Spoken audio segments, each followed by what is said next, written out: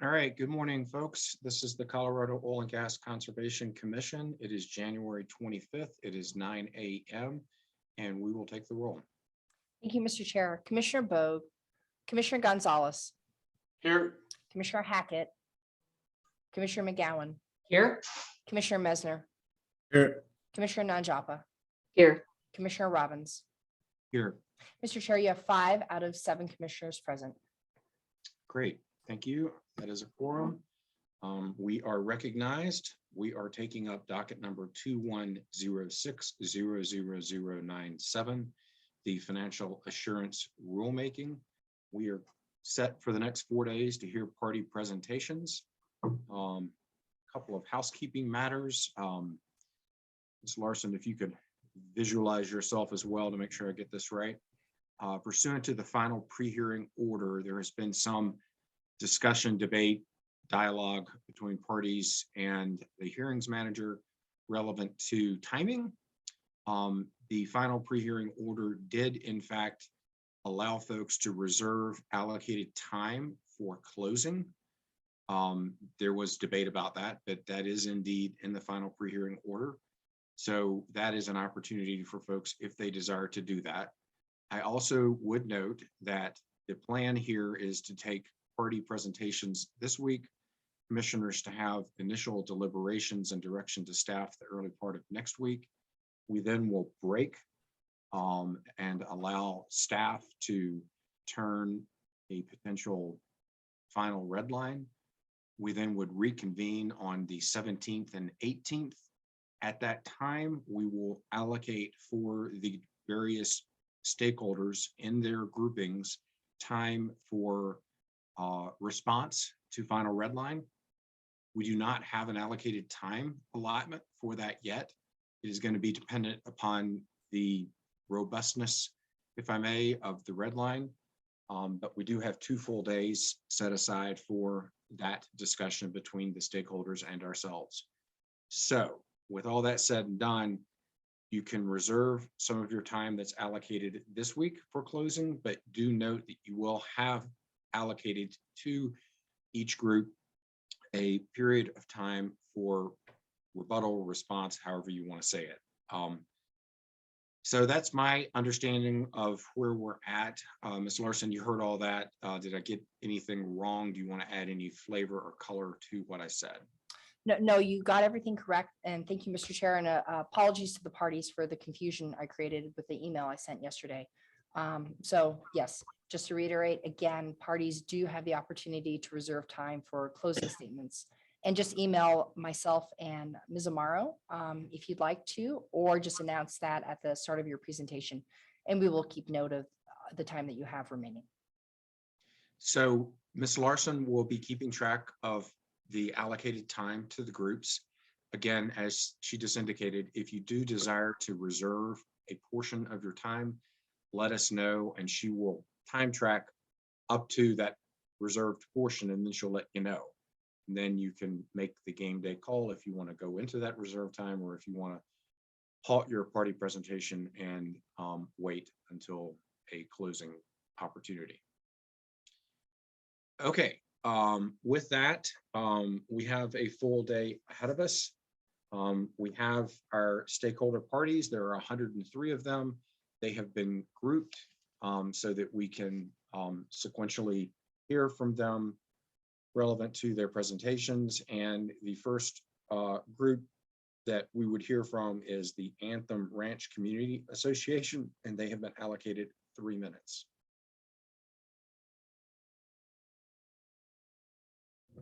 And we're bringing Dr. Spees in. Just give us 1 moment. I hate to do this, hearings manager Larson, but attorney Matt Sura has raised his hand. I do not want to get into a back and forth debate about any of that, but I will recognize Mr. Sura ever so briefly if you want to bring him to the table. Of course. 1 moment.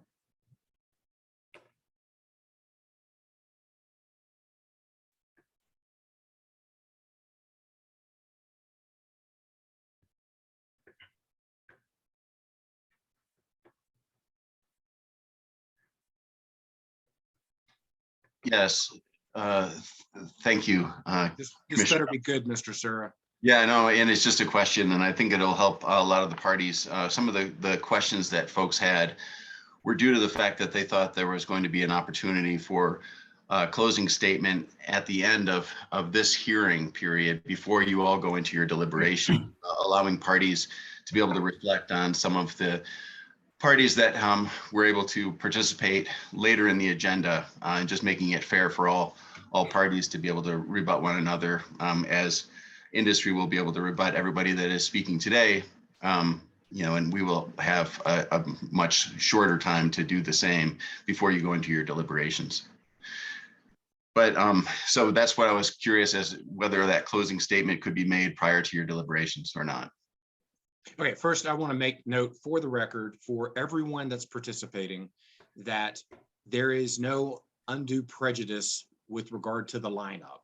Everyone has been competing in this process for upwards of a year. And I believe we do understand the various parties' perspectives because we've had multiple filings. So I just want to close that narrative down that the way we've set this up allows for everybody to be heard in a sequential manner. So having said that, I don't have a problem if we want to do short closings on Friday with regard to the reserved time. I'm looking at my fellow commissioners to see if they are comfortable with that as well. Okay, I'm seeing thumbs up. So we'll make the game morning call this morning that if parties desire to reserve time for closing, they will be allocated said closing sometime on Friday. If we could just take Mr. Sura away and bring back Ms. Spees, that would be helpful. Of course. Are we ready now? Yeah, Ms. Spees, so you All have right. 3 minutes. Do you desire to reserve any for closing, or are you just gonna? No, I'm just fine for my 3 minutes. Thank you so much. Good morning, Chair Robbins, commissioners and staff. Thank you for the opportunity to speak with you today. I also want to thank the staff for the ongoing work you are doing throughout this entire laborious rulemaking process. I'm Susan Phillips Spees, and I'm a resident of Anthem Ranch and a representative of the Anthem Ranch Community Association's Board of Directors. We're an active 55+ community with 1,328 homes and roughly 2,300 residents. And we are in close proximity to the 83 wells that Extraction/Civitas is drilling in Broomfield. So we have a vested interest. In the past, all too often, wells have been abandoned, and the company that initially drilled or took over the operations of the wells walked away without funding the proper plugging and reclamation processes. The responsibility has thus fallen on the state and us residents of Colorado to cover the cost of this necessary step in the oil and gas development. In Rule 702D(3)AL, you identified the cost per well for plugging and abandoning at $78,000. However, we understand that cost is much closer to $100,000. It is the belief of the Anthem Ranch Community Association that every well drilled should have funds set aside to complete the process. While we would have preferred the elimination of the tier designations, we do feel that every well should be fully financially supported. We do appreciate the most recent modifications to Rule 700 that come closer to addressing the future needs to properly plug and reclaim every well drilled in the state. But we know that currently there are 20% of all wells in Colorado are not operational, but have not been plugged and potentially are responsible for very serious air pollutions. And I've spoken with you before about the kinds of air emissions that come from wells. The cost for plugging those wells alone could be upwards of $950 million. We simply cannot fall this far behind in protecting our environment. Anthem Ranch Community Association urges you to demand that every well moving forward, whether it is a new well or a transferred ownership of the well, is accounted for from the beginning to the end.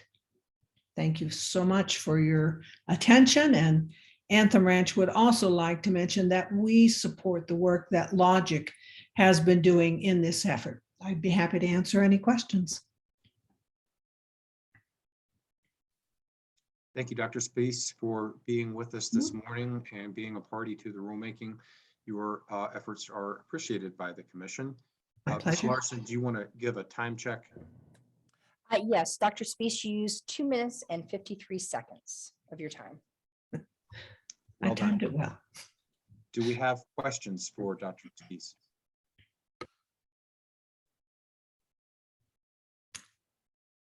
Good luck. Hopefully the caffeine you have will get you through the next couple of days. Thank you so Appreciate your much. time. Thanks for being with us. All right. Party one is presented. Check them off the list.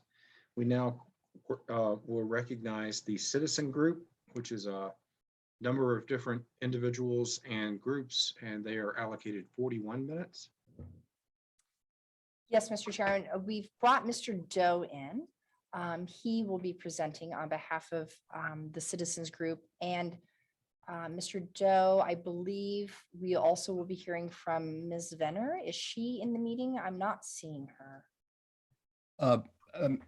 Mimi, it would be Barbara Mills, Bria, and Wes Wilson. All right, and no other members will be? No, this- the three of us will make the presentation. Okay, so.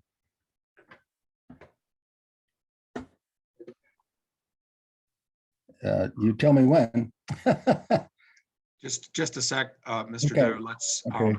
let's get all of your presenters in the room so that you can. Okay, All right, I see Ms. Mills Bria, and I see Mr. Wilson, and I see yourself, and I see a screen, which I assume is yours. So you are good to go. okay, well, I'm not quite good to go, but I will be in a second. Okay, Okay. just take your time. Okay. My name is Phil Doe. I'll be presenting today with my colleagues Barbara Mills Bria and Wes Wilson. They will introduce themselves. We are the surrogates for a number of citizen groups today, as shown on the slide. We take that responsibility very seriously. I'm also the environmental director for Be the Change, Colorado.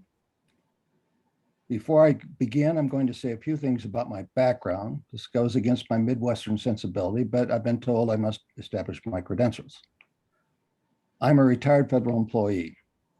In my relative youth, a long time ago, I was involved in a very large rulemaking within the U.S. Department of Interior. The issue was how to fairly allocate and limit individually the billions of dollars in annual federal water subsidies going to irrigated agriculture. I wrote those rules and helped represent them to the public in hearings across the Western United States and in Washington, D.C. I was also on the leadership team, its lead author, in fact, that produced the impact analysis of these draft rules. Called an environmental impact statement, it was at the time the largest and most comprehensive economic and environmental analysis ever undertaken by the Department of Interior. I then became the head of the office charged with administering this law. About 9 million acres of irrigated land and about 126,000 farming operations were affected, some of which are among the richest farming operations in the world. I was forced to become a whistleblower on 60 Minutes because some of these operators and their political servants insisted I make exceptions for them. So I know a little about the wages of taking on the rich and powerful in rulemaking. I appreciate the obstacle these forces pose to honest and independent decision-making. But make those decisions we must, realizing at the same time, as a great man said, power never concedes anything but by demand. It never has, never will. The issue before us today, today is whether the Polis administration has adequately protected the people of Colorado from the financial risk that the oil and gas industry may not be financially able to properly close its vast inventory of wells and other infrastructure in the state. That the public be protected against having to pick up these costs as a result of industry insolvency or any other reason is a requirement laid upon it by SB 19181, which Governor Polis signed into law almost 3 years ago. I probably don't have to mention that according to our state constitution, public well-being is the foundational reason for forming our union, that government is valid only when it serves the good of the whole. Slide 2. We conclude from our analysis, and as we'll demonstrate, the public is not being protected. In fact, under these so-called financial assurance rules, as presently written, the public is being asked to accept almost 100% of the financial risk associated with the closing and maintenance of approximately 121,000 wells in the state, 70,000 of which are declared plugged, but for which no oversight has ever been really provided. Our analysis also embraces the worldwide scientific and social consensus that we must rapidly disengage from our reliance on fossil fuels, or as James Hansen, the retired chief climate scientist for NASA, says, game over. The tragic Marshall Fire, as horrific as it was, is only a peek into this game over Hobbesian future, a future that will be governed by conflict and scarcity, where individual lives will assuredly be poor, solitary, nasty, brutish, and short. Only with massive governmental acknowledgement, commitment, and action, rather than just words, can this dystopian future be averted. Yet the terrifying prospect of climate collapse lurking right outside our windows and its impact on species survival, including our own, is rarely even hinted at in this rulemaking. In fact, this administration is predicting a 30% increase in oil and gas development in this state over the next decade. At the same time, it is proposing to reduce greenhouse gases by 26% by 2025 and 50% by 2030, as required by law. Oil and gas is the major source of greenhouse gases in the state. Thus, quite bluntly, the state is peddling nostrums, crass alchemy, make-believe, a shell game. No one, not even Dumbledore, can decrease something by increasing it. Slide 3.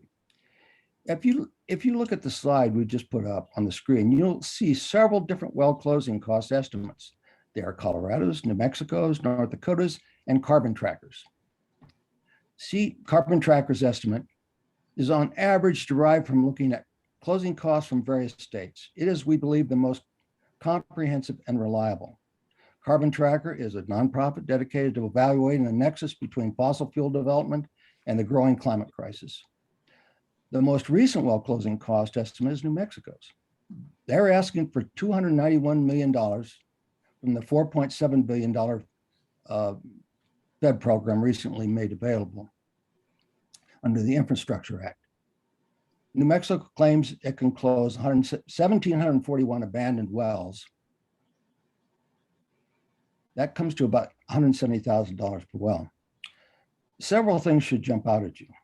First, we are already experiencing the risk of the oil industry's failure. In fact, the money being made available to clean up these wells is public money.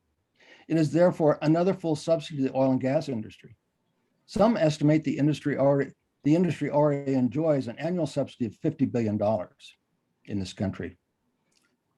Some might even consider it a double subsidy when they learn that in New Mexico, the oil field service industry will be given the money to clean up old wells it might itself have serviced previously.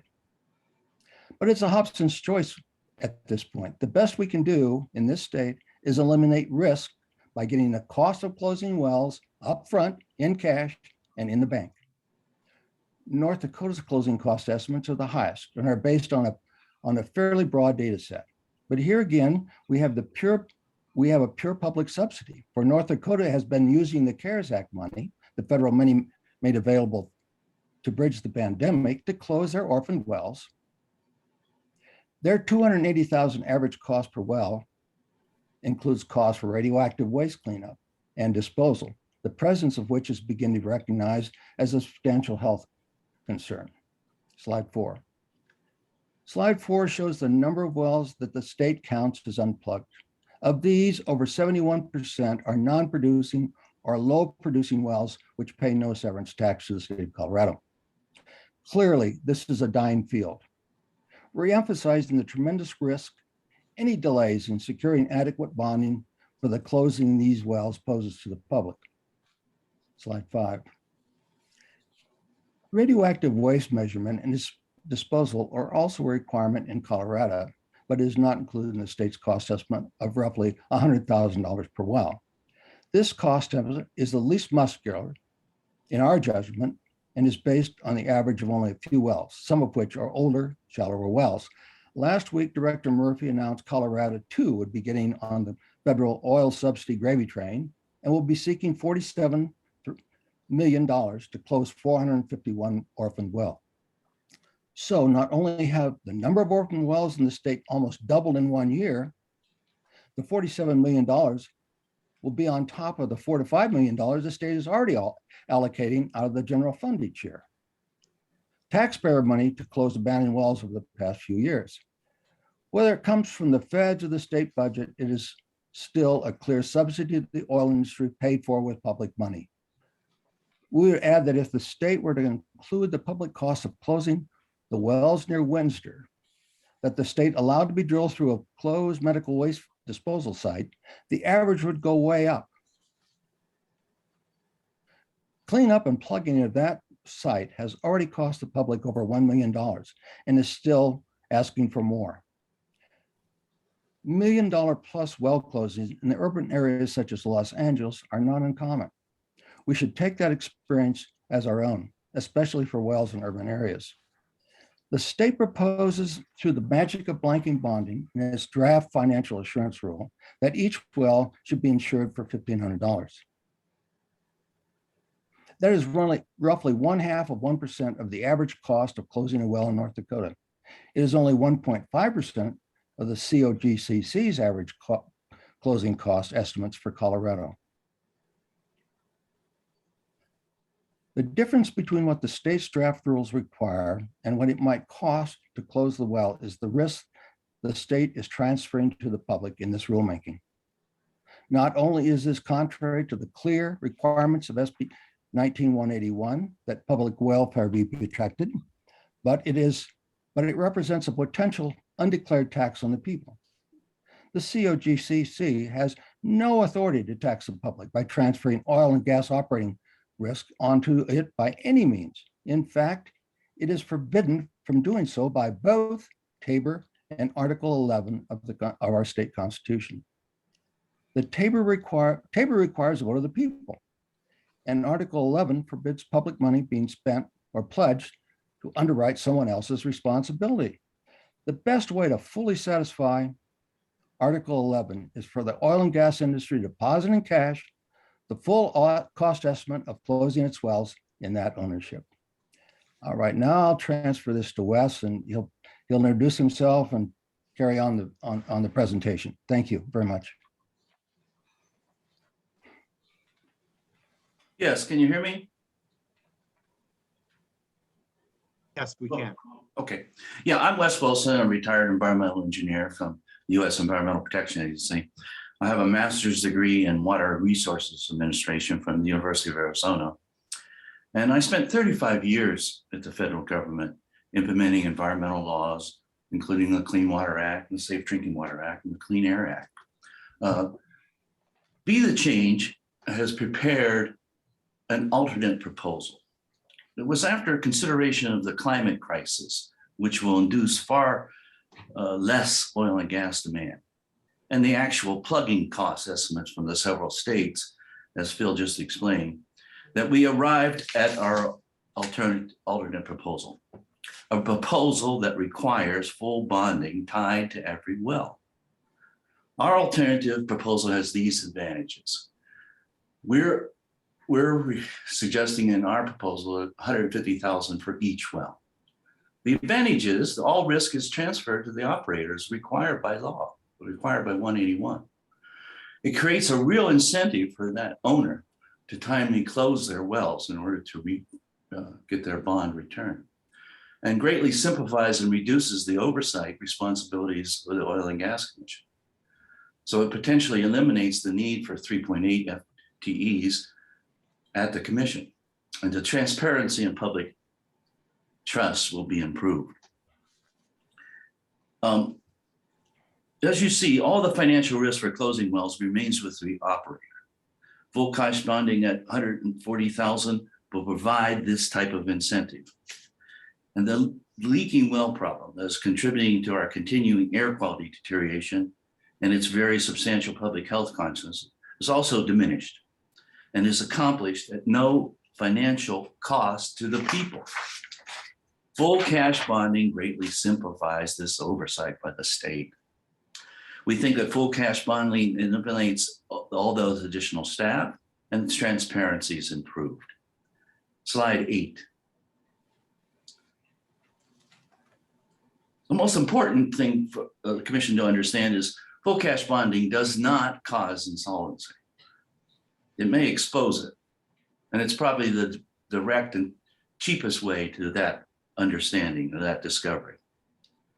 If they can't pay their operating costs, of which proper well closure is one, then they aren't solvent, is our conclusion. We should not have to add that transferring those costs to the public by regulatory inaction is improper and illegal under state law. According to the impact analysis conducted by the Oil and Gas Commission for their proposed financial assurance, their rules, and I quote, slide 9, please, yes. Here's the quote from your staff's benefit cost analysis. The draft rule will produce benefits for the community that cannot be quantified in most cases. The public benefits under the Be to Change alternative proposal are quite calculable and are significant. By requiring full bonding up front, the risk to the public having to someday be presented with a bill to pay for the closing and clean up those wells is eliminated. The maximum saving to the state, if that should occur, if all operators prove insolvent, is a full $7.7 billion.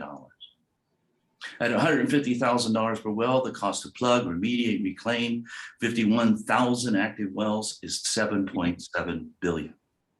This is the difference between full cash banding we are proposing and the state's sliding scale blanket underbonding with small operator variances, which really amounts to another subsidy as outlined in the state's proposed rule. And remember, we emphasize once again, it is the oil industry that's creating this risk. The closing costs of expired and unactivated wells they drill is theirs and theirs alone. We think most people would agree it is reasonable that the state ensures that the financial risk stays with the creator of it.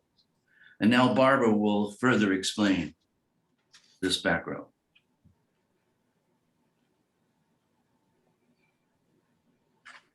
Barbara? Yes, okay, sorry, I wasn't sure I was up. And you can hear me, is that correct? Yes, Yeah. we can hear you.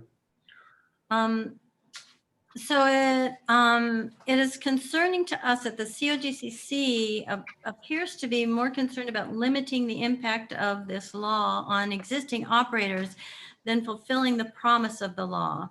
When this law was passed, many politicians said it represented a sea change, but it hasn't. The primary reason we think is that the industry has convinced the state that it can't pay. This is also incorrect. We have not looked at every operation in the state, but it appears to us that the major operators can afford to pay a one-time full cash bond for every well in their ownership. As the table shows, Chevron has 6,400 wells in Colorado, almost half of which are non-producing. Over half of the producing wells are strippers, meaning they pay no severance tax to the state. They're free riders, and it also means they're well past their prime. Still, the question for the moment is, can Chevron afford to pay a cash bond for all the wells in its ownership? If we use Carbon Tracker's cost estimate of $150,000 as the average well closing cost, Chevron's bill comes to $960 million, pretty close to $1 billion. If we use North Dakota's average closing cost, it comes to $1.6 billion, even more. In either case, it's a lot of money, and it's a lot of money whether the Chevron pays it or we do. Chevron can pay it. In the third quarter of last year alone, it posted a net profit of $6.1 billion. So that argument is closed, or by any rational yardstick should be. It can afford to settle up with the people of Colorado and still pay its CEO his $33 million salary, as can Occidental, which has fewer wells, 5,500. It posted $1 billion in net profit for the third quarter and is projected to have a free cash flow of about $33 billion next year. These two are, of course, not the whole universe of operators in Colorado, but they do represent 13% of the 15 operators in the state, producing 90% of the product.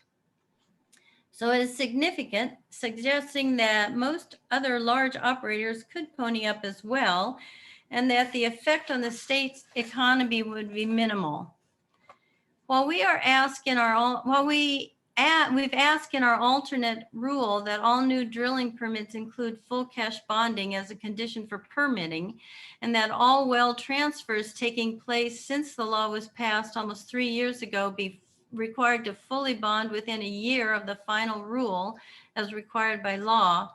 We do suggest that full cost cash bonding of existing wells be satisfied by equal installment payments over 3 years. Now, for the small operators who have taken so much air out of this conversation over the last few months, we did look at Sam Bradley's operation in Petro Resources. He is also the founder of Small Operators Society. He stated in November before the public and this commission that he couldn't afford bonding. This may not be entirely true. This past year, he produced over 109 barrels of oil from his operation. He has over 90 wells, 80 of which are producing, all of them strippers paying no severance tax. At today's market price for oil of $85 a barrel, his gross income this past year would have been around $9 million. The cost to fully cash bond his 90 wells at $150,000 is $13,500,000, more than his gross income. But if given 3 years to comply, his annual bill would be $4,500,000, about half of his gross income. He has claimed in his statement to the state's proposed rule that he can close a well for as little as $30,000. He has at least 10 wells that produce nothing. If he closes them within the next year, he would reduce his well bonding by over 10%, reducing his full bond payment to the state by $1,500,000. Now, Mr. Bradley has business decisions to make, and as both Mr. Robbins and Ms. Murphy have cautioned, these are decisions we should not be involved in. What is clear, however, is that it's hideous for anyone inside or outside the government to suggest there is any reason, moral or otherwise, for the taxpayers of this state to subsidize his legitimate operating costs. Most of the people in the state won't make $9 million in several lifetimes of labor. If we do not impose full cost bonding, a portion of the small incomes of those folks will go to the operator, a welfare payment, in fact, where none is warranted or authorized under law.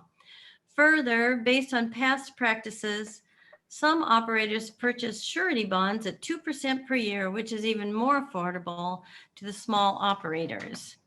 Thank you. I'm going to turn it back to Wes. Yeah, slide 11, please. Finally, we come to some significant difference in our Be the Change alternate proposal that the state has not even considered, though it should have. The issue is, how do we pay for the long-term maintenance of the 121,000 wells in the state, 70,000 of which are already plugged in some form? Here again, there are many unknowns, since drilling in this state goes back to 1860, only a year after the Great Oil Rush in Titusville, Pennsylvania.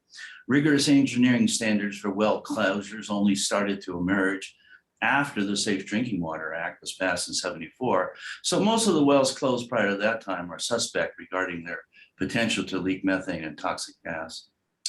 Engineering field studies in a number of states show that plug wells tend to leak over time, over the 20 or 30 years after being sealed. And depending on the cause of the leak, they can be extremely costly to reseal properly. This is why we have added a one-time legacy fee of 15% at $37,500 per well to the full cost bonding requirement. We suggest that the monies generated by this $37,500 per well be severed from the company and be put in trust for the state. State could use that to lend for green projects at a reasonable rate of interest so as to encourage green investment. Whether this trust fund will be adequate to maintain and monitor wells in the state future is unclear, maybe not, but for the wells will be with us forever, while the fracking industry certainly will not. But it's a start, an important one, and it's moving us towards the recognition we are doing what we're doing to ourselves and the planet. Next slide. Here's a summary of the benefit cost analysis, our alternate proposal compared to the COGC's benefit cost analysis. The total cost to the industry, as Phil has already explained, for this alternate proposal would be $7.7 billion. That's a one-time cost, compared to the state's estimate of $634 million. If sureties bonds were available, and that's a big if, at around 2% per year, then the cost to the industry of our alternate proposal would be $139 million annually. The legacy fund in our alternate proposal is $37,500 per well. It would cost the industry another $1.9 billion. Our alternate proposal negates the need for the state to hire about 4 FTEs, since full cash bonding is simple to manage. Significantly, our alternate proposal avoids the potential $7.7 billion in potential cost to taxpayers should the industry abandon their 51,000 wells. Now, we allowed for a surety bond in our alternate proposal. Indeed, we understand that some operators have obtained surety bonds posted with the commission, where the operator pays approximately 2% per year of the bond face value. But a recent letter to Director Murphy from the surety industry indicates that insurance business is not likely in the future to provide surety bonding to cover the full risk of failure, to cover all their portfolio. This supports the attorney from COGA, Mark Matthews, who contends that bonding will not be available. It may well be because Moody's Financial Service recently announced, they had a recent announcement, that financial institutions are facing a 21 trillion time bomb due to their investments in carbon-intensive industries. And that explains this insurance industry reluctance. The conclusion is that full cash spending is the only reasonable option.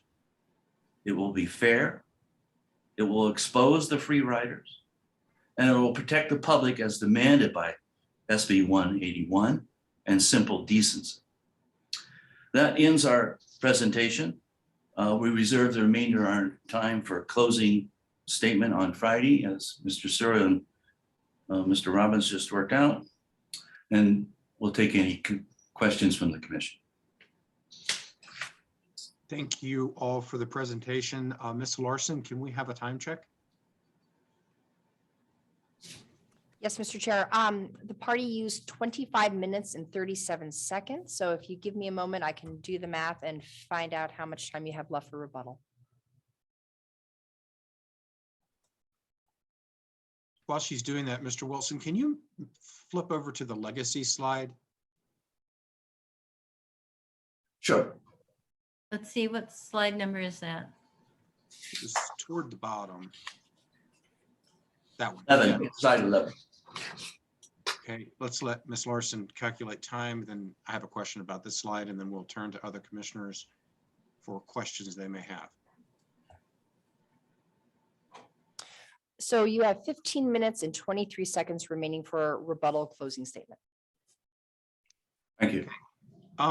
So just with regard to this slide, I wanted to ask, so is the legacy fund, I'm not sure I understand, but you're suggesting a 37.5 payment per well, that's for all wells, or is that for wells that are plugged? I think this is going toward the 70 that are plugged in your estimate. No, it's for the difference, Chairman Robbins, the difference there, the 51,000 existing wells. So Okay. what we're recommending here is a $37,500 one-time legacy fund be paid for each well of the 51,000. It's in lieu of your orphan fee of $200. Okay, so, and then, so this is sort of your approach to the orphan well approach that we Correct. have in the draft. Correct. Okay. Well, And then is this, I think I heard you say that this is to address leaks from the wells that are plugged. Is that right? Yes, over those next several decades. Okay, okay. And then another question, your slide indicated a 150 full cost bond. When I think it was Mr. Doe was speaking, at one point he said 140, but I just want to make sure that you're advocating for 150. 150, yes. Okay. Applied to each well, though. Okay, yeah. Each of the existing wells. In other words, new, transferred, and existing 51,000 wells, But not plugged. but not plugged. Yes. Okay, looking to my fellow commissioners for further questions for the panel. Commissioner Nanjapa? Thank you, Mr. Chair, and thank you all for your presentation. Just a quick question. So with the proposal that you have here, are you also suggesting that this would be with the 150,000 per well, that would be in lieu of the request for the federal funds that Director Murphy had presented recently with respect to it was 47 million that you totaled, over the 10 years. Are you suggesting that by doing this, we would not request any federal funds? Well, that's an interesting question. let me answer that one. Yeah, go ahead. Look, no, that money is for abandoned wells, for orphaned wells. The 47 million that Director Murphy is requesting is for orphaned wells. What we're trying to do is protect the people of Colorado from having to pay for orphan wells as they occur, as we think they will, because of the climate crisis and the fact that this oil field is drying up. It's aging very rapidly. So take those two things together, and you have a very, very compelling reason to ask for every well be fully bonded up front for $150,000.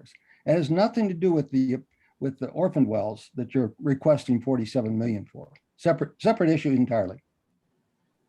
Does that Okay. answer your question?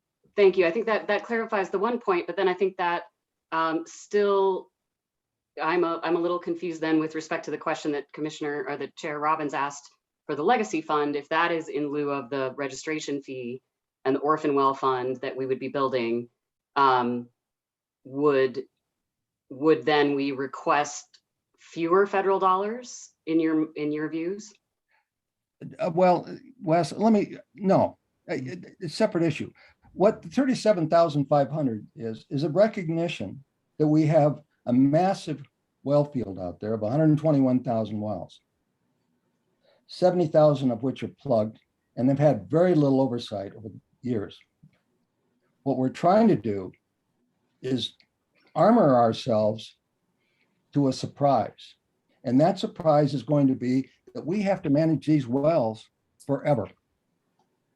We have 121,000 wells out there that the state of Colorado is going to have to manage. It's just the fact of the matter, because we really do believe that the oil industry will basically generally disappear. If they don't, we do. I mean, it's that simple. So we have to try to anticipate a future that is not going to be oil and gas dependent. And who's going to manage this, and where are we going to get the money? What we're trying to do is anticipate in advance of costs that we will almost certainly experience in the future. That's really what we're trying to do. It has nothing to do with the abandoned wells. I think that the money has been made available by the feds, the 4.7 billion. And even though we don't like another subsidy to the oil and gas industry, which this represents, I think we should go out and get that money so that we can plug those wells. The orphan wells. But that orphan well population grows daily, it appears. I mean, just because we say we only have 452 doesn't mean that that's what it's going to be a year from now. Because if you look at what the well field looks like, most of it is non-producing or stripper wells, and their life expectancy is limited. I mean, they just are. They're going to have to be plugged. And who's going to do it? Thank you, Mr. Doe. Understood. I just wanted to clarify on how these different pots of money would interact. So thank you. Yeah, we're not, we think the state should go after its 47 million. Great, thank you for that clarification. Commissioner McGowan? Thank you, Mr. Chair, and thank you for your presentation today. I have a feeling I'm going to be asking this question frequently for the next couple of days. I think, there's this philosophy that we're seeing from stakeholders that ranges from this flat, full assurance amount and someone estimating what that average cost should be to P&A a well. And I'm wondering if you could explain to me why you didn't head down the path of, not all wells are equal. It doesn't cost $150,000 to plug all wells, and why your proposal might not have some sort of avenue for an operator to say it isn't going to cost $150,000 per well to plug to P&A and reclaim my wells. Let me jump in here. Wes and Barb can jump in too, but our approach to this is to protect the public. Now, there are going to be wells out there that don't cost $150,000. But what we're looking at is what Carbon Tracker did, and that is an average over a fairly large field of closed wells. And that average is 150,000. Now, these operators have a business decision to make. I mean, if they think that they can close their well for 30,000, then they can close it. And they won't have to pay the $150,000 cash bond. That's their choice to make. All we're trying to do is protect the public. And the data suggests that $150,000 per well is fair on average, if you go across the field. I mean, we have, for instance, take the well up at Firestone, near Firestone, or Windsor, yeah. That's $1 million. It's over $1 million now. And, the last time I looked at the database for Colorado's wells, it was only about 10 wells. Well, if you add the cost of that well in, it doubles the cost of closing wells. That's what happens. If you only have 10 wells and it's $100,000 a well, you add that $1 million onto those 10, it jumps to 200,000. So we don't think 150,000, it's fair, but it protects the public. And if the operator thinks that they can close that well cheaper, they're welcome to close it and they'll get the difference back. But we're trying to protect the public. I mean, our emphasis is protecting the public because that's what the law requires. It is, it's black letter law. The public has to be protected in oil and gas development. It simply has to be. And so our proposal is designed on nothing greater than that. Wes, Barb, anything you say? I don't. Oh, that's fine. That's Agreed. Thank you. Yeah, sure. Commissioner Gonzalez and then Commissioner Messner. Thank you, Chair. Thank you, Mr. Doe, Mr. Wilson, Ms. Mills-Bria. I've got a question. Mr. Doe, I think you referred to a number of times as to the oil field, and I'm curious what oil field you're talking about. Given the names of towns, I'm assuming you're talking about the DJ Basin. Primarily, yes. How does this proposal, how should it apply across the state, where you've got very different oil fields producing with very different production profiles, very different business models, and very different reclamation and plugging environments? Well,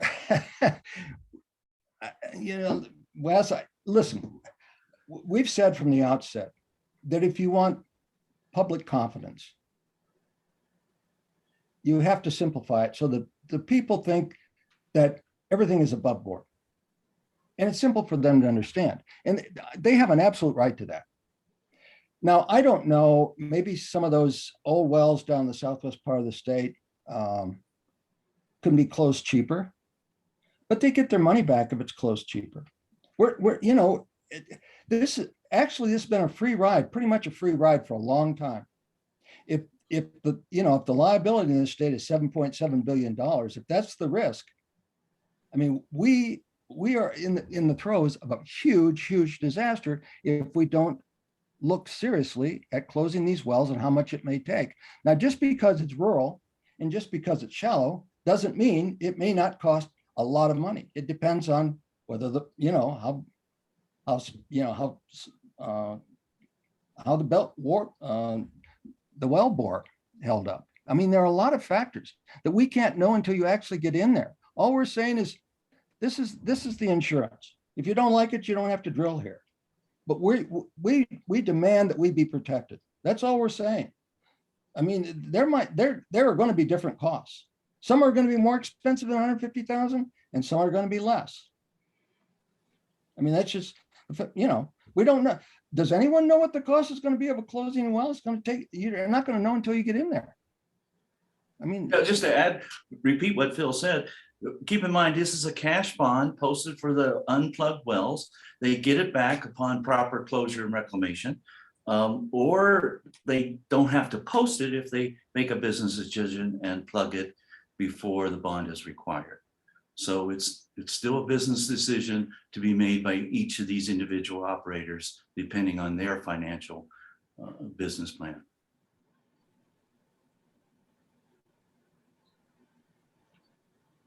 Commissioner Messner. Mr. Chair, and thank you all for your presentation this morning. I did have a few questions and a clarification. I think Mr. Doe, you indicated in one of your slides that $4 to $5 million of general fund money was utilized to plug and abandon orphan wells. Everything that I've seen and everything that I've looked at is contrary to that, as the orphan well program at this point has been 100% funded by mill levy, which is a fee on oil and gas operations. So unless I'm missing something, can you help clarify that statement? well, our understanding is that over the past few years, I think probably for the last 3 years, about $4 to $5 million has been made available out of the general fund to closed orphan wells. So I think that's inaccurate. And so I just want to clarify that. Okay. But I mean, we can move on from that, but I do, No. I mean, in the information that's been provided to me, that is a mill levy fee associated with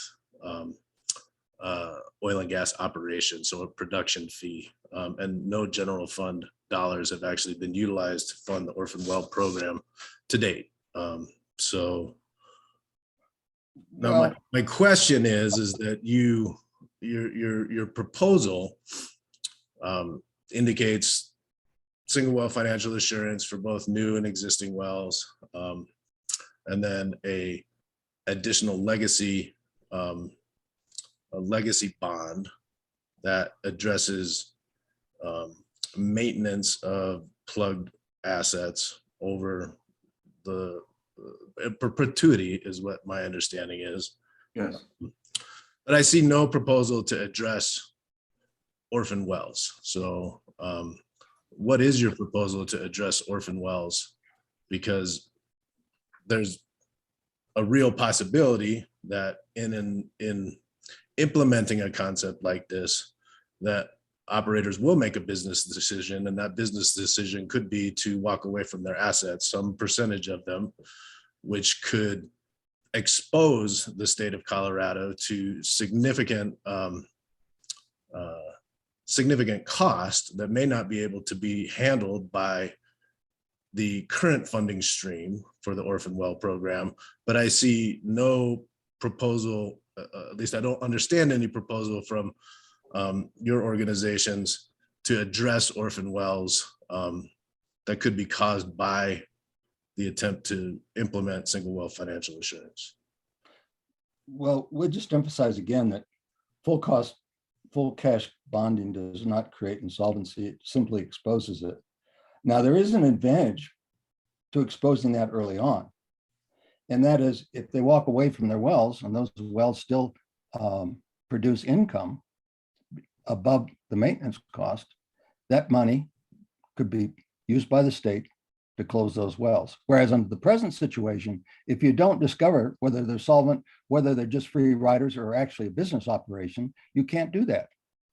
So it does have that advantage. It exposes the insolvent operator. And then the state has a decision to make. Does it want to pick up the management of those wells to gain the income that can be generated from them? So you're suggesting that the state actually get in the oil and gas business in order to address this? We are in the oil and gas business, Mr. Mesner, whether you like it or not. We just explained that we have $7.7 billion of risk out there. We're in the business up to our necks. And I'd like to say one more thing. To suggest that taxes the oil and gas industry pays into the general fund is not public money is rather bothersome to me. How it gets over to your organization is unimportant. It is taxpayer money and it's state's funds. And those are the costs that we're paying to close a band. I'm still just trying to understand your proposal to address orphan wells. Well, So, yeah, but this proposal was how do we bond? It was not, the rulemaking is not orphan wells. That is not the rule. Now, we have a problem that we are entering into a problem that we're just discovering. Our fear is that we're going to have a lot more orphan wells. And what we're trying to do is ensure ourselves of being caught with no resources to address that possibility. So that's why we're asking for this money up front, and it's why we're asking for $37,500 as a legacy fee for each operating well in the state, each well that has an owner. And what we're trying to do is protect the public. I mean, we are in an oil business here. I mean, we have been brought in because we've underassessed the oil and gas industry almost forever as to what the true costs are of operating in this state. All we're trying to do is trying to catch up. yeah, I was just trying to understand the proposal that you may have to address orphan wells or wells that could be created by your proposed orphan wells that could be created by the implementation of financial assurance.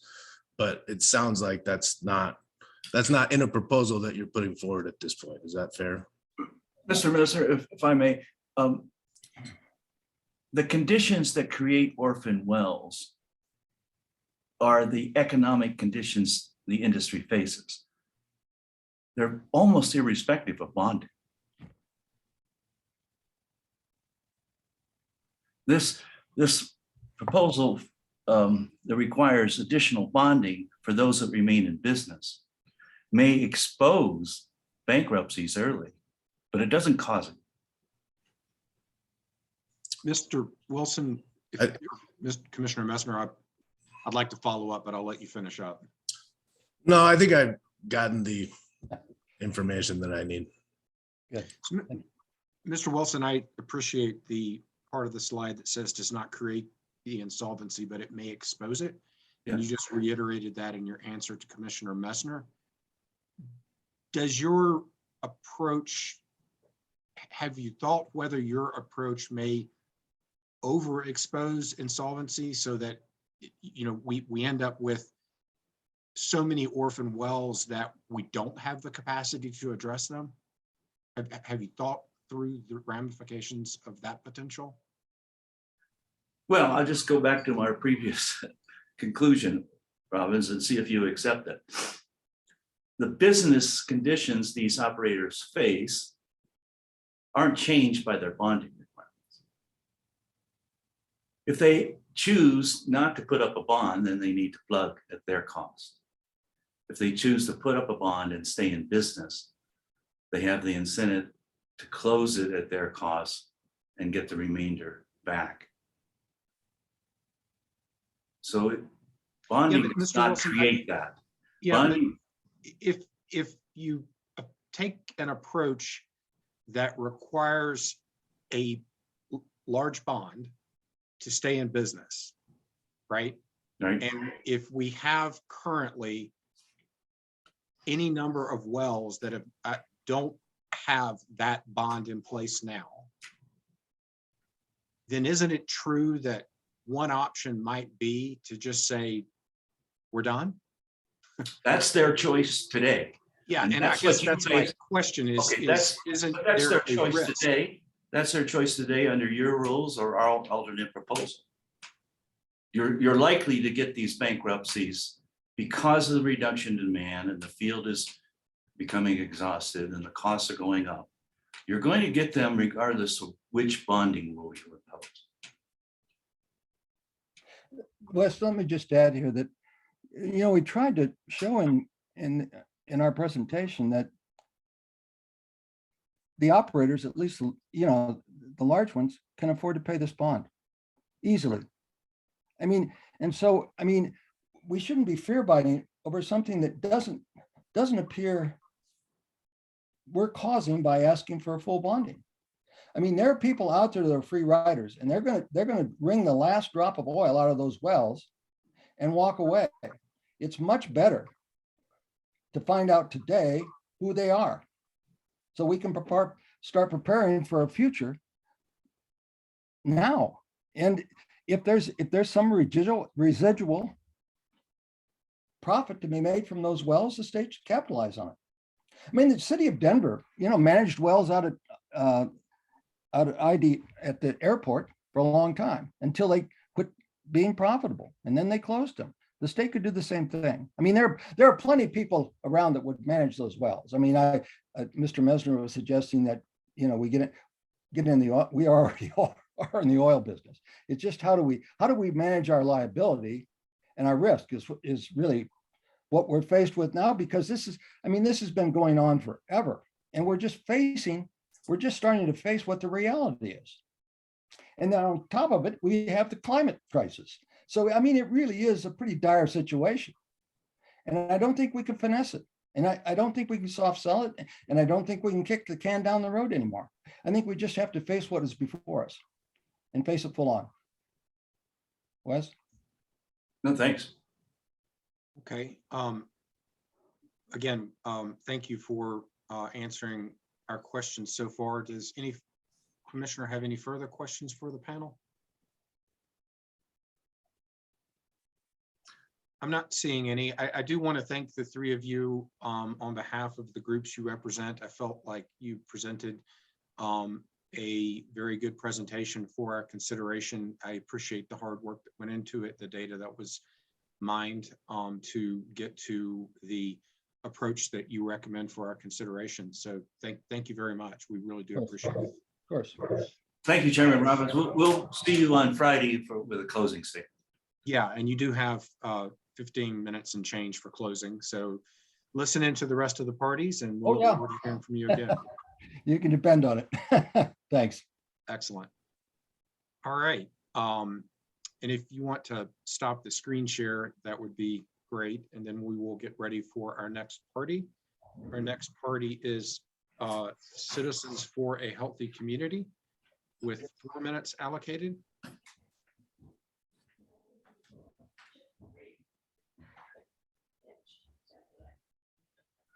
They have some interesting questions, but it's a circular issue, right? It's like. And Mr. Chair, as we're bringing the Citizens for a Healthy Community in, I'll note that they actually now have 6 minutes. They received 2 minutes from 2 other organizations. Great. And as I rally off what I've got, I'm trying to work off just sort of the latest version, but it obviously changes. So let's see, we've got these, looks like we've got our folks ready to go. Ms. Legere, good morning. Good morning, commissioners. Let me share my screen. Can you hear me? Yes. Okay, great.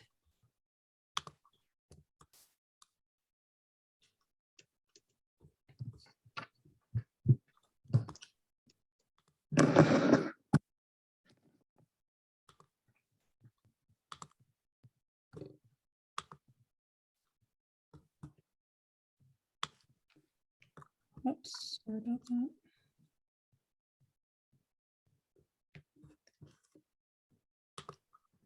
Okay, can you all see that? Yes. Okay, wonderful. All right then. Good morning again, Commissioners. Natasha Leger, Executive Director, Citizens for a Healthy Community. I'd like to start out by saying that CHC appreciates the work that staff has put into these draft revisions. Our goal today is not to rehash our response statement, since we were disturbed by staff's presentation last week. which dismissed the concerns of surface owners in less than 30 seconds, did not provide substantive support for exempting federal wells in light of BLM's documented inadequate bonding, framed the goal of the financial assurance rulemaking as minimizing financial risk to the state instead of preventing it, and narrowly interpreted the statute as applies to all obligations of the act. Our goal instead is to present a different perspective on a framework for thinking about this rulemaking. Instead of, or perhaps, in addition to the key elements presented by staff, what the commission and staff really needs is a scorecard to determine if the rules better protect Colorado by preventing financial risk to the state, ensuring trust and confidence, and complying with 181 and the primary duty to protect public health, safety, welfare, and the environment. Here, we offer a scorecard for you to use as you listen to party presentations and consider the draft rules. We base this scorecard on goals to protect the public, not on whether the rules would be affordable to industry. So let's walk through it. So to prevent financial risk to the state, the rules have to apply to all wells, including federal wells, apply to offsite impacts, and be as bankruptcy proof as possible. It strikes us that minimizing risks as opposed to preventing an affirmative duty to avoid and mitigate harm is an act of omission. This cartoon captures the public's perception that we're being told one thing, but know another to be true. For ease, we use check marks and X's to reflect yes or no to the question, do the rules prevent financial risk to the state? And as you can see, none of our concerns have been addressed. The only concern we've seen staff to be responsive to throughout this draft process is affordability to the operator. And you heard a lot about that discussion earlier, which is inversely related to the financial risk to the state. In addition, 181 eliminated affordability as a criteria for the commission in adopting rules to meet its mission. The rules do not ensure trust and confidence. We looked at no transparency into visibility of privately held companies, no tangible enforcement, and no incentive to provide adequate financial assurance. Let's talk about a recent enforcement case as an example of why the public has little confidence. The Fram case is a cautionary tale of how citizen visibility into the financial difficulty of the company's Norwegian parent was ignored. Years later, the company is now bankrupt, leaving the COGCC with a $4 million liability, the BLM a $1.5 million liability against a $345,000 in bonds. So the commission fined a defunct company $873,000, which it will not likely see, but now has the opportunity to claim the bonds and the distinction of officially adding it to the orphan well program. So with that, let me turn that over to Chris. Thank you, Natasha. Good morning, commissioners. Can everybody hear me? Yes. My name is Chris Michalski. I'm an attorney in Gunnison and legal counsel for Citizens for a Healthy Community. SB 181 mandates that the commission protect and minimize adverse impacts to public health, safety, welfare, the environment, and wildlife resources. However, in this financial assurance rulemaking, staff continues to limit the rules to only protect against adverse impacts that occur in the post-production phase of oil and gas operations. That is, when a well is orphaned or during the closure of an oil and gas operation. Nowhere in SB 181 is the commission's duty to protect and minimize adverse impacts limited to post-production.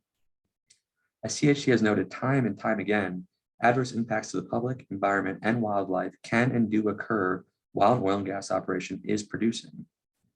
If the rules fail to avoid or mitigate adverse impacts while an oil and gas operation is producing, financial assurance is the mechanism to ensure that the public avoids subsidizing the operator to remedy the adverse impact. That is, the operator must absorb the cost of any adverse impact that it causes in violation of the rules. Otherwise, the public will continue to subsidize the inherent risks involved with producing oil and gas. Staff has stated that its overarching goal in this rulemaking is to, quote, minimize financial risk to the agency posed by operators orphaning their operations, end quote. Staff's overarching goal is both limited and misguided, and as a result, staff has produced limited and misguided rules that are contrary to SB 181. The goal of the financial assurance rules must be to avoid financial risk to the public posed by adverse impacts caused by oil and gas operations. That incorporates the core mandate in SB 181, as well as incorporates the requirements codified in section 24-60-106, subsection 13, that an operator provide assurance that it is financially capable of fulfilling every obligation imposed by SB 181. Section 2460-106, subsection 13 is not vague.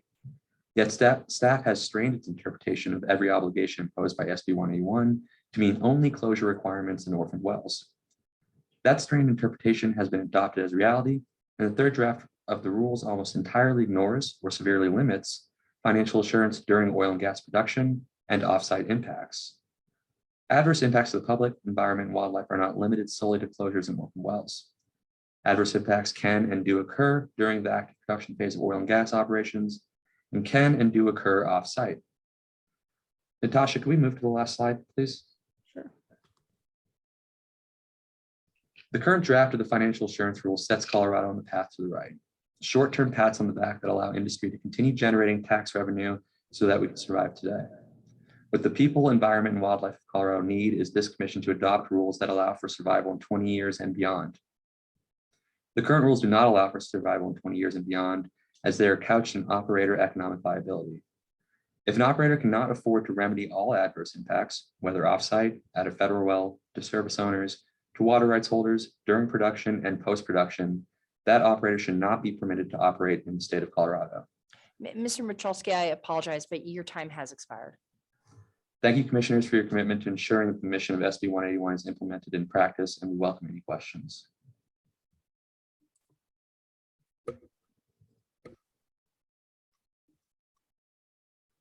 Okay, thank you for the presentation. I'm looking to my fellow commissioners to determine if there are questions for the panel.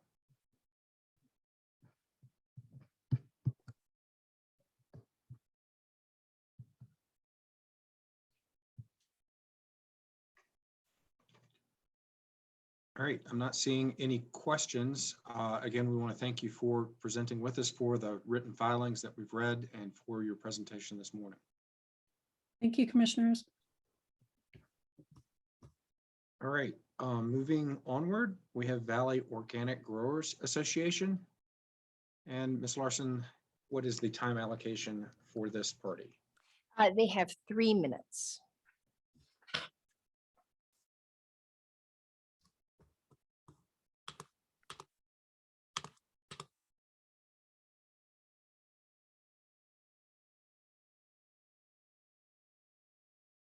Hear me?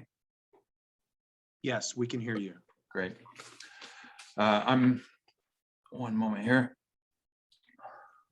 And I'm Mark Waltermeyer. I farm outside of Hotchkiss, Colorado, and I'm a board member of the Valley Organic Growers Association, VOGA, representing approximately 125 agricultural producers in the North Fork Valley of the Western Slope. VOGA growers produce fruit, vegetables, herbs, grains, flowers, cheese, meat, and wine, and distribute their food throughout the Western Slope to mountain communities and to the Front Range. Once again, I will point out how vulnerable VOGA farmers in the North Fork are to upstream gas and oil development, and our need to have our concerns, especially those for offsite impacts, included in the financial assurance rulemaking process. We are a significant part of the economy of the North Fork, and we represent much of the community's identity. We should not be forced to unfairly take on the financial risk of potential water contamination, and the North Fork Valley's reputation for clean, healthy food should never be jeopardized for the financial gain of another industry. Surface owners are not the only ones affected by gas and oil development, and you need to extend protections to downstream water rights holders and water users. Furthermore, VOGA's customers should have full confidence that the organic food they seek out from us is what they expect: pure, clean, tasty, and nutritious. They too should not be subject to the risks of oil and gas development upstream of their food sources, and they should never face uncertainty over our reputation for growing and providing them with the food they want. VOGA members recognize the importance of establishing and maintaining a relationship of trust and confidence with those responsible for protecting our health and welfare. We need the COGCC to demonstrate its willingness to protect our agriculture from potential risk by establishing meaningful financial assurance mechanisms backed by the willingness to deny permits. VOGA members need to feel secure in their knowledge that the COGCC is fulfilling its mandate under the spirit of 181. The vast majority of wells above us are on federal lands or are federal minerals, as are most proposed wells in our watershed. The mandate of SB 181 is to protect health, welfare, and safety, and by excluding federal wells from the rulemaking, our health, welfare, and safety are excluded. Again, the state needs to ensure it follows the mandate of SB 181 by protecting the public and not exempting federal wells. VOGA and its members appreciate the opportunity to restate our position with the expectation that COGCC will meaningfully consider the offsite impacts of upstream oil and gas development. Thank you for your time. Thank you, Mr. Waltermeyer. We appreciate your being involved with us on this topic. I can start just the ask that we put our rules as against federal wells. My understanding is that the BLM is going to be relooking at the federal well question and financial assurances this year. Do you have any thoughts or perspective about how the commission ought to take that into account? And then secondarily, the federal well question there are federal assurances that are in place. Do you have any thoughts about how the commission might address that fact as well? I think we need to look carefully at the adequacy of what the BLM currently does and what they propose, what the new proposal will be, which we're not certain of. It is a little open because we haven't seen the new proposal, but I think the COGCC needs to ensure that whatever federal guidelines are in place are adequate and protect as well as the state guidelines need to. How do we deal with the fact that that's changing or might change? Do we do something now? Do we put a placeholder in, wait and see what it looks like, and then come back? Do you have any thoughts? I think we could put a placeholder in that is make sure that they're up to the standards that the state requires. And then when we hear the new proposal, adjust as needed. Okay, thank you very much. Other commissioners with questions for Mr. Waltermeyer? Commissioner McGowan? Thank you, Mr. Chair, and thank you for your testimony today. So I'm wondering if you could explain to me why you think offsite impact should be reflected in financial assurance versus kind of catastrophic environmental insurance, for example, for an operator, why it would belong in one bucket versus another bucket. Because I think when I've read pre-hearing statements and I'm hearing testimony, right, you're concerned about something that leaks into the water, something that requires cleanup.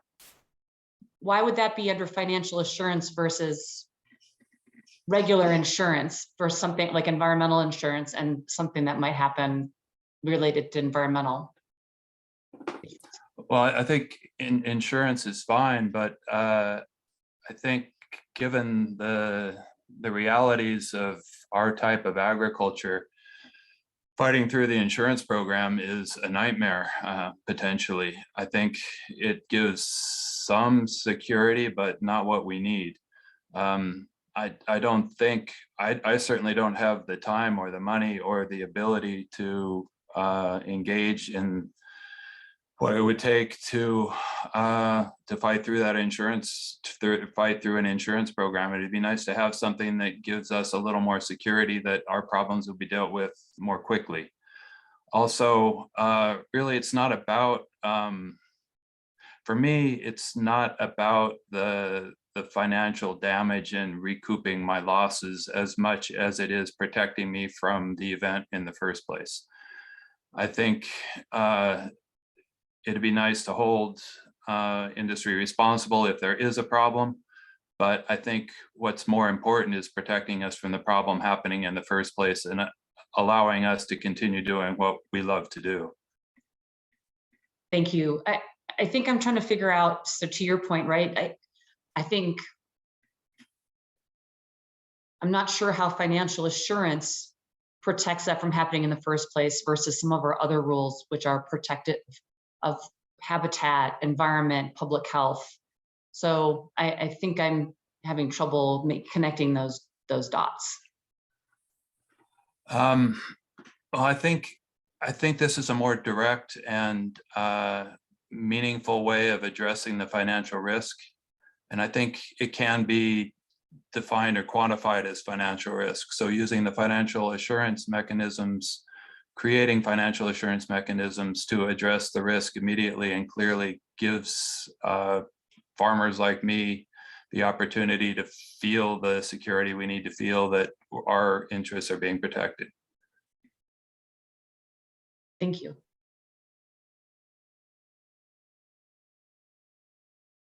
Commissioners with questions? In your filing, Mr. Waltermeyer, you indicated a request for a $200,000 water protection bond. And I think if I read it right, that was per well pad. Is that right? Yeah, I could deflect that back to Chris and Natasha, but I believe that's correct. And is that for every well pad in the state, or is that only for well pads that are near water? I was concerned with the ones upstream of me, looking at what would be required to protect me from a potential spill. So I think that would be. Please.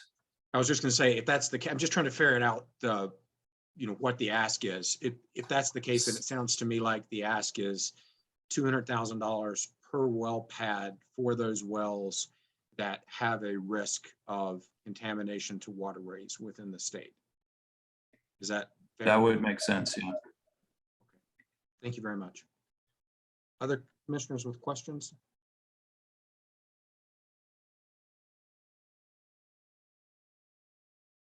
All right. Well, listen, we really do appreciate your participation, taking time away from your farm and other activities and being with us, and for the written presentations as well as today's oral presentation. Yeah, thank you for the opportunity. I fully appreciate it. Okay, we now will hear from Terror Ditch and Reservoir Company. Ms. Larson, if you could make adjustments to the panelists.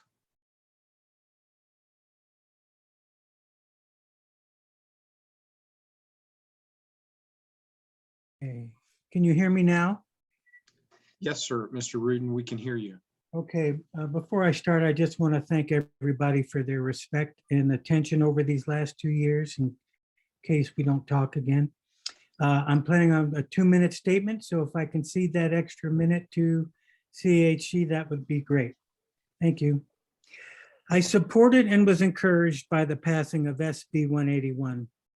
I thought this new statute a possible solution to the unique problem of terry ditches' susceptibility to seismicity. I thought there would have to be mitigations offered or the area avoided. I no longer have confidence in this outcome. I have repeatedly spoon-fed this committee engineering reports for 2 years, concluding it was reasonable to believe even minor seismicity could create grave problems. And not once has the committee asked if I knew of any engineering solution that might help mitigate the effects of seismicity. Not only did the draft December 7th rules ignore our concerns and those of the Surface Owners Coalition, but the director in her presentation last week relegated concerns to a, quote, other category, stating that it was narrow in scope and only important to certain stakeholders. I don't necessarily disagree. Terra ditches problems are unique, yet 100% of site visitors realize it has a serious problem. And our stakeholders do see this as important. Damages to TDRC infrastructure and related businesses can easily rise above several $1 million, and this shouldn't ever fall to us. Yet TDRC's issue is unique. So what? You all know we have a problem, but no one has taken a first step to a solution. What are you afraid of? If you solve our problem, you'll have to solve other surface owners. Is that so terrible? Wasn't that the beating heart of SB 181? Thank you. That's it. Very good. Thank you, Mr. Rudin. Do we have questions?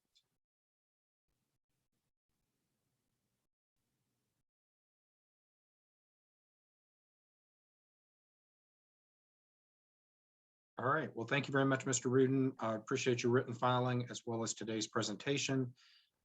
We will take the seated 1 minute that you presented to the Citizens for Healthy Community. They went over by 30 seconds, so they now have 30 seconds in closing. Fair enough. That I let them be aware of. Thank you. All right. With that, I think we'll continue forward. And we would hear from Colorado Rising. And Ms. Larson, how much time does Colorado Rising have? Colorado Rising has 4 minutes.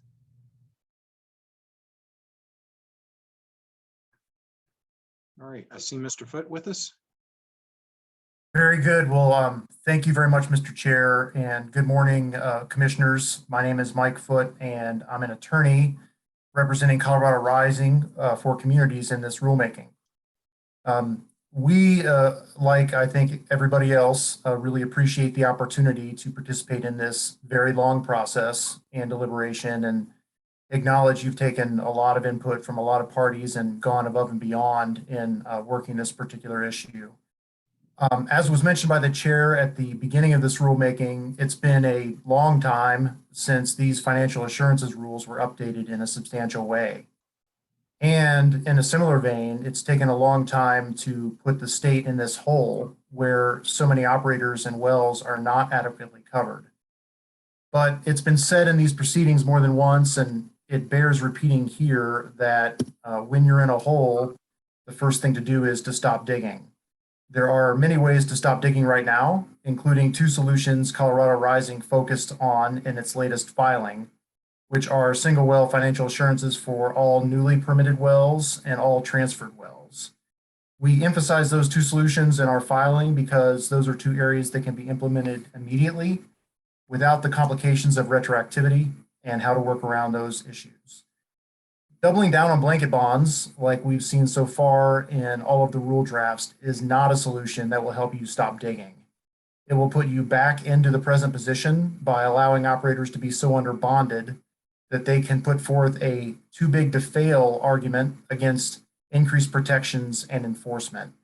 You've seen that firsthand and will continue to see it if operators are allowed to provide somewhere between 3 and 16% of an assurance through blanket bonding compared to what it actually takes to plug and abandon a well. Now, I did want to address an aspect of the Act that hasn't been discussed much over these proceedings so far, which is the recent striking of the cost effectiveness consideration from the Act.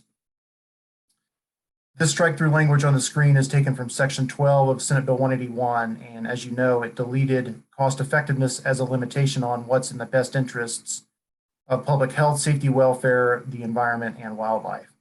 But based on some of the filings and a lot of the public comments during the latest round, you continue to hear what is essentially a cost effectiveness argument from some parties, claiming companies will go bankrupt if they have to pay up front what they are supposed to pay anyway to plug and abandon its wells.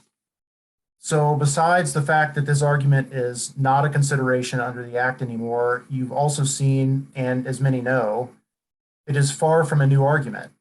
Anytime new rules are considered, we hear the same claims about how those rules are going to have a negative effect on everything from the cost of groceries to people's livelihoods. Just one example is this from a mailer sent out protesting new rules considered way back in 2008 under the Ritter administration. As we know, since then, oil and gas production in the state has boomed, and the predictions of doom in this mailer have been far from realized. But going back in particular to imposing a single well financial assurance on all new and transferred wells, the economic calamity argument is particularly hollow. Operators have publicly disclosed their expectations to realize over $100 million or more in revenue from a single new location. Yet the prospect of posting single well financial assurances equal to the cost of plugging and abandoning those wells, which again is a cost they have to incur anyway, somehow will cause too much financial stress to the company. And the same goes for transferred wells. Plugging and abandoning is a cost of doing business, and to claim imposing that cost of doing business up front instead of at the end will cause that company to go bankrupt, just strains credibility. So again, we appreciate your willingness to take comments, and we hope that you'll consider these points during your deliberations. Thank you.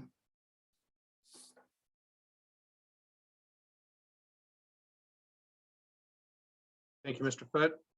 Looking to my fellow commissioners to see if there are questions. Commissioner McGowan. Thank you, Mr. Chair, and thank you, Mr. Foote, for sharing your presentation today. I'm wondering if you could give me your thoughts on the fact that cost-effective language was struck from statute, but there now is language around reasonable and necessary, and how you see that related to the deliberations for financial assurance. Yes, thank you, Commissioner McGowan. So, the cost effectiveness language being struck from the statute was, of course, not by accident. It was in reaction to many arguments that had been put forth to the former commission and former commissions that, certain regulations are all well and good, but they're just not something that the company can do for whatever reason. And that was something that it was decided was not a valid argument because it didn't go to the primary responsibility of the new commission under the bill or under the act now, which is to protect public health, safety, welfare, and the environment. Yes, the necessary and reasonable language is in there, and that, of course, has to be fleshed out by you all and see where that goes. But I would just ask you to consider that the intent and purpose of taking out the cost effectiveness language was to really get beyond that particular type of argument and focus solely on what it is that's necessary to protect public health, safety, welfare, and the environment and wildlife in the regulations that you're promulgating.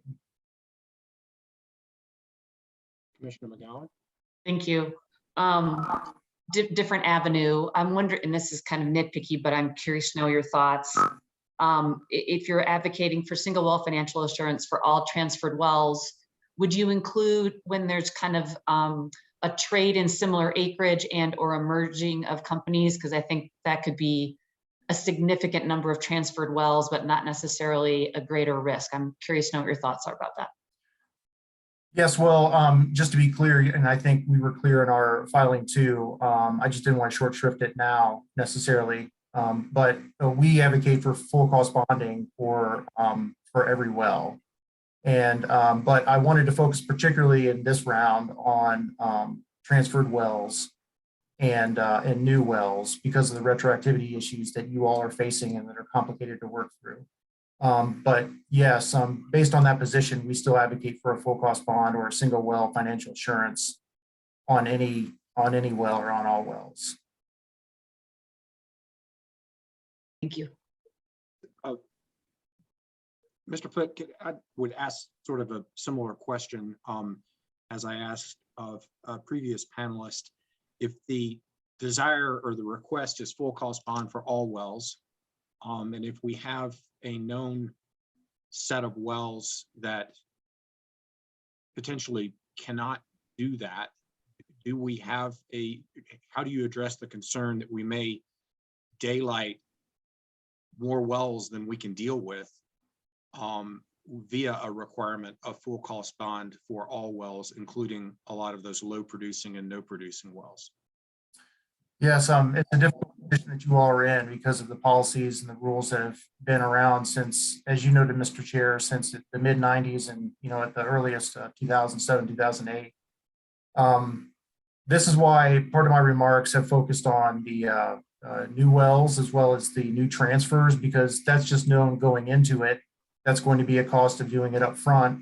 And again, consider the fact that they know, or they should know, that they have to plug and abandon the wells eventually. So it's not a new cost. It's just a cost that's put up front as opposed to on the back end when there's risk of bankruptcy. Now, for the issue that I think that you're getting at, which is a valid issue. What do you do about all the wells that are existing, particularly the low cost well or the low producing wells? And I can't say that I have a simple solution for that. I can say that some of the solutions that have been proposed, including by staff and also other parties, about a sinking fund and other ways to phase that kind of requirement in, are very worthy of discussion. I don't really think it's necessarily realistic to say that there's going to be full cost bonds on every well right the moment that these rules go into effect.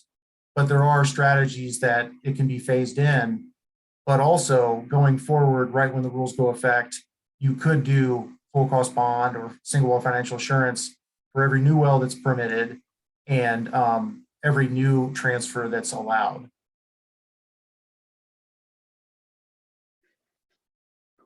Okay, appreciate your acknowledgement that it's a difficult dilemma.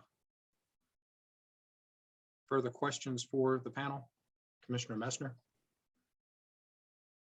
Thank you, Mr. Chair, and thank you, Mr. Foote, for your testimony today. Couple of questions, I think, following up on Chairman Robbins' question. I mean, I think I hear you acknowledging that there's potential difference in approach to new wells versus existing wells. And whether those approaches for existing wells are longer runways or different financial assurance mechanisms versus, you know, a clear understanding, I think, of your point that that you're suggesting that all new wells, all transfer of wells require single well financial assurance. My question is how do you see the orphan well program, the orphan well fund, play into the overall financial assurance associated with existing wells, assuming that all new wells have a single well financial assurance, all transfer of assets have a single well financial assurance, and now you've got existing wells that also have this orphan well program. How do these two things play together? Is it palatable to not have 100% single well financial assurance for some period of time, but have a backstop of an orphan well program? Yes, thank you, Commissioner Messner. Yes, I do think so, particularly during this period of assuming that you decided that you wanted to go with single well financial assurance for every well, including those that already exist or that aren't transferred. Then it does seem realistically that there would have to be some kind of a runway. During that period of time, yes, an orphan well fund would be an appropriate backstop.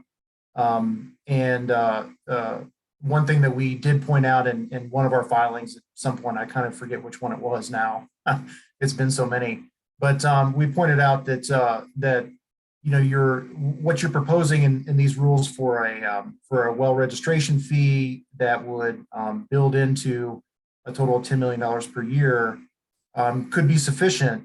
It could be sufficient in order to cover those wells that aren't covered until full cost bonding is ramped up. And that makes sense. I mean, it still all comes from the operator, just like financial assurance or bonds or another instrument would. It doesn't impact the state taxpayer. And that helps achieve the result. And it seems like that is one thing that the staff has been keeping in mind is, you know, how do you kind of piece together more than one piece of the puzzle in order to get to the end result. So I do think that that your consideration and what you're asking about the orphan well fund being a backstop in the meantime before full cost bonding is completely ramped up is a valid one. Thank you for that answer. Let me take it a step further. What are your thoughts around having a multi-tier financial assurance mechanism for existing wells only that included one or two tiers associated that associated blanket bonding that would not necessarily create 100% single well financial assurance, but would have the backstop of a robust orphan well program funded by operators. Commissioner, I'm not sure if I'm quite understanding your question, but let me just see if I can repeat it back to you. I think what you're asking about is some kind of blanket bond on existing wells, and also have the orphan well program as a backstop in case some of those blanket bonds aren't sufficient. I mean, we're gonna hear, and I have read proposals that include multi-tiered blanket bonding proposals that, you know, don't necessarily require full cost bonding, but have some percentage of bonding of what that full cost would be associated with them. My question is, looking at it holistically, is that something that you think may be appropriate if there is a robust enough orphan well program to cover the difference, so that we're looking holistically at protecting the state of Colorado from a financial assurance models? And I'm talking about existing wells only. Right.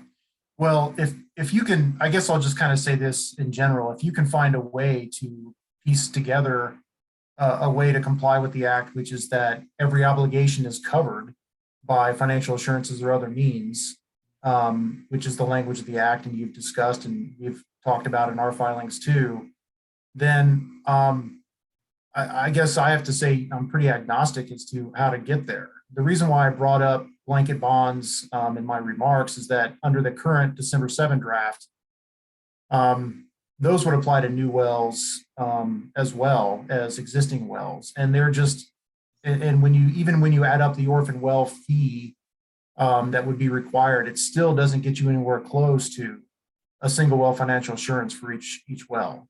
And so if you wanted to come up with a way through single well financial assurances to get 80% there, and then the orphan well fund gets 20% there, or some other means gets another way, that's the beauty of being in a policymaking position, and you can piece together. I just think that the main consideration has to be whether or not it's complying with the act, which is whether or not there's they're covering every responsibility under the act, and not short shrifting it and putting you all in a bad position when the inevitable bankruptcies occur. Okay. I appreciate the response. Thank you. Thank you. Further questions for this witness?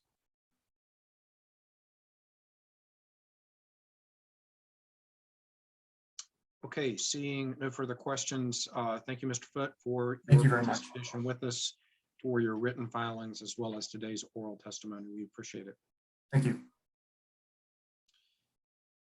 Ms. Larson, I believe now we would turn to Wild Earth Guardians.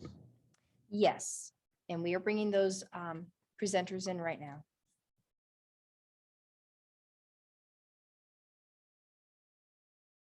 And as you're doing that, what is the time allocation for Wild Earth Guardians? Yes, Wild Earth Guardians has 12 minutes. Good morning, Ms. Merlin. Do you desire to reserve any time for a closing on Friday? I do, thank you. I'd like to reserve 2 minutes. If you'll just also give me 1 second to get my PowerPoint set up. Yeah, no problem. And so we'll have Ms. Larson time you for 10 minutes. Okay.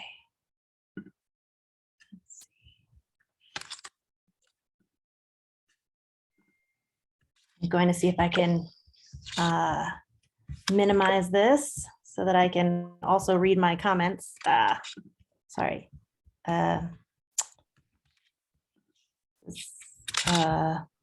Shoot. I'm so sorry. I do not know how to share my screen and look at my comments at the same time. This could be a problem. If you'll just give me 1 second to figure this out. I'm so sorry. I believe I've done this before. You know what? I will not go into the presentation view. That should work. Okay, can you see the PowerPoint slides? Yes, we can. Again, as you note, it's not in presentation mode. We can Okay. see the other slides to the left, so Okay. just be aware of that. Okay, that's fine. Okay. Thank you, commissioners. My name's Kate Merlin, and I'm here on behalf of Wild Earth Guardians and the Colorado Coalition for Livable Climate. I would like to stick to several key areas of concern. We share your goal of effective enforceable rules that prevent the risk of facility orphanage now and in the future. These rules should be simple to implement and enforce to conserve staff resources for other commission objectives, reduce gamesmanship, and promote business fairness, business certainty, fairness, and the public interest. I believe some aspects of the proposed rules are not well tailored to this objective, and some are moving in the wrong direction. Currently, an inactive well is one from which no sale or production has occurred in the past year. The governor's 2018 working group identified some operators were performing on-site work solely to avoid inactive status and bonding. Nearly 3,500 wells produced between 0 and 0.1 barrels equivalent per day in 2020. This level of production is not economically justifiable at any oil price. It's a net loss taken solely to avoid bonding. I'd like to note that oil prices are now above $80 a barrel, and that any wells that are still shut in are not waiting for commodity prices to rise, they're simply delaying plugging. SB 19181 named increasing financial assurance specifically for inactive wells as the first required rulemaking consideration. The bill drafters, stakeholders, and even the previous director named inactive wells as being a serious and growing problem. They're also the lowest hanging fruit of climate protection because inactive wells emit methane without economic benefit, and plugging them creates jobs. Unfortunately, the proposed redefinition would reclassify over 500 wells as being active because it doesn't require the sale of production. The proposed rules would move from sale production to time basis for measuring activity, which worsens the problem the legislature wanted the commission to solve. Where operators work at an economic loss to prevent the need for plugging or bonding, that's wasteful of time and resources, and it increases the chance for adverse impacts. The time-based standard encourages the type of anti-economic activity that's happening already with other time-based standards like MIT's. We recommend you incorporate a profit requirement into the active status or set a BOE threshold and allow the presumption of non-profitability to be rebuttable.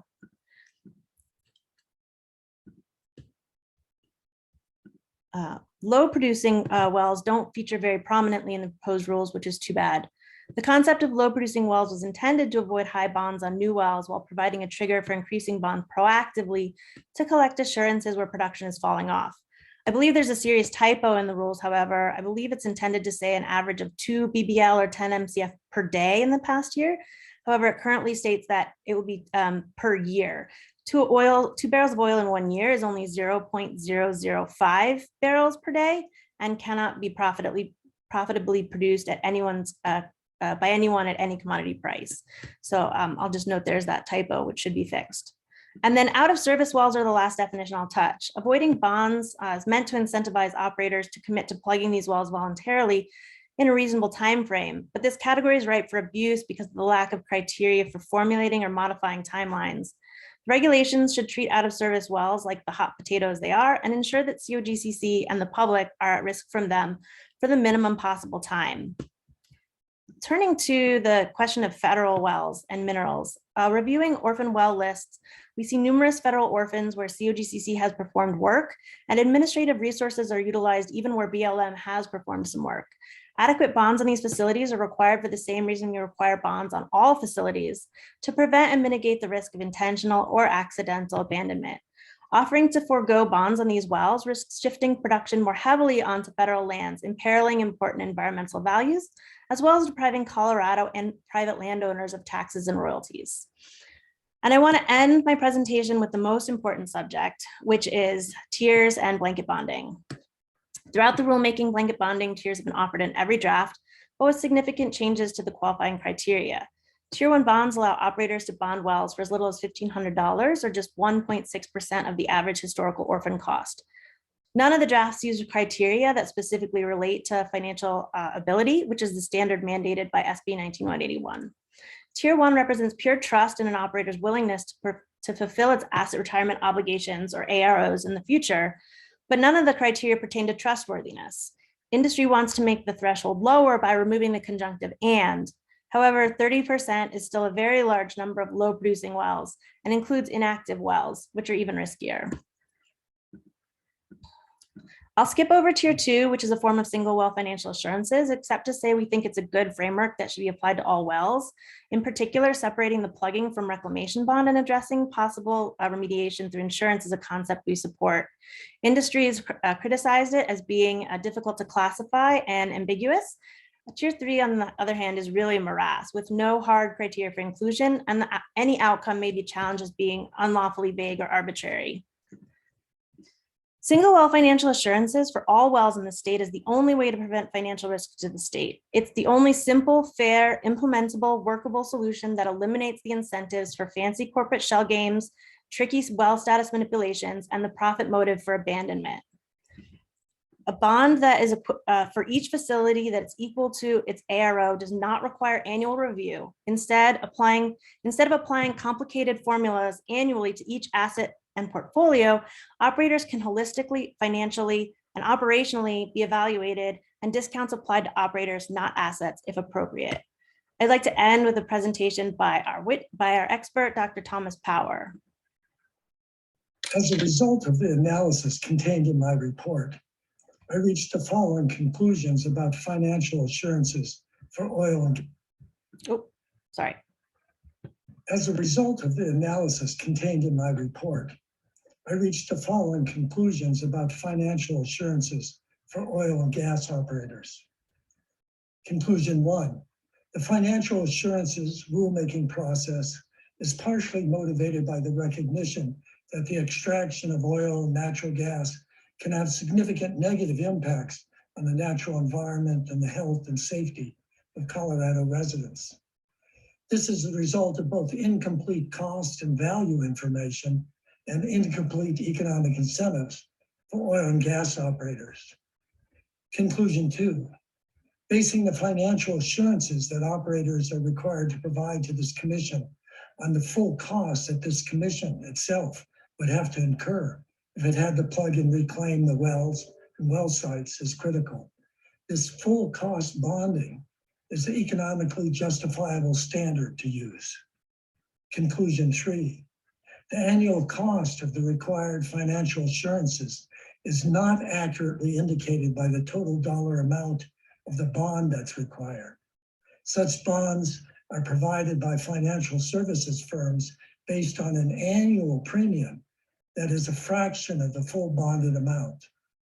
Those firms would have a direct interest in the costs and risks associated with the operators whom they bond. That will at least partially internalize these environmental risks and costs.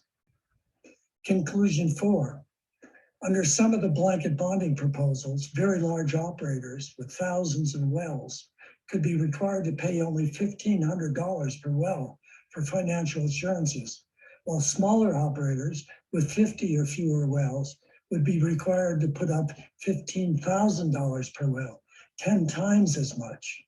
This represents a huge deviation from full cost bonding.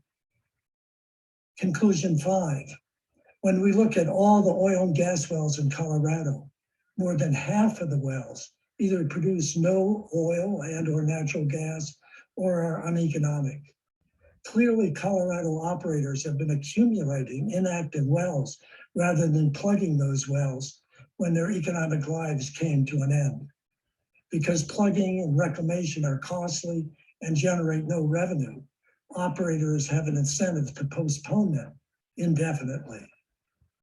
Conclusion 6, by strengthening financial assurance regulations and enforcing them, there necessarily will be some producers that are disproportionately impacted. Asking those operators that have purposely delayed their cleanup to now put up full cost bonds or plug and reclaim their inactive wells is the economic and equitable policy to adopt. Conclusion 7, the citizens of Colorado will benefit from full cost bonding of wells. This includes real estate market improvements or increased investment in property, as well as reduced morbidity and mortality from decreases in air emissions. Conclusion 8, currently in early 2022, the oil and natural gas industries are experiencing increases in market prices. It is incumbent upon this commission to make sure that the oil and gas industry puts away some of the money that it is likely now earning to assure the cleanup of these inactive wells by adopting full cost bonding for all oil and gas operators. Thank you. And I'd like to just end the presentation by saying that industry has more profits now than it has had in years, with oil prices above 80. However, the future is unknown. So we urge the commission to adopt full cost bonding at this time and protect the citizens of Colorado. Thank you very much. Ms. Merlin, Ms. Larson, can you run your math and get Ms. Merlin a time check closing at some point? Yes. So Ms. Merlin used 10 minutes and 17 seconds. So you have 1 minute and 43 seconds left for closing. Okay, looking to my fellow commissioners, if there are questions for the panel. And I do believe we have Dr. Power available if there are questions for him, even though that was a taped issue. I believe he's with us. Is that right, Ms. Merlin? That's correct. I thought he would be joined as a panelist already. Okay, we'll work on getting him joined in case there are questions. I can't decide who I saw first between Commissioner Gonzalez and Commissioner McGowan. I'll just pick on Commissioner Gonzalez and then we'll pick on Commissioner McGowan second. Thanks, Chair. And thank you, Ms. Merlin, for the presentation. I've got a question about the proposal to include other information, right? Financial information, operational information, compliance history, into the determination of tiers and where an operator may fall in terms of their financial assurance requirements. And I'm curious, have you envisioned that working both ways? Perhaps an operator that can demonstrate strong financials, a good history of compliance, operational excellence, if you will, to reduce their financial assurance obligations? Yeah, thank you so much for the question, Commissioner Gonzalez. So I'll try to answer this succinctly. In a sense, yes, because we have suggested that perhaps some operators might qualify for discounts on their financial assurances. However, we believe that those discounts should be applied onto a base of full cost bonding so that every facility requires full cost bonding for the amount of the expected asset retirement obligation. And once those portfolios are compiled, that will remain static. So one of the problem with these tiers is that the criteria change annually or more frequently than that, as wells are transferred as they go in and out of production, as production drops off, or maybe a well is restimulated and is brought back into active production. So that constant need for review, we anticipate exerting significant stress on the Commission's resources for implementation and enforcement. And that's why we discourage the Commission from adopting a model that relies on annual review of an entire portfolio. Instead, by adopting full cost bonding and then allowing for reasonable discounts that are tied to questions of financial ability, compliance history, trustworthiness, that will achieve an ability to review less information on that frequent basis, and where the largest analysis has already been performed, if that makes sense. We also believe that those discounts should not be tied to just simply compliance with Commission rules. We think that compliance with the rules is sort of the minimum expectation for an operator and doesn't necessarily indicate that the operator is trustworthy to get, especially the level of bonds that are envisioned by the tier, which are as much as 98% off of the average historical orphan well cost. To that essentially becomes a self bond.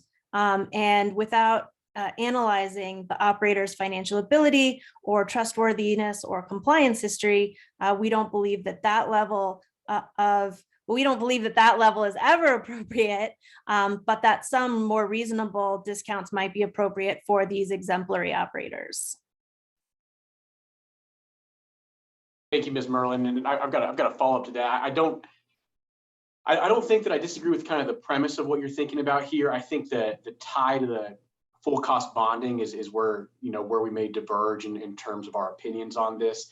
And so I've got a question about that. And so I'm going to ask you about this a little bit, and I've been thinking about this a lot. So I apologize if I fumble my question up a little bit, but the way I envision full cost bonding as described in the filings, as I believe has been described by you, is basically 100% of the anticipated cost for plugging and reclamation. Correct? Correct. And so if we apply that to, and the application that I believe you're seeking is to 100% of the wells in the state. Correct. Okay, so we're talking about 100% solution to something to I guess mitigate or to account for a risk that historically, and the reality of it is that historically it's only manifested itself a very, very small percentage of the time. So should we be making rules that eliminate a risk to 100% extent, to an absolute extent, when historically that risk has only existed in a very, very small, a very, very small level? Thank you, Commissioner Gonzalez. And the question that you ask is multifaceted. So first, what is the level of actual risk faced by the state? And we have heard frequently that Colorado has a very low number of orphans, only a few hundred. And the fact is that that number of orphans does not actually represent the full risk to the state, because currently we have almost 11,000 wells that are temporarily abandoned or shut in. And many of them have been temporarily abandoned or shut in for years, and some even for decades. So these wells, many of them belong to operators that are already insolvent and simply haven't gone through the full enforcement proceeding to declare them formally orphans. Others belong to marginally solvent operators who would become insolvent if required to actually plug these wells. And then some of them belong to solvent operators who simply have delayed plugging and abandonment, some for reasons that are legitimate business decisions, and others simply to avoid paying the cost of plugging abandonment. So first, I think the risk is higher than has been articulated. And I think we can see this in the dire predictions from industry, where they state that if they are required to even increase their bonds fractionally, that there will be mass catastrophic orphanage events. And I simply think that you can't have it both ways. Either there is a large risk to the state, in which case the commission needs to do something to mitigate and prevent that risk, or there's not a large risk to the state, in which case there's no consequence for actually requiring operators to fulfill the obligations that they have to plug and abandon these wells in a timely manner. So to finish your question, what should be done about the level of risk? I do advocate for full cost bonding. However, that does not mean that I think that on April 1st, or whatever the effective date of these regulations is, that the commission should expect checks from every operator in the state. I think there are nuanced ways of implementing that. And I think that there are nuanced ways of determining risk once that base level of how much is it going to cost, really what is the actual risk to the state if a particular operator goes bankrupt, which we don't currently know. We first determine what the total level of asset retirements obligations are, and then we can determine how much of that we want to collect from each individual operator and on what time frame. So I think, as I understand it, is that what we're saying is that the historical risk should not be used as an indicator for future risk, and I think that's fair. I think that's a fair premise to consider. And I think that the wells you described, I think that those are some, without understanding more nuance and more information about those specific well groups or fields or operators, that there are wells that are riskier than other wells.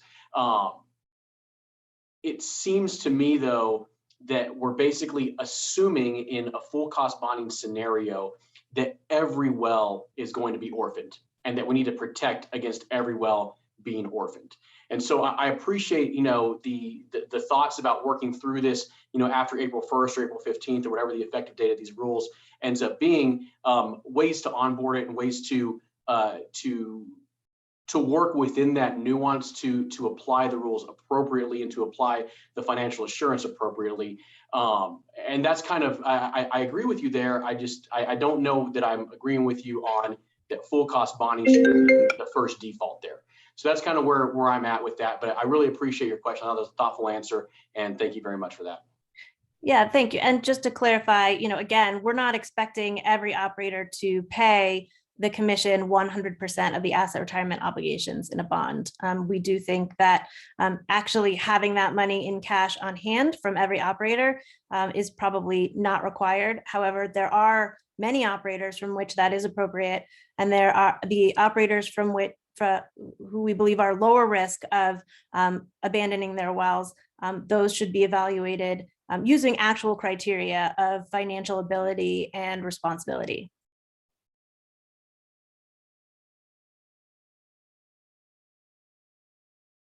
I don't know if my expert has anything he'd like to add. I feel bad I'm taking all the questions. Howard, do you want to add anything to that answer?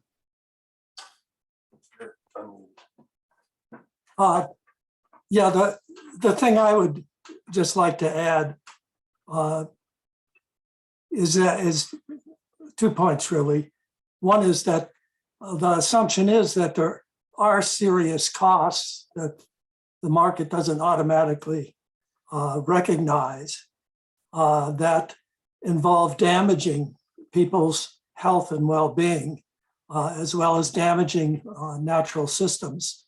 So it's pretty hard to talk about the risk in dollar terms when what it is we're trying to do is to deal with risks that are ignored by the market, and it comes down to regulators, public regulation, to try and see that those costs that are ongoing in terms of damage to the environment and to people's health, and to in terms of property values damaged, are real. So the first thing is that if one just looks at what the cost or what the risk is, initially just in dollar terms, as a result of bankruptcy or as a result of the orphan well program being handed huge numbers of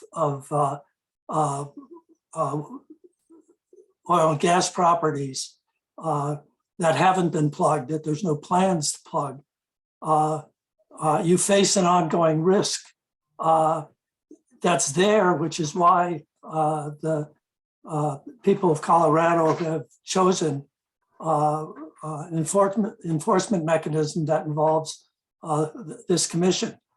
The second thing that I would add is that the use of third-party financial services companies to do the evaluating, requiring, we're not talking about just sending a bill at the end of the year or when the regulations take effect. We're talking about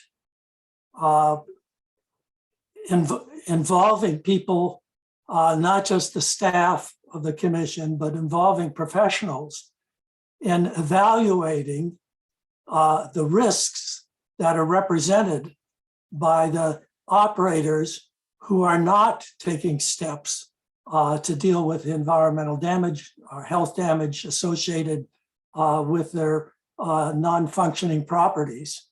We're talking about potentially using third parties whose business it is to evaluate risks, who inherit that risk when the operators hire them or enter into a contractual agreement as to what the operators will pay per year for the equivalent of insurance. That this doesn't burden necessarily the commission and the commission staff. It brings in third parties whose expertise involves evaluating how high the risk is for each of the operators that comes to them and seeks to get the bonding that the commission has indicated all operators have to provide. So I don't think that there's we have to do an evaluation, or somebody has to do an evaluation of all of the thousands of operators out there and just what the risk is or isn't. We can get professionals involved who have an interest in being accurate about their evaluation and what it is they ask the operators to put up in terms of the liability that they're going to have, and can proceed in that direction in the sense of using other businesses to evaluate what the risks are and how to share those risks.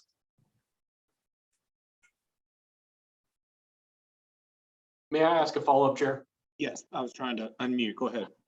Thank you. And thank you, Mr. Power, for that answer. That's something that I've been thinking a lot about. And I think we're going to hear from, one of those third-party providers here in testimony over the next couple of days. And one of the things I'm going to ask him is something that I've learned through my conversations with similar providers. And that's, I think that the assumption is that these third-party providers, third-party bonding companies can be a proxy for our risk analysis. And it's my understanding that most of these providers apply a zero risk formula. I mean, not a zero risk to the operator, but a zero risk to them formula in terms of their issuance of these instruments, in which case they're requiring 100% dollar for dollar collateral for the bonds that they're issuing, meaning that there is no risk analysis. They're asking for everything up front. That way they don't lose out if an operator does go under, the funds are there. And in addition to that, they're charging an annual fee for the management of that bond, of that surety. And so I'm not quite sure that the intent of using a third party like a bonding agency or a surety agency to be a proxy for the risk of that operator is really as effective as perhaps some folks are thinking that it might be.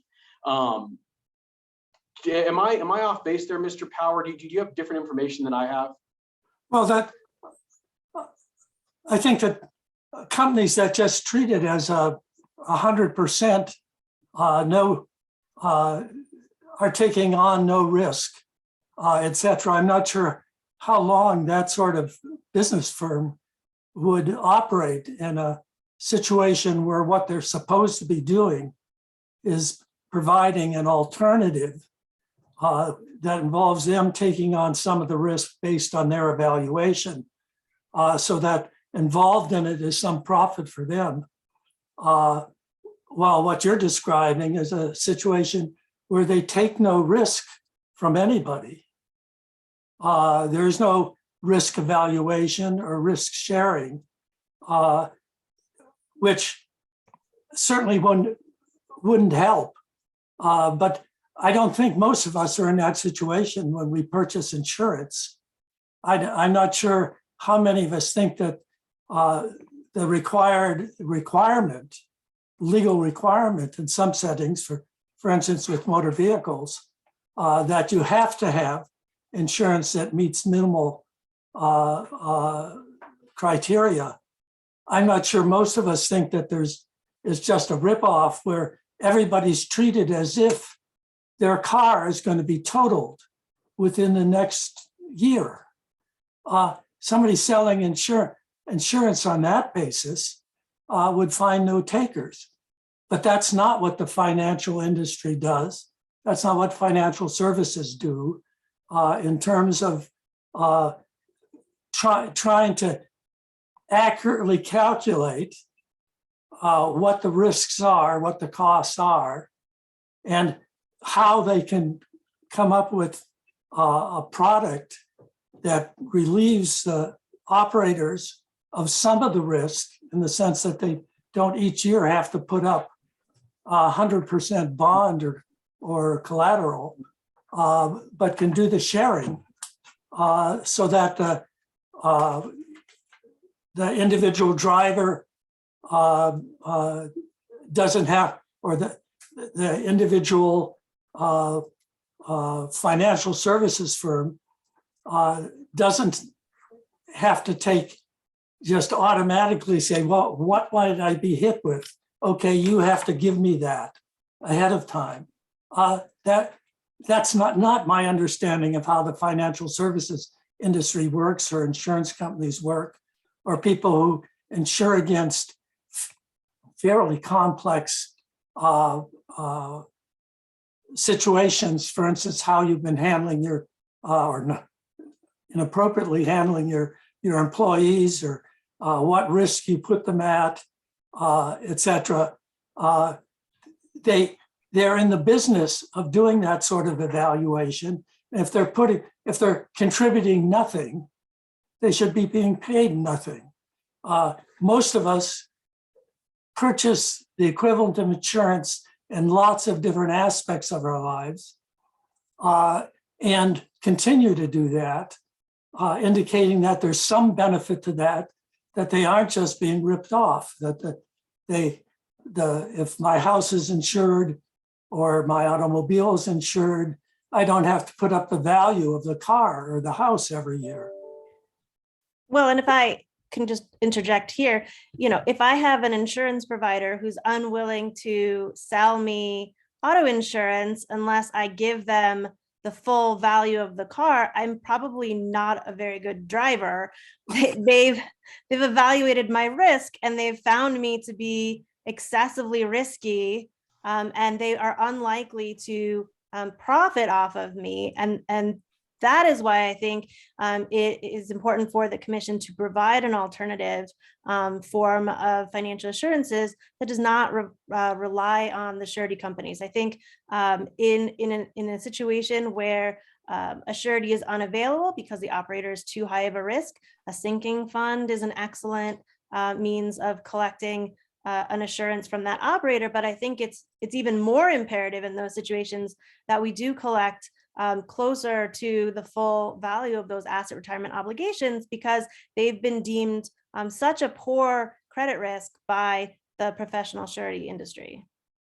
And I appreciate both your comments on that. And I think that in regards to kind of general statements about the financial industry and, kind of actuarial efforts and risk analysis, that those are all, valid points. I think what we're talking about here is a very niche aspect of the financial industry that serves a very small clientele base, and much of what they are providing is mandated through regulation and may not be a voluntarily sought product by a customer such as an operator. I also think that the analogy between a surety or a financial instrument such as a letter of credit is very different than an insurance policy. And so I think that to analogize those is something that we need to dig in and really understand a lot better throughout this process. Make sure that we have it right. And again, like I said, I think we have some testimony on this coming in the coming days, and I look forward to learning more about that. And I appreciate the information provided. Mr. Power, Ms. Merlin, thank you.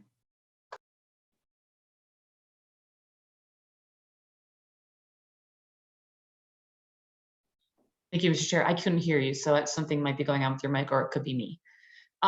Thank you, Ms. Merlin. And thank you, Commissioner Gonzalez. I had some questions about Tier 3 and financial plans and risk and how we might assess that. So thank you for covering that. For the out of service list, if we were tweaked back a little bit to provide some guardrails around timeframes for plugging and remediating those sites, do you see that as a tool that could help us incentivize and deal with those wells that you view as a higher risk, the low producing and non-producing? So, I think single well financial assurance is not the only tool we have for dealing with, there's risk of operators and their financial health, and there's risk. I think that we're hearing a testimony as it relates to just the health of a well. And so I'm wondering if we did some tweaking to the out of service well list, how you would view that as a tool to help us deal with higher risk wells. Thank you, Commissioner McGowan, for the question. I've been a little bit nervous about the out of service category because on the one hand, you are asking the operator to remove all future economic potential from that asset. You're saying this asset can no longer be used to produce hydrocarbons at any point in the future. It is a liability. And yet we're not going to require financial assurances for that liability. That makes me nervous. It seems like the less productive, the less profitable an asset is, the higher that ratio of liability to any potential future profit, the higher the risk of abandonment. I think that is a simplistic way of looking at it, however, and I recognize that there's a trade-off. So the commission is accepting that additional risk, but reserving some ability to make judgments about it. I believe the rules permit that. I think guardrail, and then of course it's intended, I believe, to incentivize operators to voluntarily plug wells by allowing them to forego bond payments on those in the short term. So, on the whole, I think while I'm nervous about it, I think that is a trade-off that might be that might end up working, particularly if there were some guardrails around it.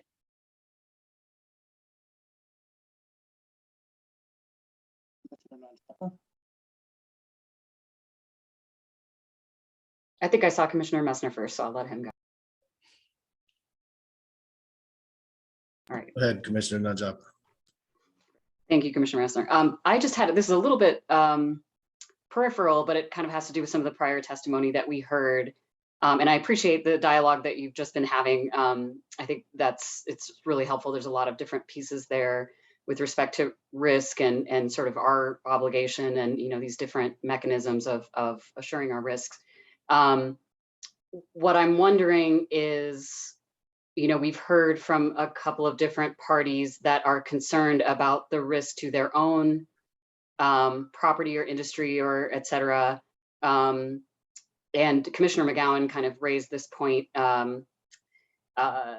with whether financial assurance is the tool to assure risk of damage to another entity. And I appreciate the discussion, with Commissioner Gonzalez related to that Dr. Power also addressed with, the considerations of the damage to public health, safety, welfare, the environment, and wildlife. I think that's something that I'm definitely thinking about. But as it relates to other entities downstream, what is your view on the role of financial assurance in that regard?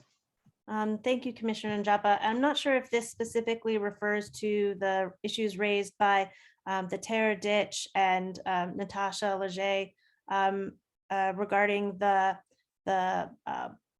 water, not aqueduct. I'm blanking on the word. I've seen them appear at many different rulemakings, begging you for help because they're terrified about what could happen to their water. I don't know the best avenue to deal with that, whether it's financial assurances, but I think their concerns are legitimate, and it didn't seem like they could get incorporated in mission change. So I would encourage you, I think offsite impacts are real. I have had my own clients be impacted in their dwellings from some of the vibrations impacting the structures of their homes. So I think there are offsite impacts. I don't know insurance, if that's the best way to deal with it. It does seem like more of an insurance rather than an assurance situation, but I don't have a great answer for that. Except that I do think something should be done to protect them because water is a big deal out in the West. Thank you. I appreciate that, and I don't disagree. I think there are clearly these instances where we have offsite impacts, and there are things that we try to do in our other aspects of rules. I'm just trying to resolve whether and how financial assurances should or could address that, and so. I'll just leave that out there for you and others to continue to think about and help us determine whether or how to address. I will say, in our early in our participation, we provided a red line draft that did suggest expanding the surface owner protection and making it bonds and making it available to neighboring surface owners who might be impacted. I'm sorry, Dr. Power. Oh, that, I was just trying to figure out how to butt in. I don't have any magic in terms of how one distinguishes the different risks, different types of liabilities. In the long ago and far away, before we talked about environmental issues, the free market solution was that individuals whose property was being damaged had to sue on the basis of somebody creating a nuisance or creating a threat or degrading the value of their assets or property. I think one of the points of environmental legislation was to try and reduce the costs that individuals face. The nuisance laws or nuisance approach to dealing with environmental problems worked well for people who were well-heeled and knew the law and could afford to hire attorneys to sue and then leave it to a jury to figure out what the damages were. It's somewhat decentralized approach that leaves a lot of the environmental insults and damages or threats to health on the sidelines. So I think one of your jobs as a result of your legislature creating the commission here is to try and step in and deal with the fact that a lot of these non-producing wells are non-producing of valuable assets or valuable commodities such as oil or natural gas. They're going to continue to produce significant flows of toxic materials into the atmosphere, into the water. And so part of the solution to that is, rather than every household having to bring suit, is to have a commission where people can come and present the case for intervention and holding the polluter responsible for the damage that they're doing.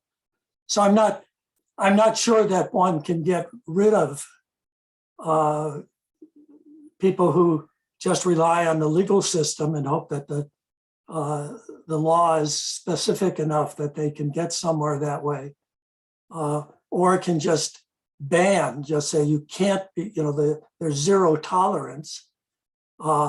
You're sitting in the middle, trying to find ways of holding these people responsible for the drilling that they've done and the pursuit, and many of them made money. I mean, they pursued the oil and gas when it was profitable to do so, but now find that they can't afford to do the cleanup that they knew that they were responsible for in the very beginning. That's a difficult situation to deal with, but I think whether you volunteered for your job or not, that's partly what's at issue. There are these costs, there are these impacts. Doing nothing doesn't change that. Doing something that's impossibly expensive isn't a solution. And I think that's what these hearings is searching for.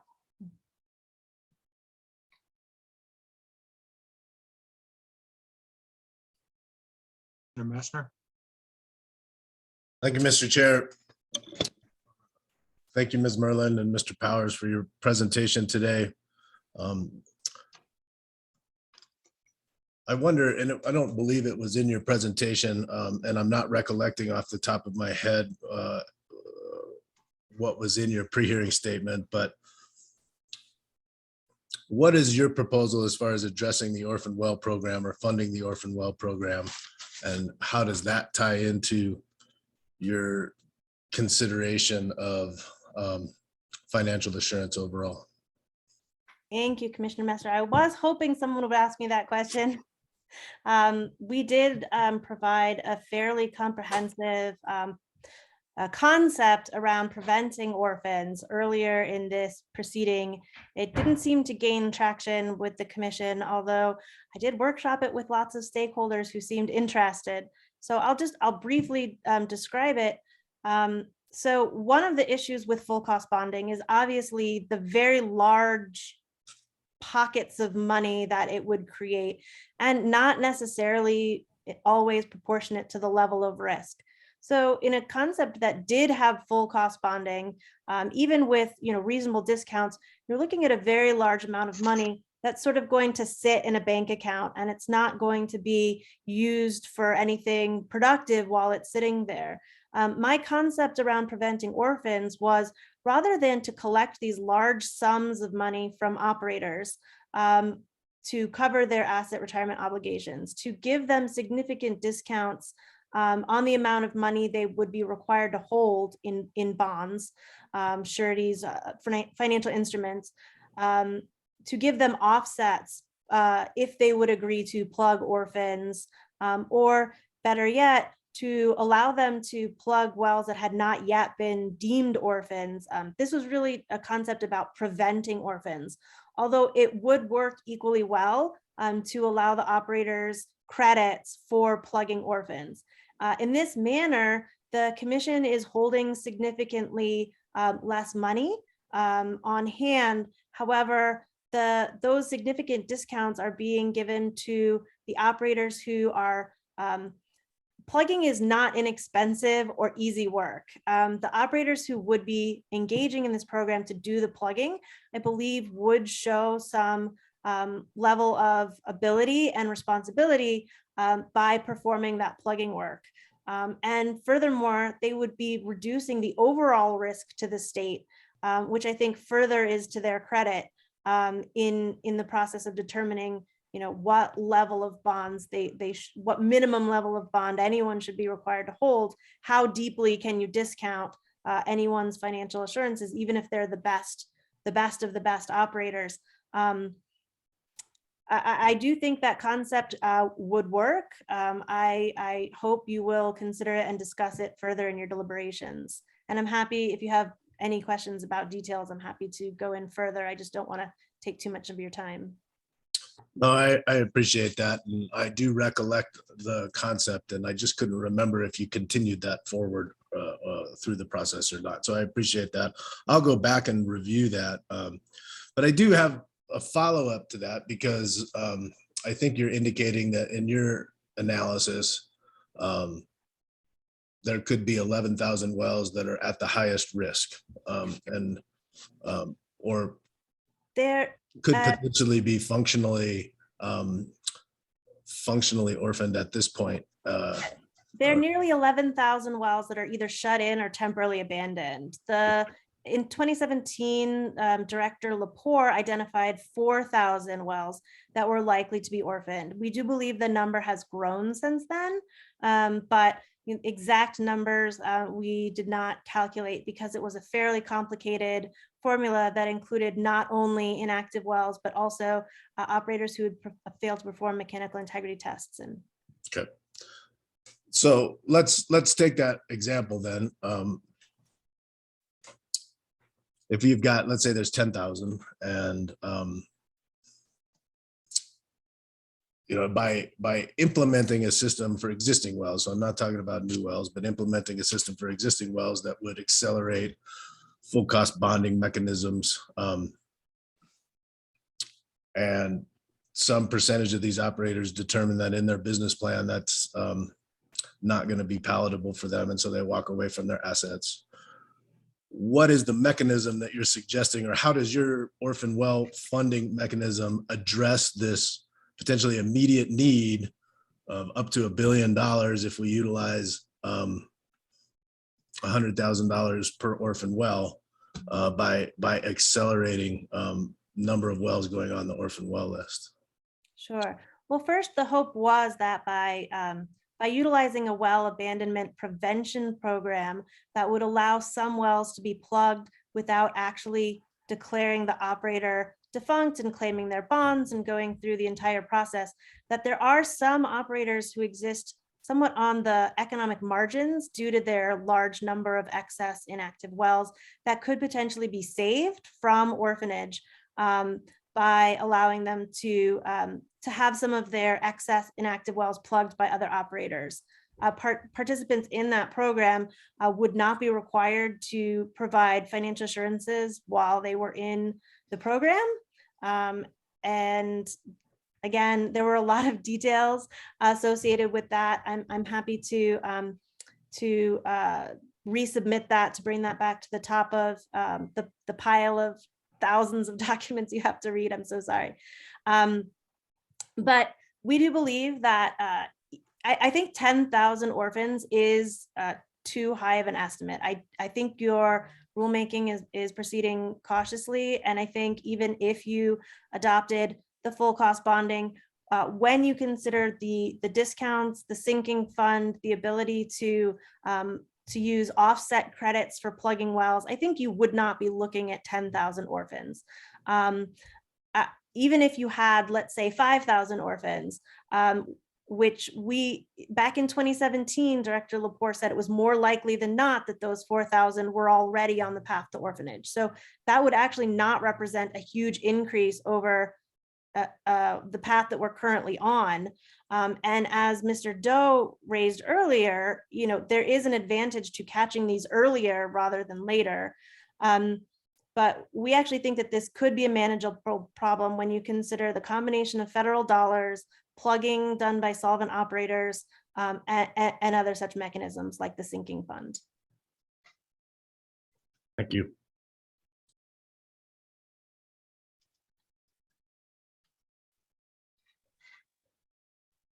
Other questions from commissioners?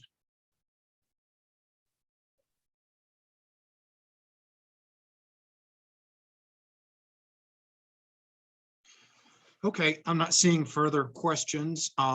Ms. Merlin, Dr. Power, we really appreciate your presentation to us this morning and for being so very much involved in this important topic.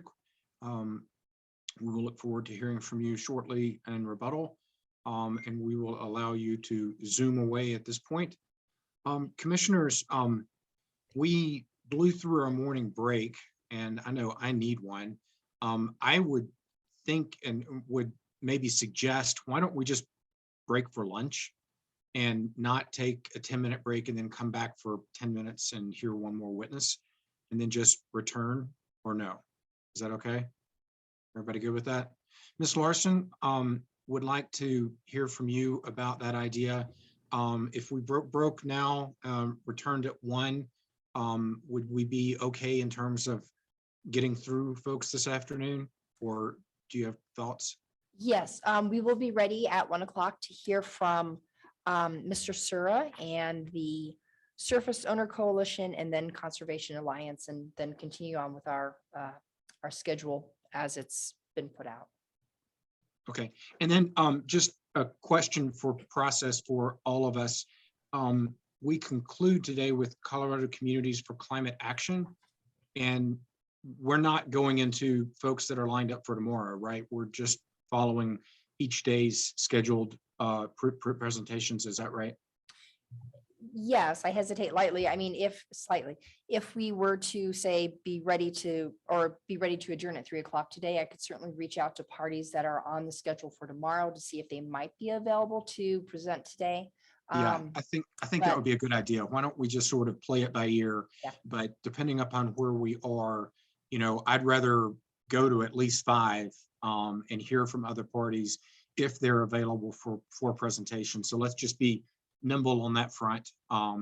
With that, thank everybody for being with us. We've had 113 participants. We will now break and we will come back at 1 o'clock.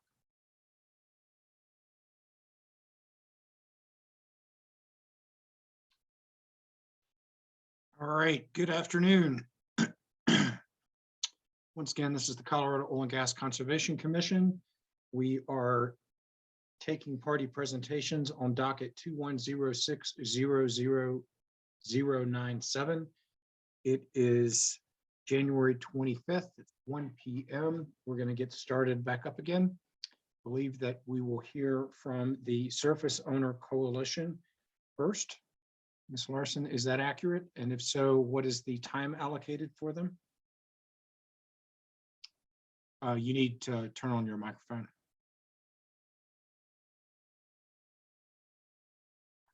You're correct, Mr. Chair. We will be hearing from the Surface Owner Coalition, and they have 7 minutes available. Does the Surface Owner Coalition desire to reserve any time for rebuttal?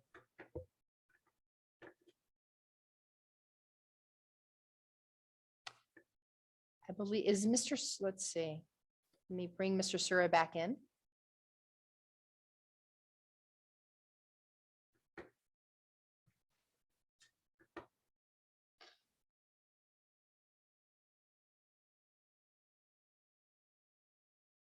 Thank you for bringing me back.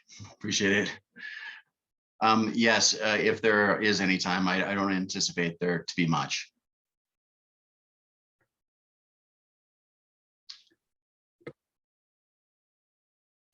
So if you like, I'd get started. Yes, go ahead. Great, thank you. Good afternoon. I'm Matt Sura, representing the Surface Owner Coalition. A surface owner means any person owning all or part of the surface of land which oil and gas operations are located.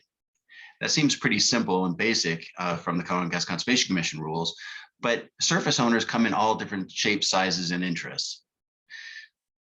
First, I want to give a little bit of a background on the legacy of the Greater Wattenberg area. Back in 1997, the Colorado Gas Conservation Commission put forward a regulation that really required landowners, large landowners, to set aside 5 different locations for every 160 acres or quarter section. It was called the Greater Wattenberg 5-spot. And the way that that resulted is that we've got a lot of different areas within the state of Colorado and in the Front Range that have this 5-spot orientation.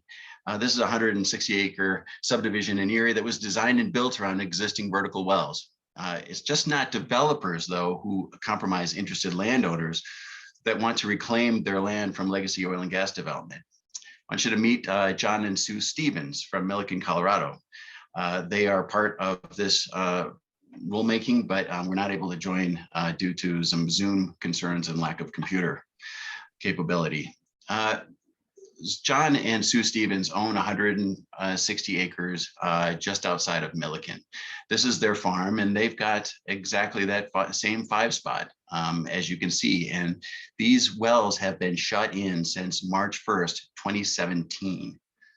They haven't produced anything. And again, what they would like to do is reclaim this land for what they're using it for, irrigated farmland.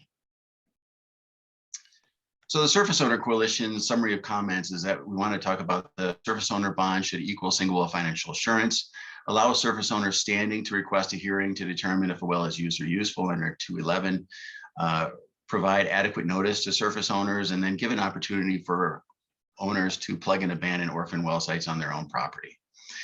Moving to the surface owner bonding. Surface owners that do not have a surface use agreement, that are not benefiting in any way from oil and gas development on their property, should not have to wait in line through the Colorado Gas Conservation Commission Orphan Well Fund. Those funds, single well financial assurance, should be available through bonding, through adequate bonding for all those wells without a surface use agreement. And so that they won't have to wait through that the Colorado Gas Conservation Commission Orphan Well Fund. And now moving to allowing surface owners standing to require a hearing on whether a well is used or useful.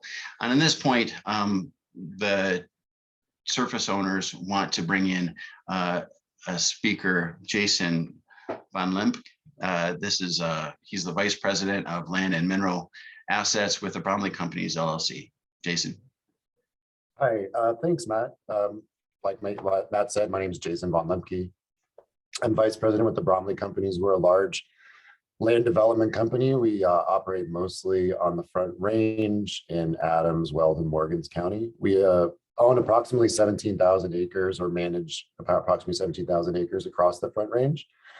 And we kind of run the gamut of land development. We do everything from farming all the way up until commercial and real estate development. But what Matt actually brought me here today mostly was to talk about what we do for water development and how these low and non-producing vertical wells can impact water storage and public water utility costs for the public across the Front Range.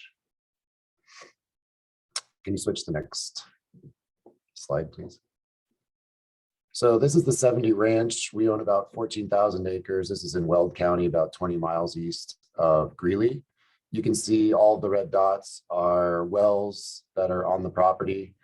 You can see we've worked hand in hand, shoulder to shoulder with them for quite some time, including into the south. You can see there we worked around and with oil and gas operations to build this 6,000 acre foot reservoir just off of the South Platte River. That water is used both for agricultural municipal use. The Lower Latham Ditch Reservoir Company has storage in it, as do a number of municipal utilities. This is another farm we own, similar to the family that Matt was talking about before me. This is a farm that's basically got multiple low and non-producing vertical wells. They haven't produced anything in a number of years. This is a 160-acre piece of land that we own, and it's kind of sterilized from development until we can get all of these wells plugged and abandoned. But moving on to the water issue, which is something that I wanted to stress. I don't know how many of you are familiar with the Colorado Water Plan, but it was set forth through a executive order in 2015, I believe. Or in 2013, it was completed in 2015. But essentially, one of the major stresses of the Colorado Water Plan are in storage and water storage across the state, but especially in the Front Range to help our growing cities and communities, and all of the water needs that those new people coming to Colorado have. Can you switch to the next slide, please? So this is a storage project that my company managed and built. This project was built in 2011. And again, you can see that we had to build the same similar types of peninsulas as the land developers do for housing for this water project. So this is an aquifer recharge storage project. So essentially it's an underground water storage facility. And you can see that we had probably 30 or 40 acres of this facility taken away or enabled to, unusable to us, and making the project less efficient. Now, since then, you can see some of those wells have been P&A'd, but it doesn't make financial sense for us to go back in and remob and reconstruct. You can move to the next one, Matt. So here's another reservoir complex. This one is run or owned by the town of Broomfield. And you can see in the northern cell, this big circle here where there's a peninsula that the town of Broomfield has had to create to also compensate for another lower non-producing vertical well. And in the southern cell, you can see the same thing where they clipped off the northeast quarter of the cell just to account for that one well. Mr. Von Lemke, your time has expired. Oh, thank you very much for hearing me. If there's any questions, I'd be happy to answer. Let me just ask this general question, Mr. Von Lemke. What do you want to summarize the point you were trying to make before you ran out of time? Sure. I think the summary is that, from a water perspective, these are public storage facilities, and this loss acre footage of storage area that we have to account for just for these wells that are usually just sitting there waiting to be plugged and abandoned, that impacts every user downstream. And so all of us, every one of us who is a utility user who drinks water, pays an increased cost for that.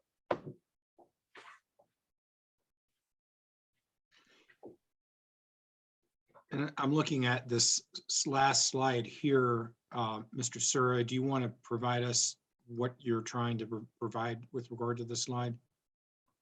Yes, thanks for the question. This is some language that has been put forward by a number of local governments, a number of organizations, and the Surface Owner Coalition is also supportive of. And this is giving relevant local governments and surface owners the ability to file an application to for a 211 hearing to require a well to be plugged and abandoned if it is no longer used or useful. And the criteria that we put forward is that the well is in low producing status for at least 12 months and meets that definition of no longer used or useful. And that's also that there are threats posed by the well for public health, safety, welfare, and the environment, and also that there could be some land use concerns.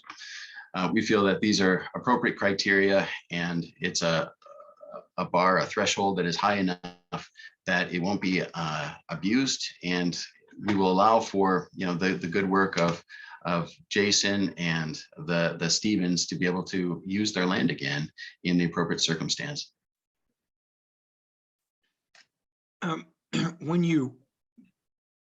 So to use this, it needs to be low producing, and your timeframe's 12 months. The staff's draft was 3 years, I believe. And then you're putting in parameters that it needs to be both established at a hearing by determination by commission that there are threats to public health, safety, welfare, of the environment, and these other issues to establish no longer used or useful. Is that right? One or more of the following. So it's either. And really with the staff put a bar that was frankly too high to meet. It says that it has to be an inactive well that has reported zero production for a period of 3 or more consecutive years. So that would allow for a well that has been inactive for 2.5 years to be turned on for 1 day, and then it would be good again for another 3 and would not be subject to this hearing.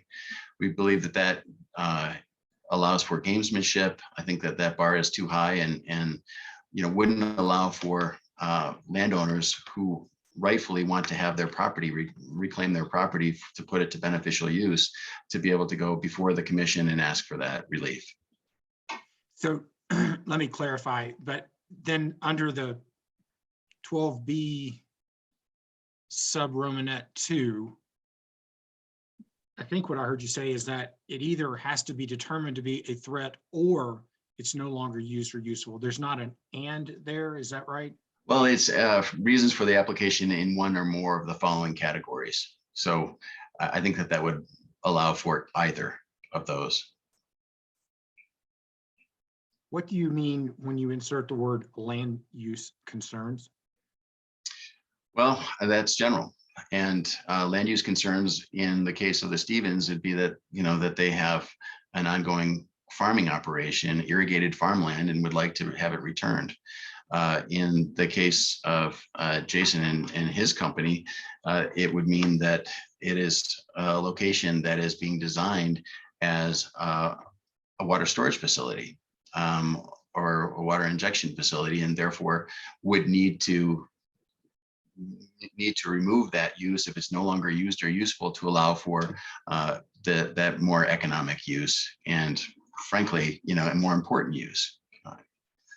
Nobody's making money from an oil and gas well that is sitting there idle. It's not making, if it's a low producing well, it's not making anyone money, and it's possibly costing the state in where that land could be put to better use, whether that's for homes or for, in this case, a water infrastructure. Commissioner Gonzalez. Thank you, Chair. Thank you, Mr. Sura. I'm curious about how you envision, do you envision this working the same way in terms of a surface owner essentially applying for this application to plug or abandon a well or to close a location? the surface owner bearing the burden of proof to prove that the well is no longer used or useful to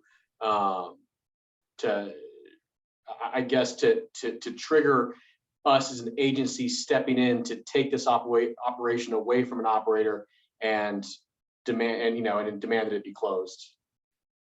Yeah, that's a good question. And yes, I believe that burden is initially met by just producing production numbers. And then the operator would have the opportunity to say, well, in fact, I do have a plan for this well. We're going to be, installing a pump jack as an example on that. And we expect that to be in production, within the next year or the next 2 years. You would expect that those conversations would happen before we go to the Colorado Gas Conservation Commission. And that is a high bar. I think that there are a lot of ways that an operator would be able to say that a well is both used and useful. But for so many of these wells, we're looking at years and sometimes even decades where they haven't produced at all or produced so very little that they're not economic. And in those cases, there are better uses for that land.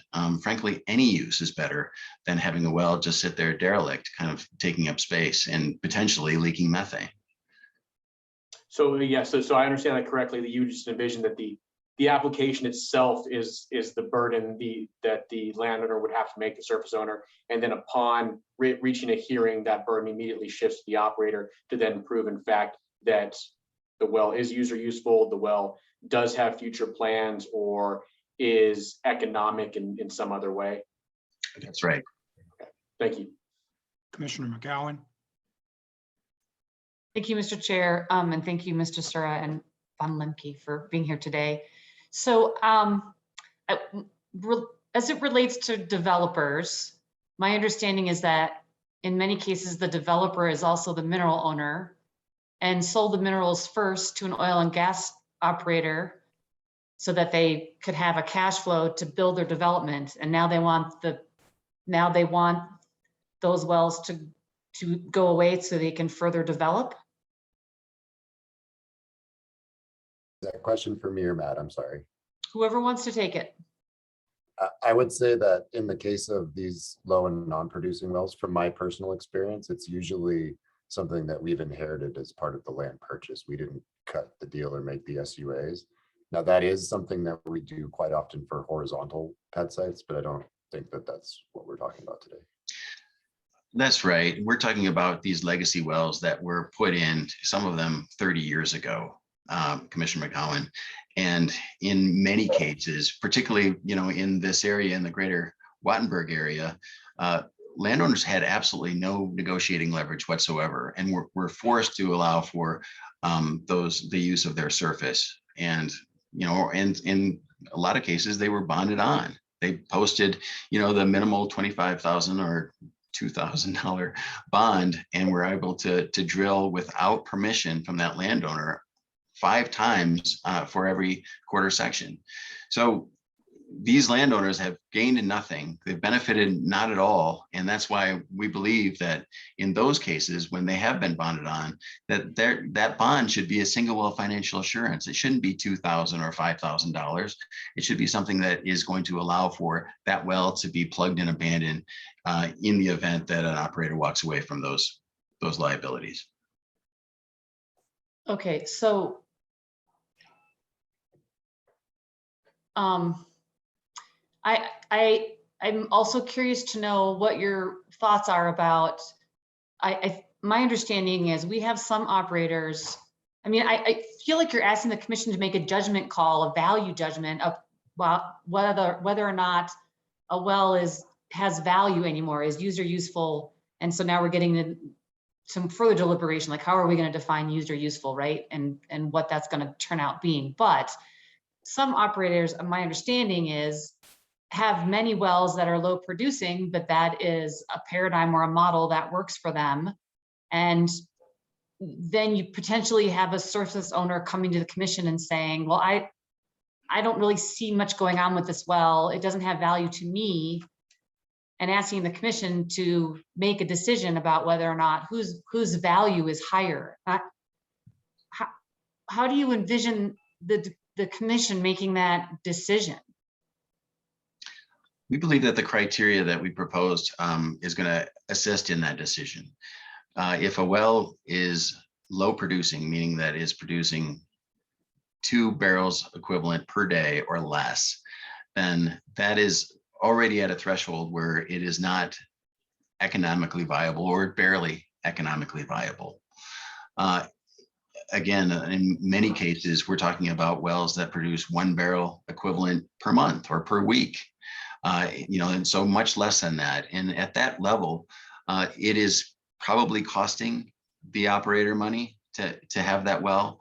To get that well plugged and abandoned, require it to be plugged and abandoned, is going to be an asset for all of us as Coloradans to both clean up the field as well as to allow for more productive use of that land.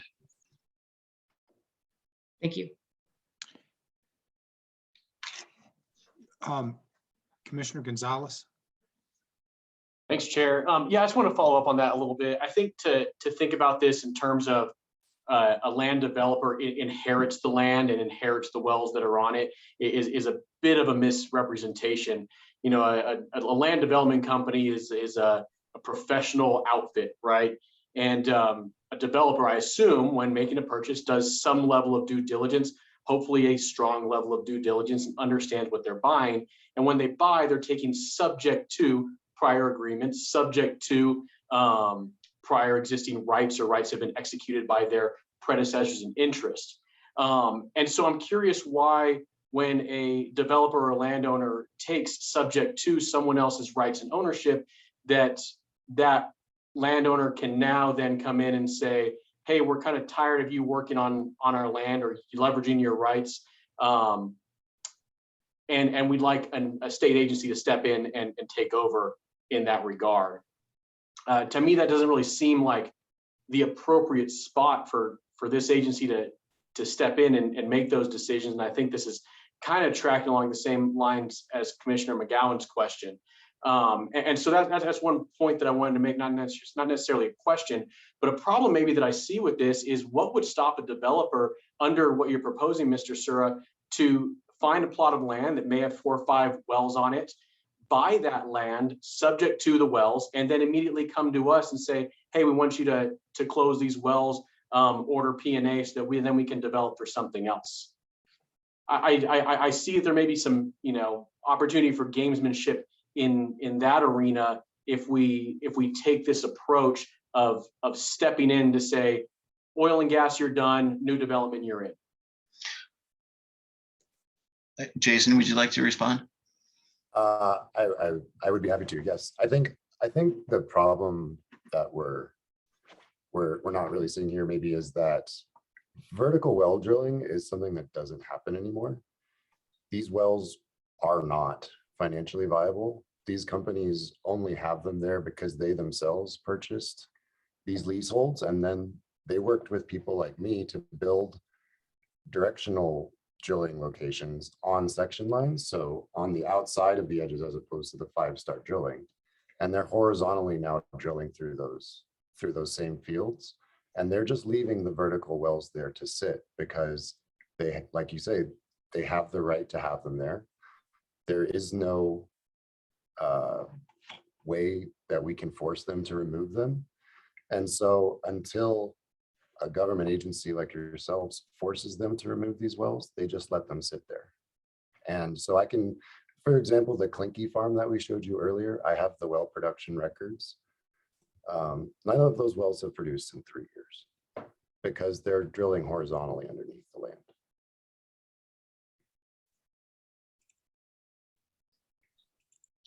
We're trying to identify wells that have absolutely no economic value. And for those wells that have absolutely no economic value, right now, landowners are put in a position where they have to go with hat in hand to the oil and gas operator and say, would you please plug and abandon this well so I can do something with this property? Because you're not making any money from it. And what you're asking the operator to do is to take an asset that is not making them any money and have to spend, maybe $90,000 on that asset. The reality is that it's time for that asset to be retired. And because the Colorado Gas Conservation Commission has never required, assets that are done, that we've allowed wells to be shut in for decades, temporarily abandoned for decades without doing anything.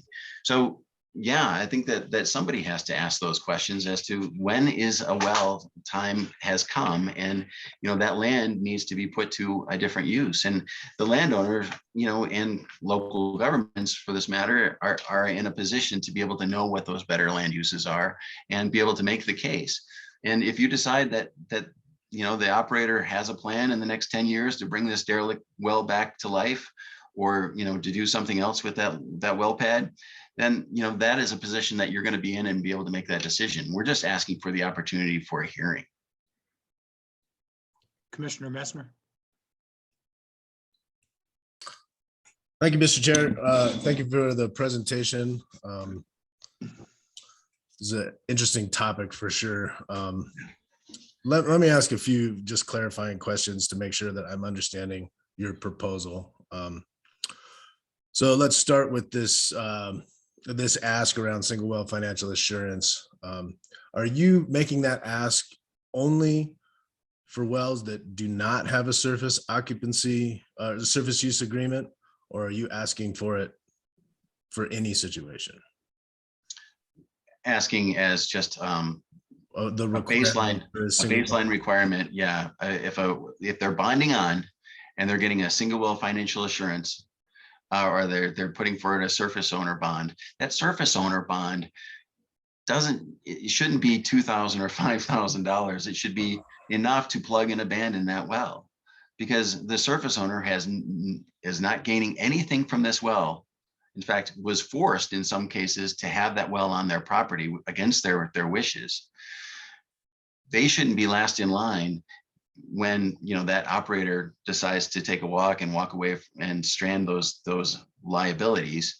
But there are potentially situations where a surface use agreement is signed that may create additional benefits for that surface owner. Absolutely, there are, and we're so only that's talking that's about my question is yeah. you want it just for situations where there is no surface use agreement and they have bonded on, or for both situations? Yeah. So just when there's instead of, thank you for the question. So instead of the surface owner agreement, surface owner bond, which is $2,000 a well for a non-irrigated land, $5,000 a well for irrigated land, that becomes a single well financial assurance. Only in those instances, and they're rare, where surface use agreement could not be negotiated with the landowner.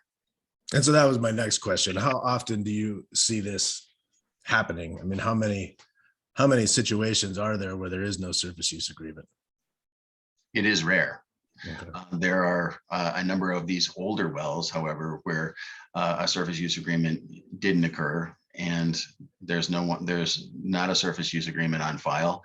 And in those cases, that operator has bonded on, just posted this $2,000 per well bond, and it has these assets, these liabilities that are just sitting there taking up space on this landowner's property. Okay.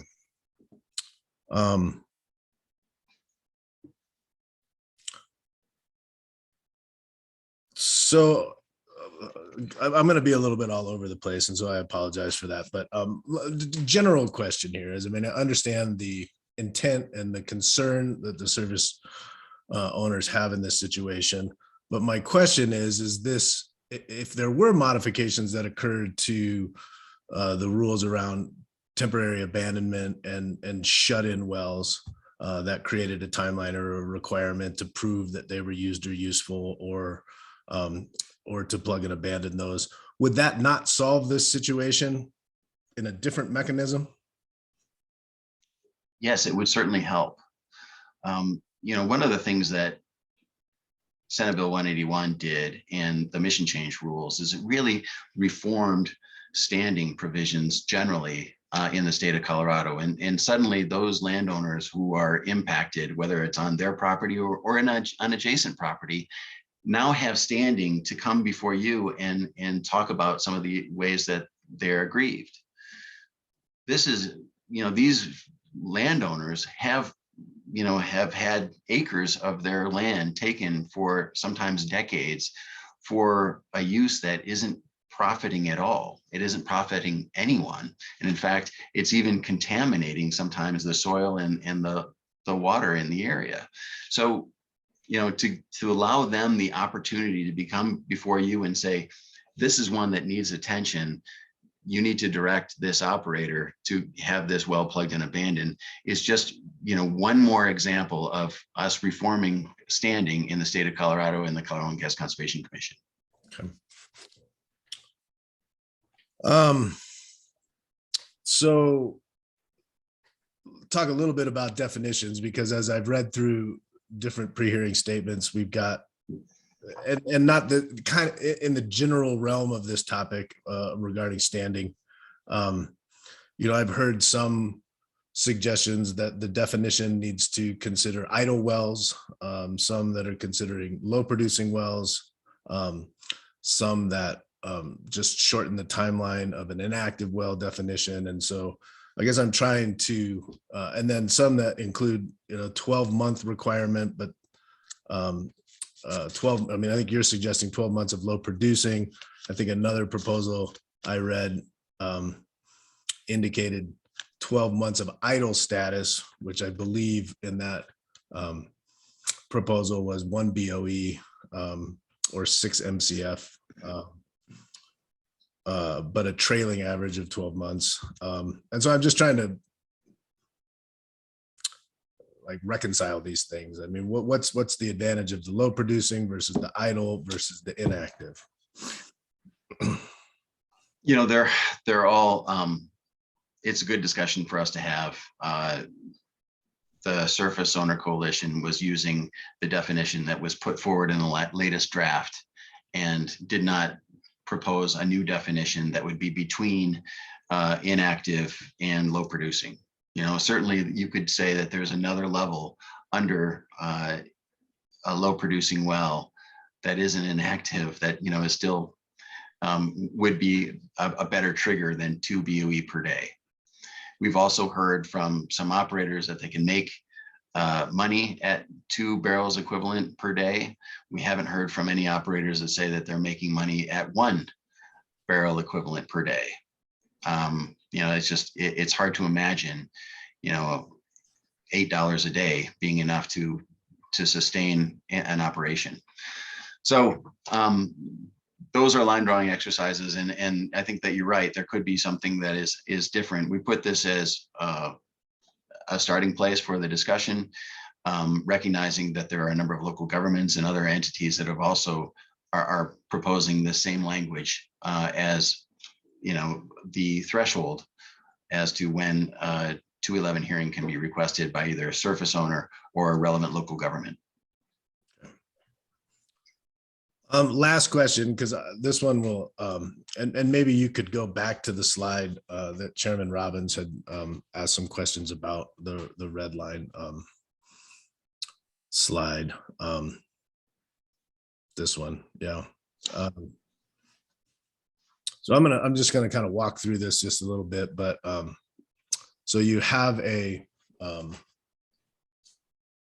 situation where there's a well. And in your proposal, it would be low producing. So it's been low producing for a minimum of 12 consecutive months. And so that's the first bar. And so you, as a surface owner, have the burden of proof to determine that this is actually occurring. You petition the COGCC for a hearing on this, and you say that this is a fact, this is the production averages, and then this is the reason. So the reasons would be it's either a threat to public health, safety, welfare, the environment, and wildlife recesses, or the different elements included in BB, and you would indicate that, let's say you indicated that it was a land use concern. And so as we review it as a commission, how do you imagine us determining the validity of a land use concern in particular as far as determining whether or not it's appropriate to grant the request. Like, what standards are we basing this on, determining whether or not that it's a valid land use concern? I would say that you would be able to look to, in both cases, whether you're talking to the operator or you're talking to the surface owner, you're asking about their future plans. In the operator, you're saying, what are you going to do with this well? How is it going to be from, what has been just taking up space on this person's land to something that is actually productive? And you'll be asking some of the same questions of the landowner. What alternative use are you going to be putting this to? And I would say that there's going to be a burden for both. And if they're saying, look, I'm just tired of looking at that well, or, that it is actively harming my agricultural production, I can't use the central pivot that I had planned, that I'd like to put in place. There's all sorts of different reasons that a surface owner would want a well that is no longer used or useful removed from their land. And it may just be that it's polluting, that there are known leaks, and in that case there would be a public health concern. It may be that they have overwhelming need, such as trying to put some water infrastructure in place, that we're all relying on as growing municipalities and agricultural operations. I think that there's a burden there for the surface owner, and you'll be able to weigh those two uses, the surface owner versus the operator. But it seems like really the crux here is the definition of used and useful, and whether it can be determined that it is still used and useful versus this commission trying to determine what an appropriate land use is, which I don't think is the responsibility of this commission.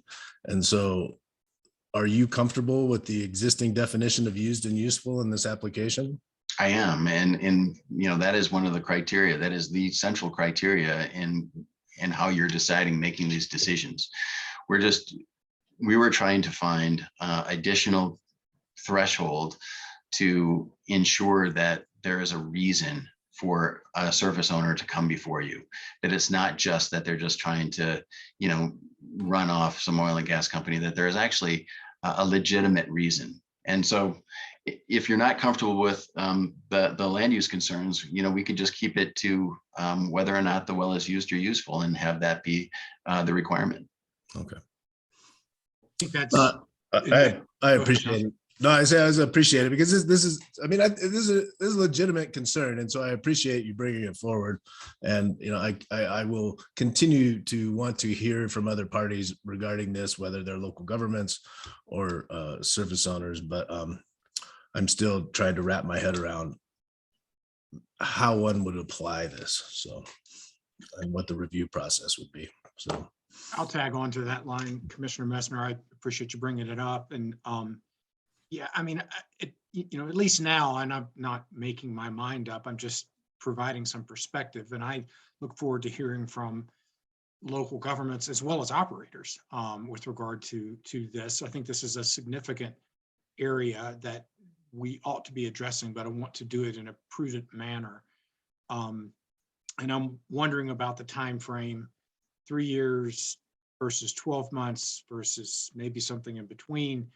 I have a concern, I think, as articulated by Commissioners McGowan and Gonzalez, about us weighing in on subjectively trying to determine a land use this versus a land use that versus something else. I don't have as much of a concern about the threats piece or the used and useful determination. And I think we do have a pretty good definition on used and useful. So I think there's room for work here. I appreciate you bringing it up. One other question I had, and then I'm going to recognize Commissioner McGowan, who had her hand up too. Would your clients, or I guess I'd throw this out there for everybody to think about, but when we do like a forced pooling hearing, we require there to be outreach before you're allowed to file. I'm interested in sort of that concept. We're creating a lot of new hearings for commission, and anytime that we can, force the parties to talk it over before they come to us might be prudent and helpful. So I just sort of throw that out there for everyone to sort of think about. Commissioner McGowan. Thank you, Mr. Chair. This one has been really tough for me in talking with folks, and I'm empathetic to some of the narrative around kind of what's happening with some of these wells that we think are no longer used and useful, and the effect it's having on neighborhoods, local governments, development, et cetera. At the same time, I'm wondering, and I have one of the responses I actually gave to Mr. Sura was my concern that we don't just have people who are not getting their way or don't want an oil and gas location on their property anymore to use this particular path to get rid of an operator's oil well, for example. And so I'm going to call mea culpa, like I asked, like what kind of guardrails could we put in place to prevent that from happening? I'm not sure that this hits the mark. I think I'm aligned with some of my fellow commissioners in that I think this really is about whether or not a well is still used or useful. And maybe we need to hone in on that. I do think, isn't 2AA already an avenue that's available to a surface owner? So if you think that there is a threat to public health or the environment, you think something's leaking, that should be coming through our complaint process, and we should be out there inspecting that. And if you don't have a responsive operator, that should be coming to the commission. In fact, we've had some instances where we've had those discussions as a commission where we think the operator has not been responsive and dealing with the location appropriately. So I'm not sure that isn't there already an avenue for a surface owner to go through for 2AA? There certainly is an ability to go before you if they're in violation of any of your regulations and file a complaint and require a cleanup. What we're really looking for is some relief. It's the Colorado Gas Conservation Commission that first allowed these wells to go forward, sometimes over the vigorous objections of the landowner. And now the landowner in turn needs an opportunity to say, wait, it's been 40 years. We've given at the office. We're getting nothing but a headache from this oil and gas facility. How do I get it off my property? If not the Colorado Gas Conservation Commission, who? So I do believe that ultimately it becomes, your responsibility if you've got an operator that refuses to plug and abandon a derelict oil and gas well. So yes, but I think that we're now we're back to the definition of use and useful. Is it a derelict well, right? Which is a different conversation than this has been on my property for 40 years. I'm tired of it. I want to put in a pivot sprinkler. Like I'm a little concerned too. And I know I'm sounding, sorry, I am very sympathetic to some of the arguments that we've heard. So I'm struggling with my role as a commissioner or as this commission. There's also a contract in place between the surface owner and the operator and the mineral rights that they signed a contract saying this operator gets to do X, Y, and Z. Are we going to be in the middle of negotiating or interpreting contracts that have been signed and agreed to, which has also been, I think, just a sticky wicket for the commission and hard for us to navigate. So I am empathetic to this. I want to be clear. I'm just still struggling with how we can tighten this up so that it gets down to there really truly is a well that is no longer has use. It's derelict in the word that you're using, right? And for whatever reason, an operator isn't cooperating in dealing with it. And I just don't know if we're there yet. May I speak from the landowner side? Yes, please. So I just wanted to go back to that Clinky property. So it's a drilling on it. If all of those are 400 by 400, that's about 18 acres. So that's about 12.5% of the property that I can't really use. And that property is now being drilled from a horizontal location a half a mile to the east. And they are drilling all of that property, all of the minerals from the property to the east of this. You can see all these wells are shut in or temporarily abandoned. And they're blocking the production here. This has essentially become a permanent taking of my land, because they're not using these wells to produce the minerals under the land. They're using the wells to the east to produce the minerals. And I on my computer have the COGCC website up, but you can see the drill patterns. But so there is no, I don't have a way to ask Noble in this case to remove these wells, because they have an SUA that I inherited that says they're allowed to have them there. They're not, they don't have any environmental impact. They're fine, but they're there. And essentially, until the commission forces them to remove those, it is essentially a permanent taking of the land, and they're being produced from the minerals to the east. But if I'm understanding this situation correctly, under the draft that's currently in front of us, you would be able to come to the commission because they have not been in use or producing for three years. Isn't that the testimony that we heard? Some of these wells produced in 2019, produced 13 barrels. Okay. Produced 10 barrels, 2020. So I think basically what it is they pump just enough so they don't have to remove them. And we don't have any ability to, we just have to sit and wait until they feel that they can plug and abandon it whenever it comes up on their schedule. And they're not using these for an economic benefit. It's that they don't want to spend the money to remove them. And I think with that suggestion of bringing in, I think the initial onus should be on the landowner to say, here's 5 years of production records. Here's the directional facility that's already, attaining these minerals. So it's not like you're not injuring the mineral owner, right? They're still accessing their property right. And so I think if there was some way to go to the commission and ask for a hearing on that, I think that would be useful to both parties. So back to Commissioner, I think it was Commissioner Robbins who made the point. I'm not sure, I can't remember. Perhaps should there also be a prerequisite before you come before the commission to a hearing where you show that you've tried in good faith to work with the operator as well? I would be okay with that if that were a stipulation.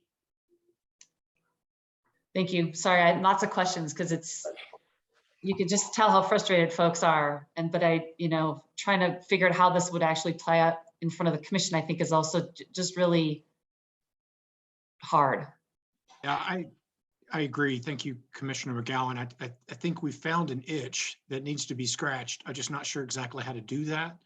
And I'm going to be interested in hearing from other parties about this issue. I may also at some point be interested in hearing from our Attorney General about the breadth and depth of us being able to go into this area. Given like your example, Mr. Von Limke, there is a surface use agreement, which is a private contractual right that are real property interests, and whether and to what extent this commission can alter those property interests is a question I don't know the answer to. But I throw my thoughts out there. I think we all throw our thoughts out there because this is an important topic. We thank you for raising it. We look forward to hearing from others on it. Hopefully you'll have a little bit of time to respond to what we might hear from others in the closing that you would be afforded. Any further questions for this panel? Seeing none, thank you both. Thank your group for being a stakeholder with us. You've brought some good information for us to mull on, and we will pledge on doing that. Thank you. Thank you very much for hearing me. I appreciate it. All right. Now I believe we will hear from the Conservation Alliance. which is 3 different groups. So let's spend a little time getting them to the table. Mr. Sura, don't leave. Who else do we need to bring in? I think it's just gonna be me. It's just you? I'm sorry. Yeah. Okay. Well, then let's get started. All We have right. 20 minutes. Do you, would you like Ms. Larson to reserve any time for closing? Any time that I don't use, I would like to reserve for closing, please. Okay, so, but she's not gonna like give you 18 minutes and give you a heads up. She's just gonna let you roll. No, she doesn't need to stop me for that, for sure. Just pulling up my screen here. Okay, can you see? No. Okay. Let me make sure that I can do this.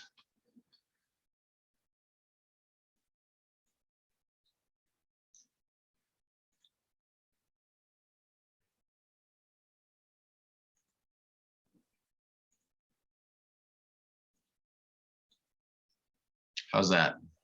That works. Great, thank you. My name is Matt Sura, again, Conservation Colorado, Western Colorado Alliance, and Grand Valley Citizens Alliance. It's a pleasure to be before you today.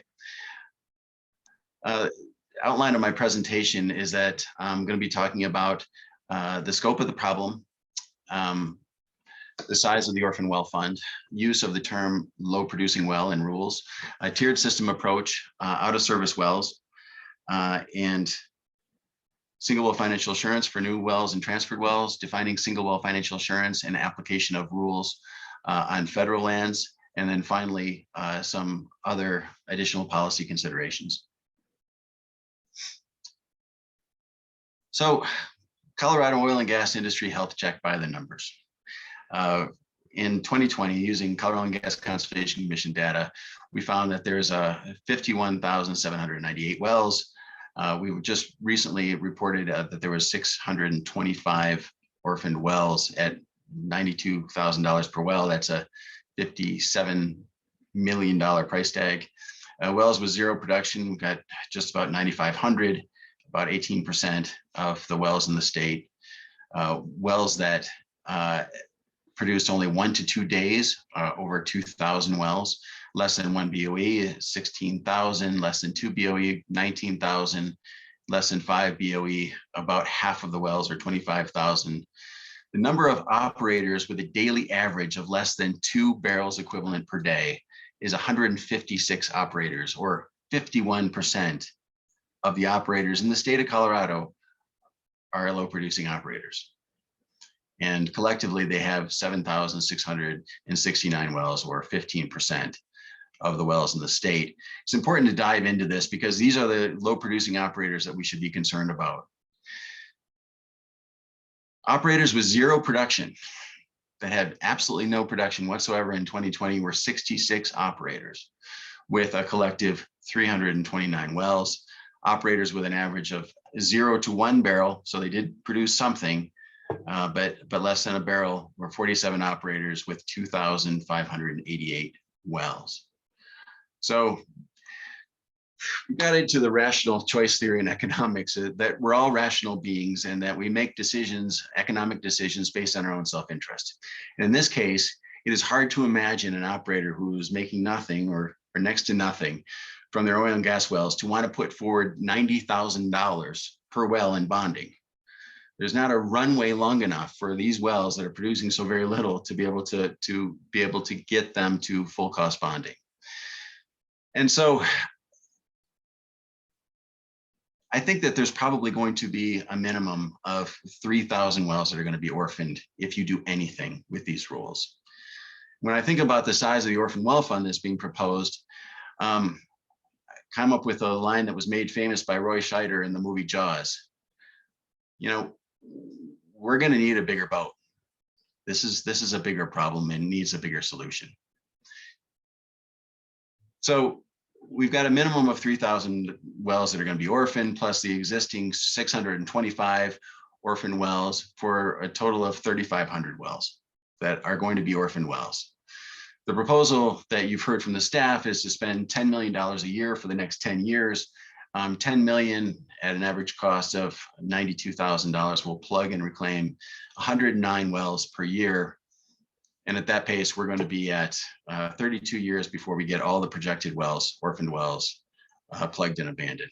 And that's only if we have that 3,500. If we have any more, it's going to be far longer than that. We need a bigger boat.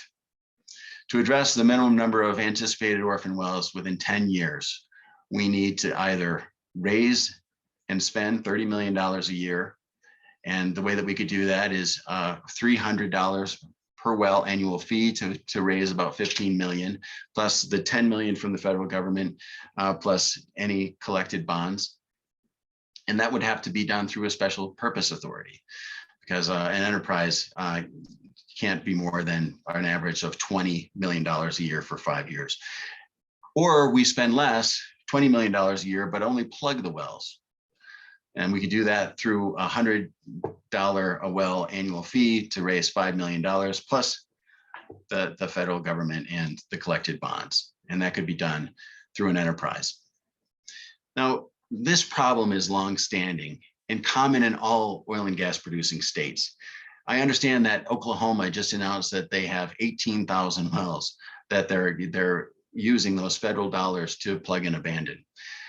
These orphaned wells are not going to be caused by these regulations, merely revealed by them. These wells were going to be orphaned regardless of what you did or don't do. We have the opportunity, we collectively, oil and gas industry, has got to be a part of this, have an opportunity over the next 10 years with this commission to solve this problem that was 70 years in the making. So one of the ways to do that is to look at the definition of low producing wells. Now, this is a definition that has broad support. It's 2 barrels or 10 MCF a day over the last 365 days.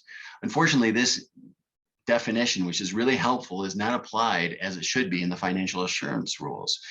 They're still using in these draft rules inactive wells as a definition for when a single well financial assurance is required for plugging, or single well financial assurance in Rule 434B, and single well financial assurance for inactive wells for Tier 1 operators. What is the trouble with these inactive wells? Well, there's a lot. Colorado and Gas Conservation Commission 2018 Financial Assurance Technical Working Group report identified many ways which the operators game the system. They swab their wells, they produce water, they sell stored product every 6 months, anything to avoid the additional bonding for an inactive well. The report suggested requiring inactive well bonds for all wells that are under stripper well status. That's 15 barrels equivalent per day. Again, to remind you that 2020, there were more than 2,000 wells that produce only 1 or 2 barrels a day, a bare minimum to avoid the inactive well bonding. And there are thousands of wells. They're on most of the year, but produce an average of 1 gallon of oil a day. I guess the question is this gaming the system, or is this just a poorly designed system? Again, rational choice theory would be that it's perfectly rational to run a well once a year to avoid an additional $20,000 cost. It's also very rational and in line with the rules currently to just turn a well on and leave it on 365 days a year, even though it's producing zero or very little oil and gas. So we are providing the wrong sort of financial incentives. And that's why we need to address this inactive well and remove inactive well and put in something that is going to require some showing of an economic gain. We also have the PetroShare problem. According to the Colorado Gas Conservation Commission data in 2020, PetroShare Corporation averaged 26 barrels per day across its 82 wells, and then 50 of those wells were low producing. And when they were forced into Chapter 7 bankruptcy, the company's assets were all sold off, and you guessed it, the assets that were of interest to buyers were the horizontally drilled hydraulically fractured wells, and the 50 low producing wells are now on the Colorado Gas Conservation Commission's orphan well list. Low producing wells are the greatest risk to the state of being orphaned. And that's why we need to have low producing wells come under the same heading and same expectation that they're either going to be made to be producing, they're going to be plugged and abandoned, or they're going to have single well financial assurance. And so that is what we have proposed in this red line. And it's very similar to what we're also requiring in the current draft for inactive wells. Except in low producing wells, we're allowing them for 2 years of low producing status before they are required to either make the showing that they're going to plug and abandon it, put it on the out of service will list. They can post a single well financial assurance or make it bring it into productive status. In this change, we would simply require changing the definition or the use of the words inactive well for low producing well. Again, we want to incentivize operators to plug and abandon their assets that are no longer producing. And in tier 1 plans, we should be looking to ensure that tier 1 operators are posting a single well financial assurance for all their low producing wells that they're not putting on the out of service list. Now, to move to the subject of tiers, in this slide, we're adopting the Kinder Morgan CO2 company language. We agree with many of the parties who have stated that blanket bonds is a type of self-bonding. Clearly, there should be some additional looking under the financial hood for operators who will be able to take advantage of blanket bonds. And we like the language that was proposed by Kinder Morgan. We're also looking at tier 2, mandating tier 2 for those operators who qualify. And to qualify in this case, they must produce between 15 and 60 barrels of oil equivalent, or the requirement is that they provide single well financial assurance within 10 years. That's the 10-year runway that is required. And we removed the ability for the commission to adjust the timeline in this case. In tier 3, however, we would still require a single well financial assurance, but we would allow some flexibility in the timeline to achieve that based on the field life for the operator's oil and gas operations, or based on the adequacy of the operator's financial assurance plan. We don't believe that bonding can be a pay as you can or an a la carte financial assurance plan. We really need to have single well financial assurance for these lowest producing operators. And if the operator believes that they can't meet this threshold, they're still be available to go through the variance process.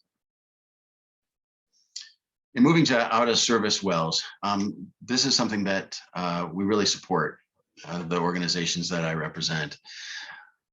We appreciate the good work from the staff and the other parties on fleshing out this idea.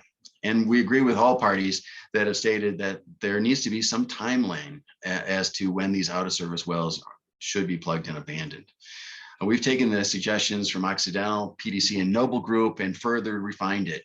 We recognize that over the next 10 years, it's going to be really difficult to address all the many wells that are going to be on the out of service well list, because there's going to be high competition for both rigs and crews.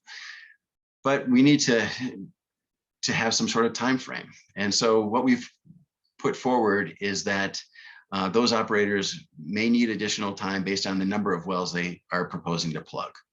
So the smaller number of wells are going to have to meet those criteria more quickly. If they've got more wells, obviously that was going to take longer, and we're allowing for what the Oxy Group has requested, an additional 8 years. Outside of this window, we think that all out of service wells should be plugged and abandoned within 3 years. We also understand the need to waive the mechanical integrity tests for out of service wells, because those are the same crews and equipment that is needed for plugging and abandonment. However, AVO inspections is not an adequate substitute for a mechanical integrity test. AVO, which is auditory, visual, olfactory, means that it's just going out and looking around. It's having somebody go out and use their nose, their eyes, and their ears to try to detect a leak. Well, we're talking about methane, which is both invisible and is odorless. It's really not adequate method to find leaks. However, we do have a very fine method of the AIM, or approved instrument monitoring method, is far superior and should be required in every one of these out of service wells. And this is an example. So the Robert Bayless Dry Creek Federal Well, Western Colorado Alliance has been going out with earthworks and using a forward-looking infrared camera to find leaks on federal lands. And in this case, the Robert Bayless Dry Creek Federal 114, they found a leak around the wellhead using that forward-looking infrared camera. There's no way you could have found this just with AVO. And in fact, as can be seen in 2020 leak detection and repair report from the Air Pollution Control Division, using an optical gas imaging camera finds 2 leaks for every 3 inspections, which is really incredible. On the other hand, AVO inspections find 2 leaks for every 568 inspections. This is according to the operator reported data. The efficacy of AVO inspections in finding and fixing leaks is negligible and doesn't need to be part of this rules. We do need, however, to require the AIM inspections or approved instrument monitoring method. Recently passed rules by the Air Quality Control Commission require at least 1 inspection using a FLIR camera or other approved method a year. This operator memo states that the requirement would be applied to shut-in and temporarily abandoned wells, and we believe should be applied to the new out-of-service category of wells as well.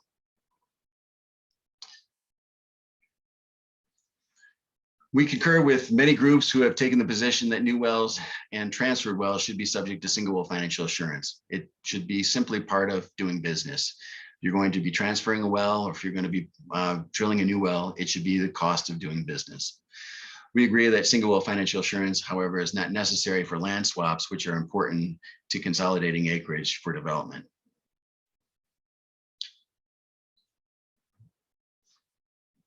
Should the Colorado Gas Conservation Commission's demonstrated costs? We do not know how the operator's costs are relevant to financial assurance. The bonding is meant to cover orphan wells, and it's irrelevant if the operator can plug a well for $10,000, because if the well becomes orphaned, it's not going to be the operator that is plugging it. It's going to be the Colorado Gas Conservation Commission.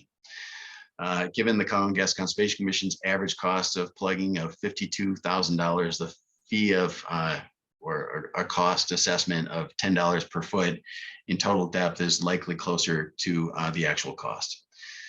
For single well financial assurance, generally we support the Western Resource Advocates contribution on this.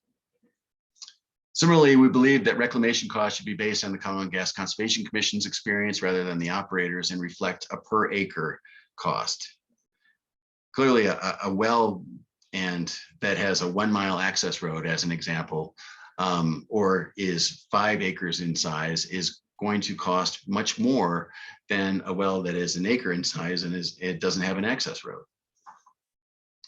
We'd also like the Colorado Gas Conservation Commission to consider the 80th percentile of costs, meaning that you're not just looking at an average, which is going to cover half of the wells that are orphaned. We want 80% of those wells that are orphaned to be covered by these fees or fee assurance. And finally, moving into single well financial assurance, the director should have their ability to review, approve, deny, adjust, or request additional information. It should be incumbent on the operator to challenge the staff determination for a single well financial assurance, and it should be the operator's burden to demonstrate that the amount assessed for a single well financial assurance is clearly erroneous. And finally, this is something that we keep saying, but application of state financial assurance rules should be applied to federal lands. We believe it's your obligation under the law. There's a number of wells, 13 to 15,000 wells that are on federal lands or minerals, and a majority of the critical wildlife habitat and the places that we all enjoy visiting are on federal lands. They should be protected. And finally, we would like to see Pitkin County's proposal supported on this. This is a language that a lot of local governments as well as other organizations are supporting. So horizontal development looks at the opportunity, offers an opportunity for us to look at vertical oil and gas wells in the drilling and spacing unit and determine if they should be plugged and abandoned. And maybe that's an opportunity for us to require the operator, the horizontal well operator, to consider whether a well is used or useful. This is also something that they could use as addressing cumulative impacts, demonstrating that they're plugging and abandoning wells that are no longer used and useful in the drilling and spacing unit.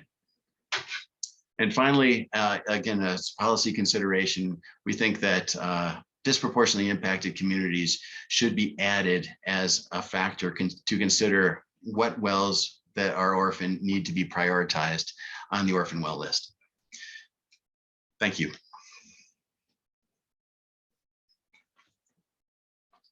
Thank you, Mr. Sura.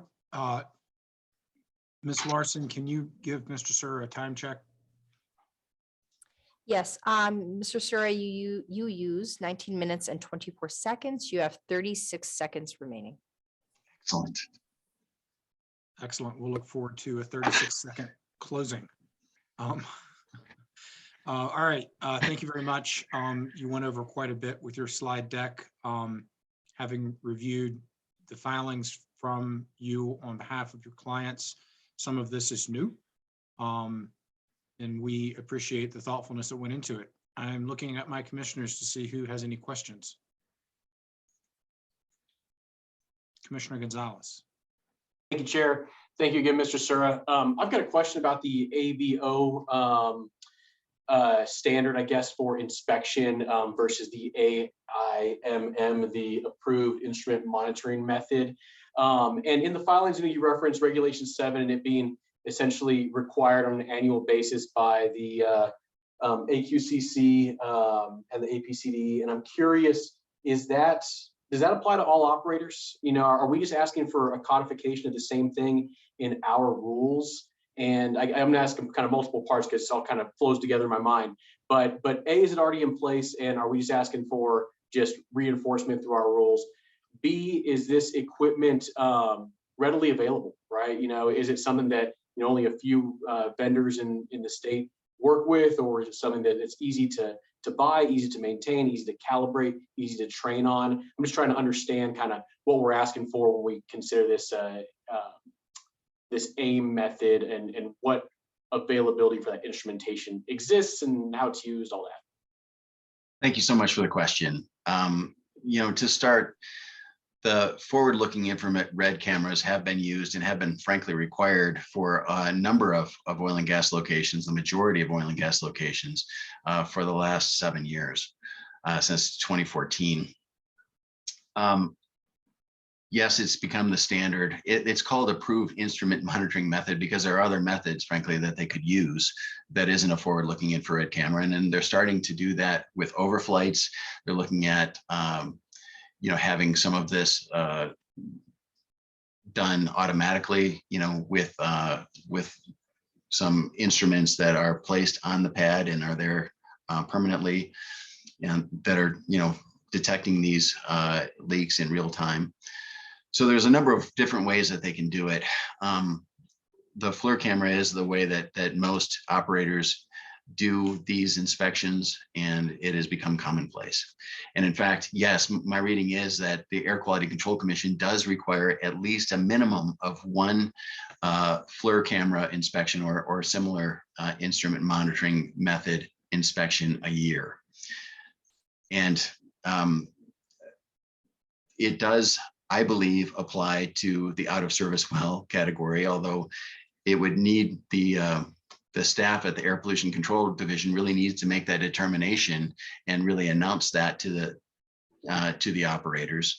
I think that would be helpful. I think it's helpful also for that to be the expectation, given the fact that they are moving away from mechanical integrity tests. We want to know that these wells, if they're waiting to plug and abandon them for 8 years or longer, that they're not leaking methane. or volatile organic compounds, or hazardous air pollutants. And these tests are an important way to do that. And I think it would also be really helpful not only to have it in the rules to as a reminder for operators that it is an expectation, but also if there is a leak detected, that is reported to the Coal and Gas Conservation Commission. And this, having that rule in there would allow for that type of reporting.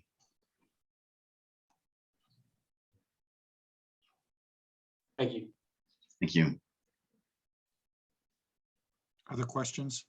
Mr. Chair, sorry, could Mr. Sura clarify when AIM is required right now under Reg 7 for what types of wells? Sorry, I just wanted to know. I'm trying to understand why it wouldn't be required for an out of service well. I believe that it is required for an out of service well. So I brought up one of the operator memo, or a memo that the Air Pollution Control Division staff put together to direct operators that states very clearly that shut-in wells and temporarily abandoned wells are considered to be producing. Even though they're in the shut-in condition, they have the ability to produce, and therefore any area of that wellhead that is pressurized needs to be checked at least once a year using an approved instrument monitoring method, typically a FLIR camera. And this new category of wells, I think, would fall into that type of category. It's a shut-in or temporarily abandoned type well. And therefore, it would be nice to have the clarity in the Coal and Gas Conservation rules that we do indeed expect that there's going to be at least one leak detection and repair a year for those out of service wells. Sorry to jump in. Thank you for clarifying that. Oh, thank you. Other questions from commissioners? Commissioner Messner? Thank you, Mr. Chair. Thank you, Mr. Sura, for that presentation. I appreciate some of the pragmatic approaches that you're taking to this, and seeing different ideas evolve over the different statements and presentations that I've heard. And so that's much appreciated by me. I do have a few questions. And again, I'm going to be all over the place, but let's start with the orphan well registration fee and the program fee. And so I think what I heard you say, and I'm just confirming it, that your recommendation, understanding that we're in your view that the boat's just not big enough, and that we need to be realistic in anticipating what we're potentially going to see on the orphan well list in the future. I also believe that the orphan well program is a very important backstop to any financial assurance mechanisms as we look at it holistically, in order to be able to meet our mandate to provide financial assurance and to ensure that operators have financial assurance. Did you land on 30 million a year combining everything? And so that's $5 million a year from a registration fee, $10 million from federal government, and $5 million from reclaimed bonds or claimed bonds. Is that where you landed, or I'm trying to get an idea of exactly what you think's where we should be on that. And I understand the bookends associated with the enterprise fund. I mean, I think I'm still going to want to know exactly what those bookends are. So I'll just broadcast that out there because it's still not totally clear to me, even reading the ballot. Well, it's not ballot initiative, but the approved ballot measure that determines the bookends on the financial or on enterprise funds. But at the same time, trying to understand what you think an adequate amount is as far as creating a bigger boat. Thank you for the question. And I think that a lot is going to go into this. And I know that this is something that Director Murphy is also wrestling with her staff, and it's a question of the amount of resources. It's a question of how, the amount of crews and equipment. It is a question of the capacity to be able to move these dollars in a timely way to the field and get these things done. You know, I think that there's probably going to be a bigger need than we have the capability of addressing, even if we had unlimited a budget. So, you know, it needs to be something that is attainable. I think that the $10 million is setting our sights too low. Frankly, I think that we need to do more. I think that we have there, you know, we're going to be expected to do more because we're going to have an orphan well list that is going to kind of overrun, you know, our ability to address it with $10 million. And so therefore we should be setting our sights with an expectation that we're going to need all of these different funding streams. And certainly, you know, I recognize, you know, why we're looking at reducing that annual well fee, but I think that it needs to be doubled probably from what it's being proposed at, or tripled at, you know, $300 a well. Again, that's to bring in the kind of money that we're going to need to be able to get these wells addressed as quickly as possible. And I put forward the 10-year time frame because, you know, if I was in your shoes, and I think us as a community, both environmental, local governments, and industry, as a community, we can solve this problem. This is not a problem that we created.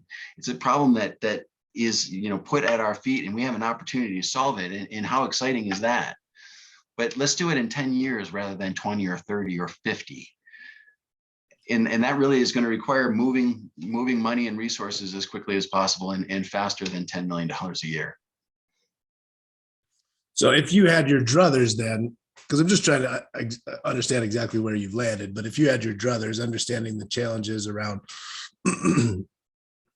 caps around the enterprise fund or the special authority ballot initiative, but you would recommend $200 to $300 a year annual registration fee in addition to the annual federal funding that would be applied for and whatever the claimed bonds would be. Is that what I'm hearing? That's correct. And, you know, I also would throw in any fines and penalties. You know, I mean, this is going to, let's look at all the funding streams we can.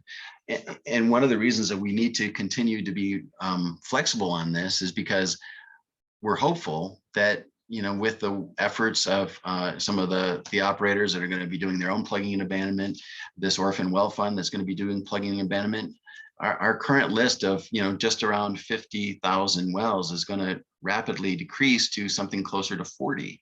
And that's going to decrease the amount of money that's brought in per well. Or the amount of money that is collected for that per well fee. So I think that we use everything that is available to us and really put our shoulder to the wheel and get this done in 10 years, as much as we can. This federal funding is a real opportunity, but so is, you know, these new rules, so is this new commission. I think it's all an opportunity for us to address a problem that, you know, is really tough and has been in the 70 years in the making. And so how do you think that the orphan well fee and the orphan well fund, that's the program, how does that interplay with any financial assurance requirements for existing wells? Do we consider that as part of the overall picture of maintaining financial assurance for existing wells, or do you see it independent of one another? Yeah, and I understand the question, and I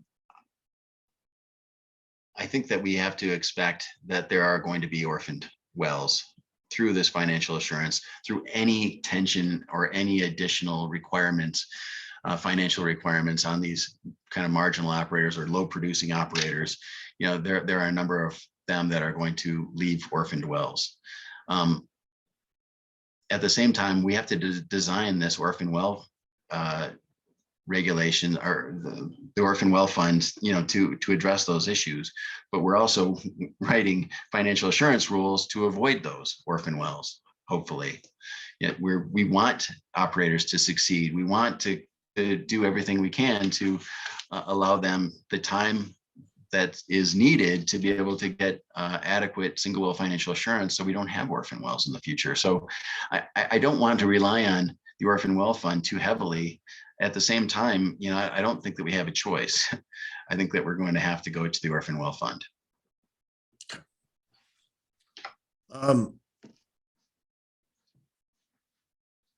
So I think I'm pretty clear on your position around the proposal for existing wells. I want to talk just a little bit about new wells. And so my understanding is that you're proposing single well financial assurance for new wells and for transfer of assets. Do you anticipate any allowances for not requiring full financial assurance for transfer of assets, or would that, in your opinion, just be a blanket requirement?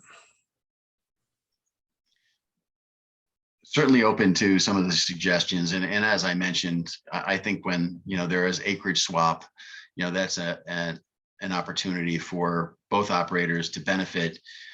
It's not, yes, it's a transfer of assets, but that would be an area where I would think that they wouldn't need to do single well financial assurance. And so I look to industry to propose other times when a transfer shouldn't trigger it. But generally speaking, a transfer of assets should require single well financial assurance. That should be a part of the transaction and a part of doing business. And so I've heard some suggestion that should there be a requirements for single well financial assurance, that there may be an opportunity to develop a incentive for operators to either plug and abandon their own wells, or be able to potentially plug and abandon a well off of the orphan well list as an offset for the requirement for single well financial assurance for new wells. So an example would be if an operator is applying for a new well and the regulations would require single well financial assurance for that new well, they could propose the plugging and abandonment of 2 of their own wells, or plug and abandon 1 well off of the orphan well list in exchange as an incentive to having to pay single well financial assurance for that new well. What are your thoughts around that idea? Well, and then you would be assuming that there's other financial assurance or a blanket bond that would be covering that well in some way. Correct. It would still have financial assurance associated with it, but it would be under whatever financial assurance requirements would be for their existing wells. So it requires a willing operator. And in the conversations that I've had, and I haven't talked to all or even most operators that are part of this rulemaking, but the ones that I have talked to aren't very interested in dealing with someone else's, mess. And just the potential liability that goes in with that, and it would beg a number of questions, Commissioner, including, what happens with remediation. You get in there and you're trying to, you plug the well, but then you find that there's this pool of oil, under the soil that's going to require $200,000, to remediate. There would need to be, we'd have to work out those provisions, because certainly nobody wants to be on the hook for something that is going to be that big of a project. And so I'm afraid that those are kind of going to fall to the state to deal with, but certainly open to that suggestion and would be supportive of it if it was something that the operators were willing to do. So, and I apologize, I have so many questions, but so I wonder if you could pull up the slide that included the memo 6.3. you know the one I'm talking about? Yeah. Okay.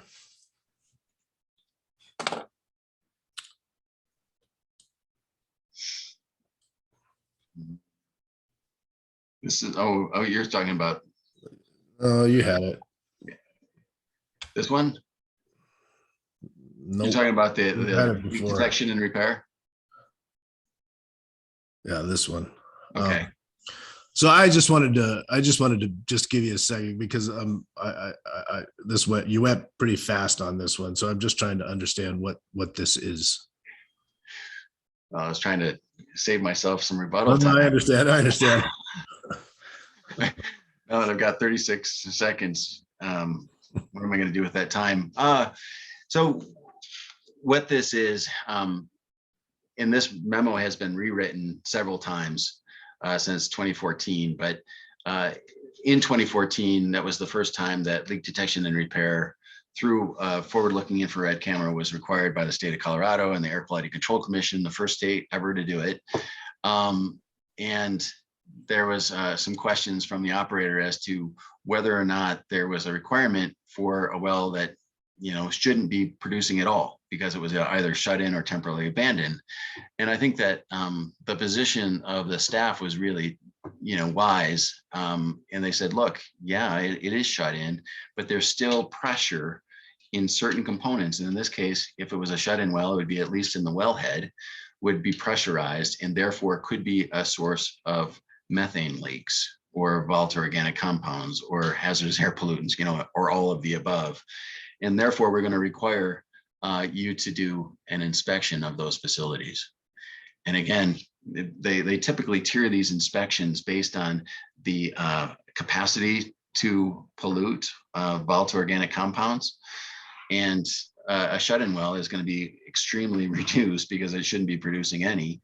However, according to the new rules that were just passed this December, all wells, including those that are shut in and temporarily abandoned, and I would argue out of service wells, should be subject to that leak detection and repair at least once a year. That's helpful. Thank you. A couple more questions. So you were talking about kind of the remediation costs, and you had brought up the matrix, and your suggestion was not a per well dollar amount, but a per acre dollar amount. And I'm looking at the existing matrix as drafted in the draft rules, or the dollar amounts associated with it. And, you know, understanding particularly on the western slope that we're seeing pads in the 10 to 15 acre range. Well, I think also on the front range. It seems like some of those numbers inside of that matrix would get pretty high pretty fast, maybe inappropriately. Did you apply that matrix utilizing the per acre and see if it was accurate or not? Because I mean, I understand that we want to look at it potentially from a location standpoint. And so a per location standpoint, as far as determining, you know, ultimately what those reclamation costs are, but I'm not sure that applying a per acre, applying the existing numbers straight to a per acre gets us to accurate numbers. So I didn't know if you did any analysis on that. No, you're absolutely right. I haven't, and I didn't, and I should. The reason that I couldn't is because this is per site or per well. Right. And I don't know what the average size of those well pads are that they were using. I would assume if we're talking about vertical wells, they're probably an acre or less. Right. But they may not be. So I really, I'm not sure. And again, we've got Crackerjack staff, you know, at the Common Gas Conservation Commission that can figure this out, but it needs to be done per acre because, as I understand it, reclamation experts and specialists that go out there and are actually doing this work, you know, that's how they're judging. You know, the price tag is going to be by how much seed that it's going to require, you know, how long they're going to have to rent the rototiller, whatever mechanism they're doing to reclaim that site, you know, it's going to be based on, you know, square foot or acreage. Okay, that's fair. And just to make sure I understand, where do you see the applicability of the 80th percentile? Is that in downhole expenses only, or does that also include reclamation? Well, I proposed it for reclamation. It could certainly be downhole, but I think that those costs should be pretty well known and pretty identifiable. There may be a difference even for downhole costs, basin to basin. You know, it may be that on the Eastern Plains, they can get cement more cheaply and their crews run, you know, more cheaply. Who knows? But we could determine that, and that's something that the Common Gas Conservation Commission should have access to, you know, have firsthand information on. But it's this reclamation cost that I think really we need to make sure that we're covering the 80th percentile. Reclamation is going to be more difficult in certain areas and certain basins. Let's face it, you know, where you come from, Gunnison and the Piceance Basin, those areas are really dry, and it's really hard to get things to, very difficult to get things to regrow. There's very little topsoil, you know, and so it's difficult. And some of those wells are just farther apart, and on federal lands, you know, they're going to have maybe very long access roads. And if those need to be reclaimed as well, and I think that they do, that needs to be part of the equation. Okay. I think I've exhausted my questions. So thank you. Thanks. Commissioner Nanjapa. Thank you, Mr. Chair, and thank you very much, Mr. Sura, for the presentations. I appreciate, you know, some of the ideas that you brought forward here. One thing I just wanted to go back to that I'm still kind of wrapping my head around is the numbers you are projecting for the anticipated orphan wells, and you know, knowing that we have, you know, upwards of you know, 400 to 600 or so currently with some of the ones that we know are kind of in the pipeline. I was just kind of curious what in projecting that, or if you could go back to that. I think I sort of missed a little bit of your explanation in terms of like when you think that 3,542, I think it was a number, right? Yeah, like what's the time frame that you are thinking that those are going to happen? Are they happening in the next 5 years?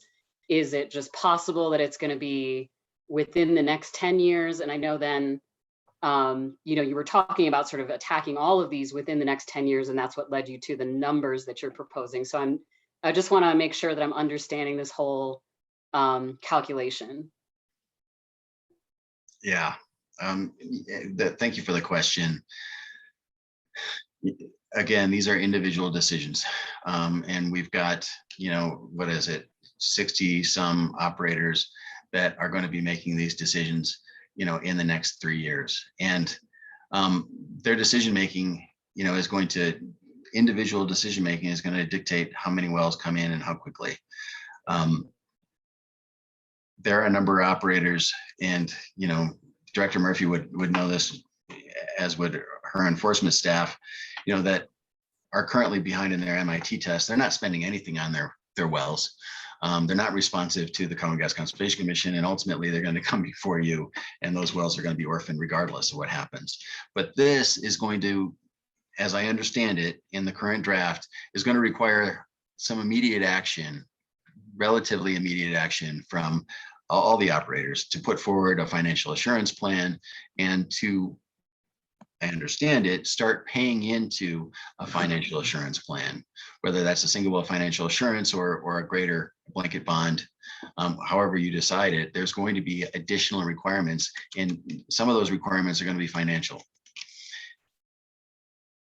You know, in terms of this 3,000, 3,500 wells, I don't think that you're going to see a lot of those operators say, yeah, I've been putting away money, you know, all along, and I'm willing to put it into, you know, a bonding account. Maybe they are, maybe they have, but they haven't made any money over the last, you know, number of years.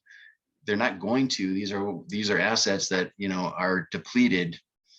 I just don't know. I think their rational decision will be that they're going to walk away from those assets.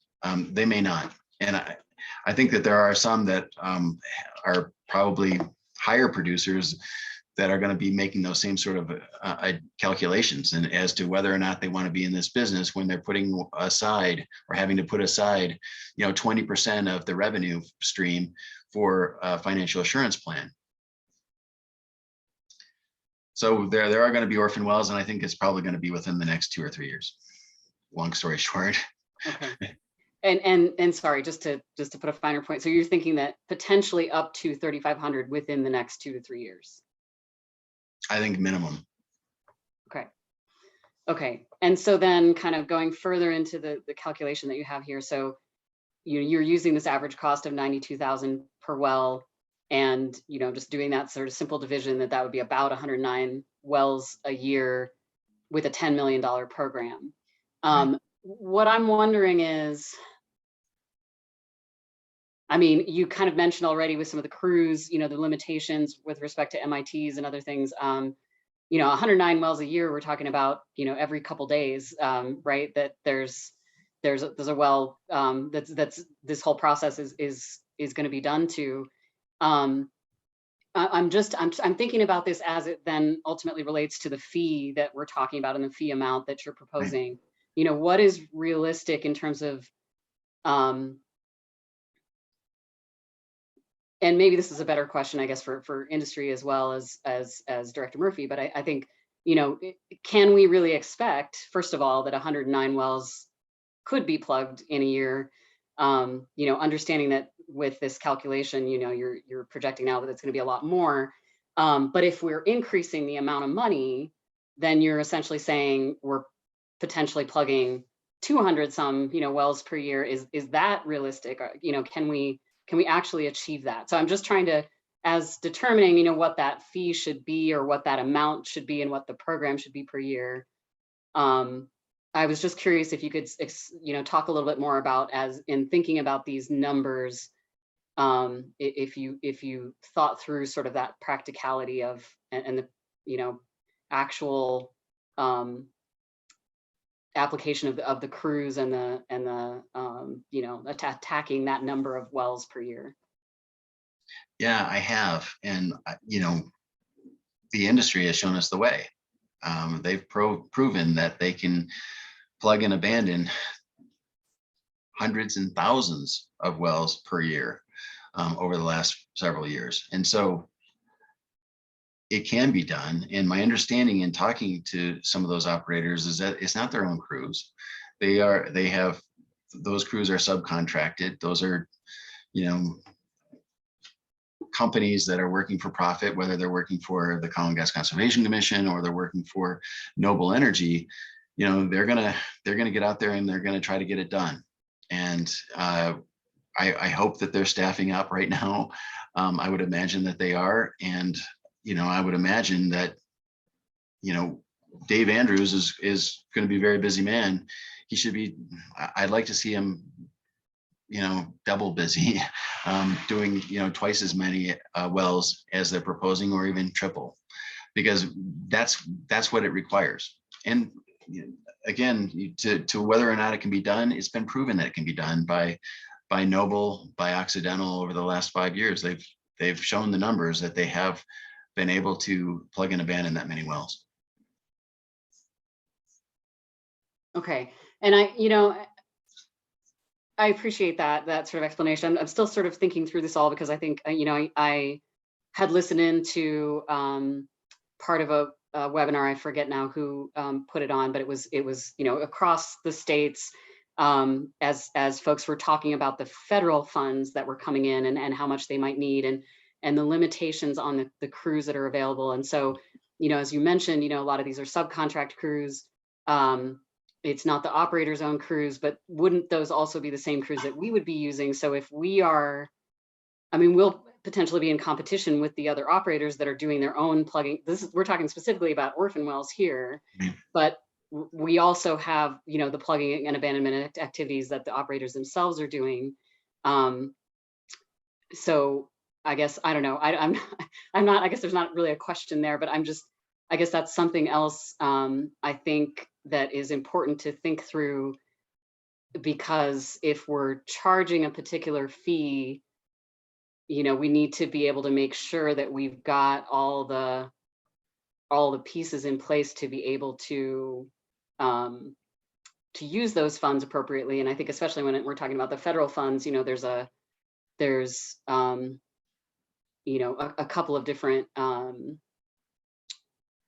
considerations, like if you have to revert money back that you don't spend, and does that then affect future allocations and you know, those kinds of considerations as well. And so anyway, I guess I'm just thinking out loud right now, but I think if you know, maybe just for other folks who are listening, if there's a way to think through, you know, what the right amount is that we can actually address the number of wells that could be addressed per year, I think that'll, you know, that'll help us kind of zero in on this number. But I appreciate your thinking through it and kind of bringing these numbers forward. And also, you know, I agree with you that the sooner we can get on top of the problem, you know, then obviously the better shape that we're in, especially in combination with whatever bonding that we're also going to require. So yeah, I don't know if you have, like I said, there's not really a question there, but I think it's just important for us to think through how this actually gets implemented, you know, depending on the fee that we set. I think it is a great question. And I know that all the states are going to be grappling with this, but this was proposed as kind of a jobs bill. And this is the federal government putting money in formula that doesn't need to be spent, but it does need to be allocated, I guess, you know, in a certain time period. But the expectation is that a lot of the folks that are no longer working in oil and gas crews are going to be moving into plugging and abandonment crews. And that was one of the reasons why part of the formula is how many jobs were lost by the oil and gas industry over the last couple of years. And that is a factor. And I think that, you know, I would like to believe that this is going to be a good paying job for the next decade, at least for a number of workers in the state of Colorado. And, you know, the state putting their money where their mouth is, or addressing this problem aggressively, you know, puts the word out to those entrepreneurs that are out there that want to do this work, that, you know, that there is going to be work, you know, for the next 10 years. I think that the more aggressive that the state can be, I think that sends a signal to the market that hopefully, you know, we're going to get more jobs there and more resources, and build our ability to address this problem. Thanks. Commissioner Gonzalez. Thanks, Chair. And thank you, Commissioner Najaba. I had a question related to that in my notes. I had written bigger boat equals bigger crew. And so when we think about that, you know, I think that every one of us are a fan of plugging all of our orphan wells as quickly as we can. And, you know, it's throttled by a couple of things. A, it's money. B, it's resources to be able to deploy it. And then C, it's those external resources that you're hoping are available to be able to engage to deploy that. I do think that if the money's there and we as an agency can manage that appropriately, that there's the strong possibility of attracting resources and investment into that type of business in the state. And there could be, you know, very much a long lead on that that allows someone to maybe build a nice long-term business out of it. So just want to kind of make a comment on that to kind of follow up. I do think that really we have to show that those resources are going to be put to use. I don't think anyone wants to see that money come in and then just sit on the sidelines. That's not what it's there for. And you know, that's kind of a concern I have with a couple of these aspects. And that's a pivot that I'm going to use to pivot to specifically full cost bonding on new wells. I was reading through your filings, rereading through them last night, kind of in preparation. Well, one of the things that you highlight, Mr. Sura, that not everyone did is the fact that these new wells are going to be around for several decades, right? They're going to be part of Colorado's landscape for several decades. And so when I think about taking full cost bonding for every new well, we're essentially taking money today and we're sticking it under the mattress for several decades. with no productive use for investment, for operational maintenance, for plugging. And it's all based on this perceived risk or quantified, tied to a perceived risk that every single well is going to be orphaned, right? And is not going to be cleaned up by the operator, is not going to be cleaned up in the normal course of business. And I'm just thinking, is that how we should be planning, for generating and then using these funds, is to take them all at once and then put them away for, decades, 40, 60 years, in some cases, sometimes longer, on the basis that every one of these wells is going to be orphaned in the future. I take your point. And you're right. In some parts of the state, new wells are the lowest risk. In the Denver Julesburg, they don't miss, or they miss very rarely. The rest of the state, that they're not batting 1,000. On the Eastern Plains, talking to an operator just last year who said that, out of the last 5 wells they drilled, 3 of them were dusters. And so, yeah, I think that we need to be able to allocate that risk, and they need to be able to, that's a part of doing business, is putting up that money to be able to show that if indeed they don't hit, that they're going to be able to take care of that asset. And I understand your point on the Front Range, that it would seem like that those are certainly less risky, but it's also so minimal.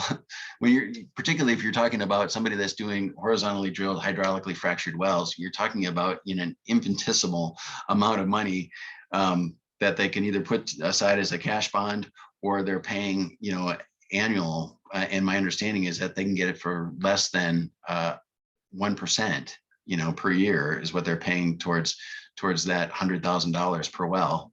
And it would probably be less than that, because you're talking about multi-well facilities that might have, a dozen wells on a well pad. So, certainly the reclamation costs aren't going to be, if you look at it, on a per acre basis, it should be much cheaper.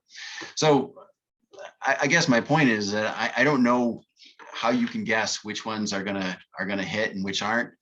I think if they're putting forward, $5 million, or more per well to drill and hydraulically fracture those wells, then yeah, putting forward, putting aside maybe $100,000 to ensure that those assets are retired properly is, it's a rounding error.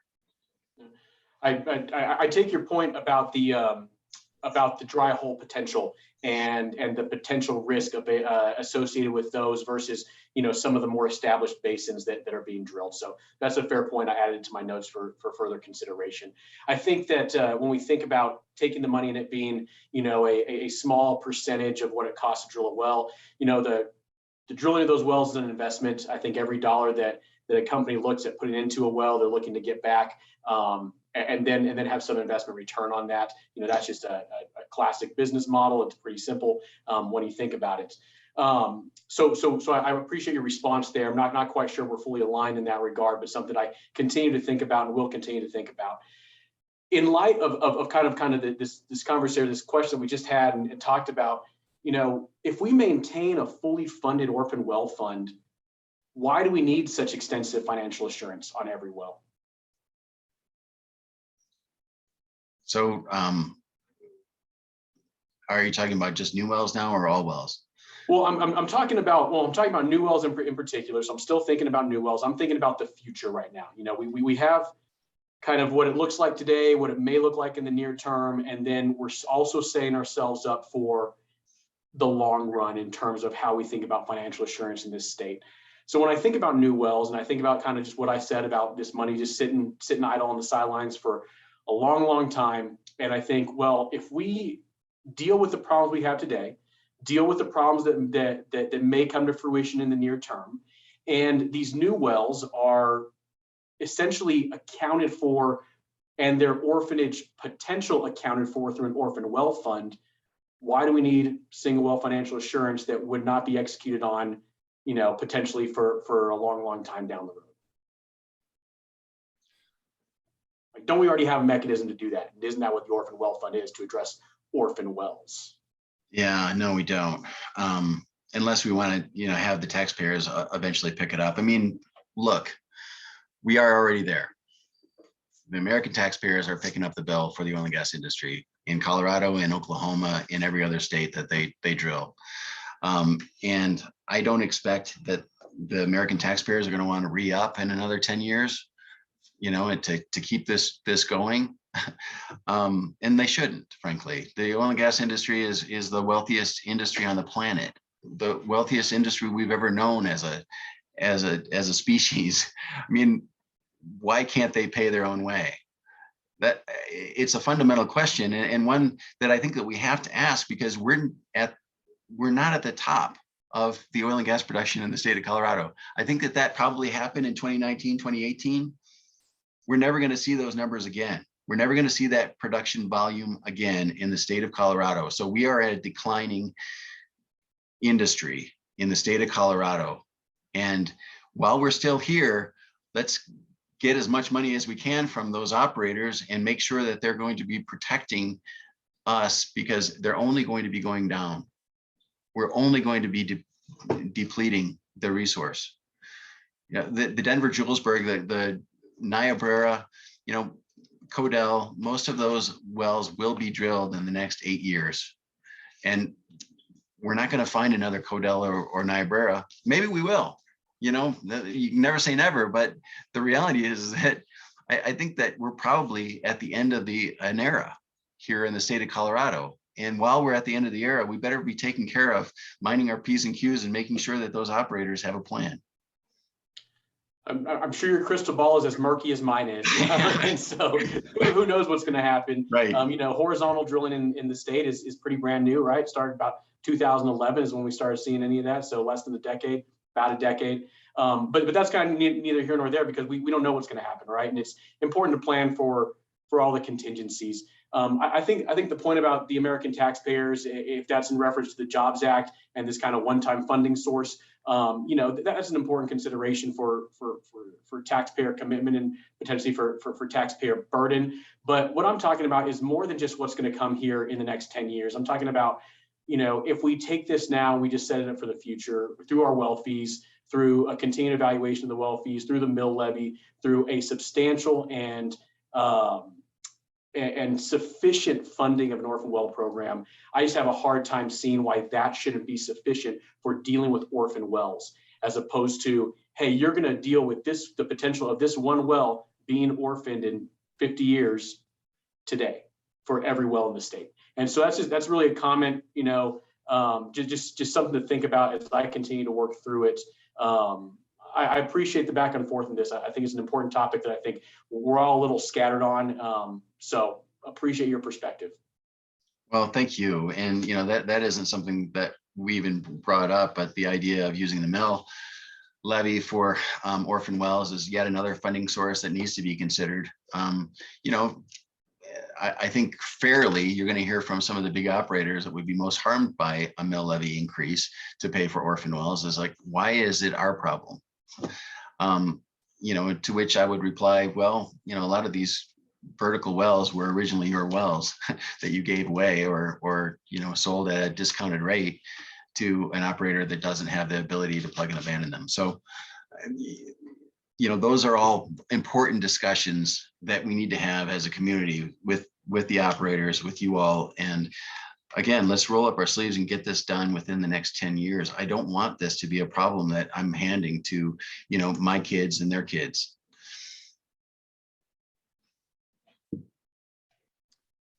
Commissioner McGowan. Thank you, Mr. Chair. Mr. Sir, could you, sorry, it's been a while now. Can you remind me, did you say that you agree with Westlope COGA's Tier 1 structure? Did I hear correctly? No. Okay, so did you go back to Tier 1 and tell me what you? Sure.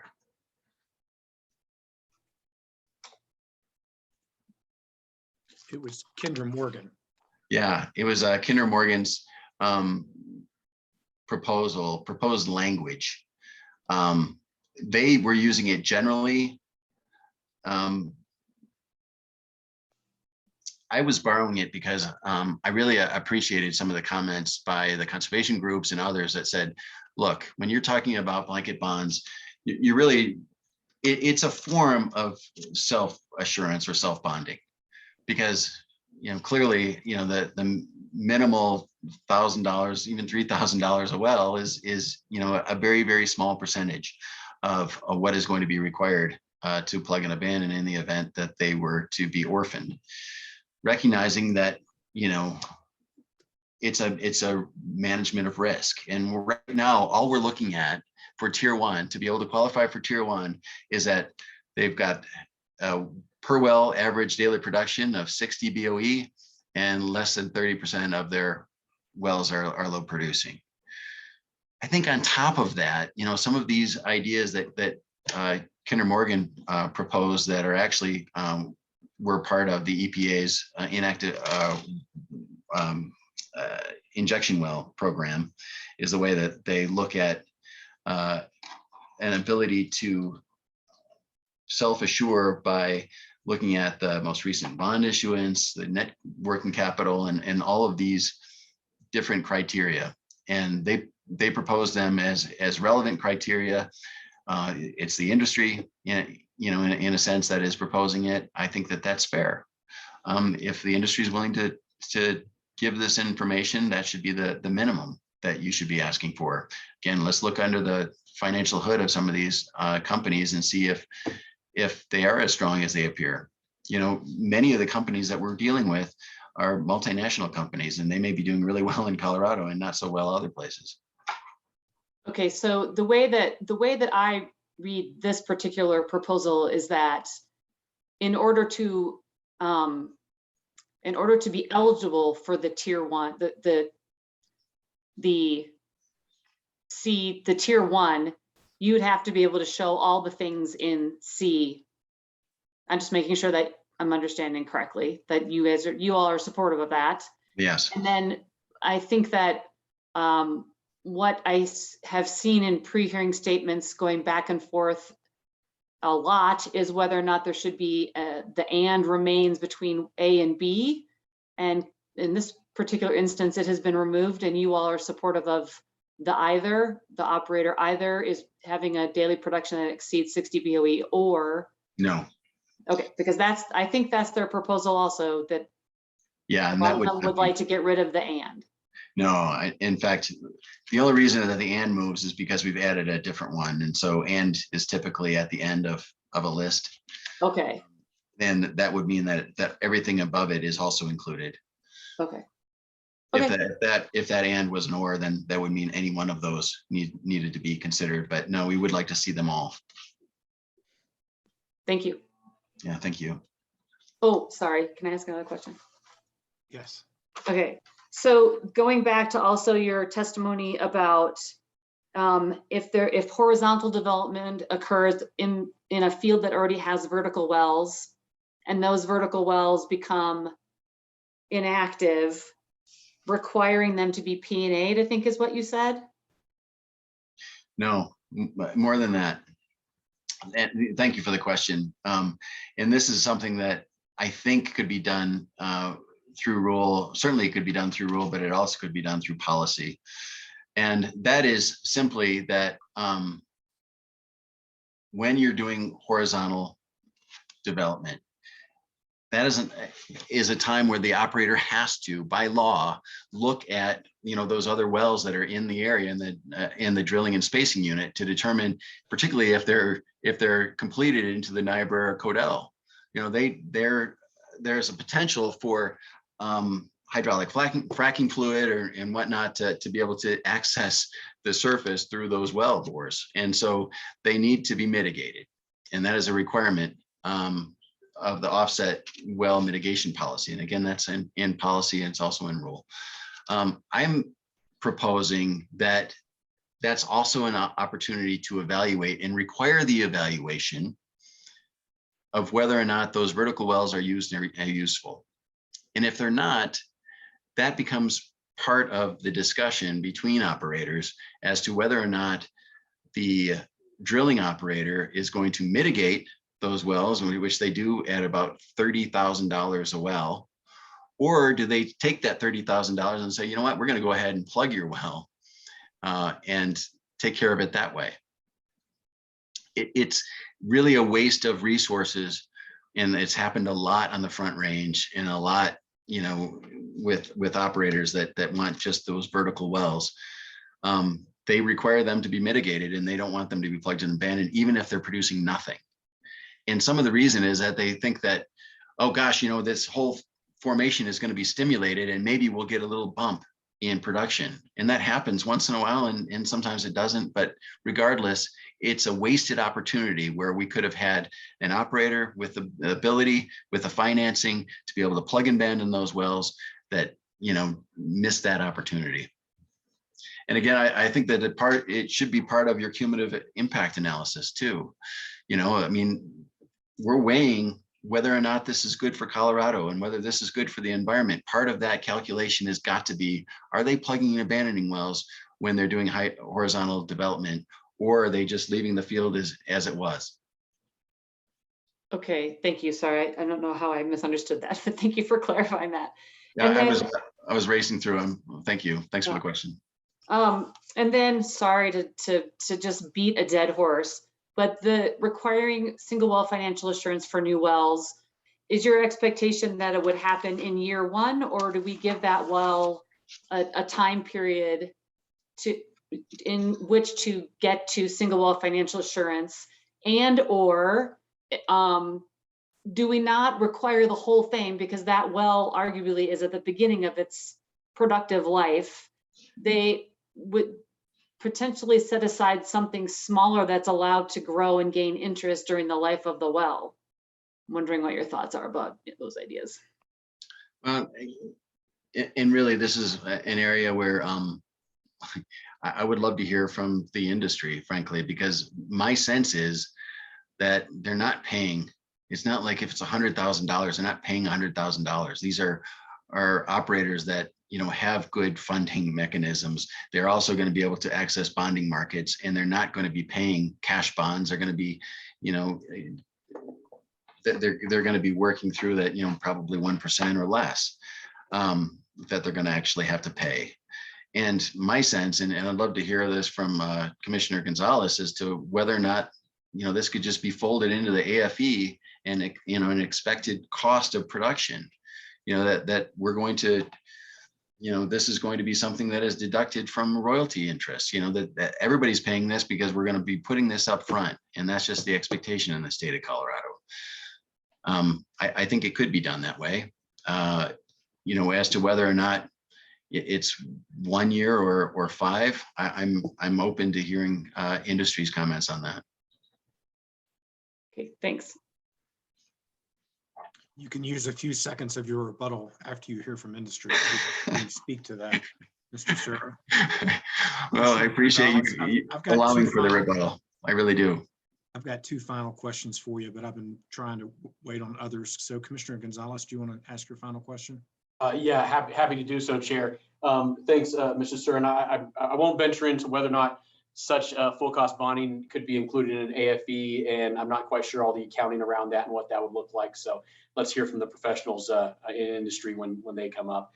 I want to ask you about the this idea about mandating plugging and abandoning of offset wells that are ahead or tied to or required to be mitigated for horizontal development. And I was thinking about this when I was reading through your filings, and a couple of things that popped into my mind playing devil's advocate on this is, one is, how do you get around a takings claim in this regard, right? Because it's not just about the production when it comes to these wells. And I think we're going to hear from operators tell us that there's value outside production in maintaining these wells. And, you know, they're going to make their case in that regard, and we'll judge the credibility on that as we see fit. But if you have an operator who says, hey, this is my well, I drilled it, I own it, I've got the equipment, I've produced it, it's my prerogative on how I want to produce it, it's my prerogative on what I want to do with it in the future. How do you just take that well from that operator and say, yeah, but your big brother next door wants to drill a better well? When you make that call, I mean, that I listened to the previous speaker and the Surface Owner Coalition, and I thought they made some excellent points. Somebody's got to make that call. And it's the Oil and Gas Commission that first allow those wells to go forward. And it should be, you should be on the hook for, making a call as to when, its time has come. And that's all we're asking for, is that it's an evaluation of whether the well is used or useful. Going back to the definition that's already, in the proposed regulations, is all we're looking for. And if they determine that it is still used or useful, or there's a good way that it will become used or useful, then then they can mitigate it and not plug and abandon it. I hate to see those resources go wasted when they're mitigating and spending tens of thousands of dollars to mitigate a well that isn't producing anything. And, and I think what we'll find is it's not the operator who doesn't want to plug the well, or the operator who's drilling the horizontal wells. It's the operator of the existing well who's not going to want it plugged for whatever reason. You're exactly right. Exactly right. And so, but I guess that's why it's important that it ends up in policy or in rule, because there is already that friction. And I would like to put the thumb on the scale of allowing the operator to get that thing plugged and abandoned, to spend 3 times more than they would be spending if they were mitigating it, to get it plugged and abandoned. And finalize that. I mean, the operator doesn't have they can't say, hey, look, that's holding acreage by production, because there's new horizontal production that's coming in, right? I mean, we could talk about formations and different leases for different formations, but practically speaking, we're talking about a well that is maybe holding, or maybe it's just a wellbore well that doesn't hold any acreage, but it doesn't need to be there. And if they make the assessment that it is no longer used or useful, let's use those resources and get that plugged and abandoned. Yeah, I take your point, and I think there's a lot of operators that would like to see that happen. I think that there's plenty of operators who, want to keep their wells for whatever reason, and I think that it's our job to entertain and to listen to them.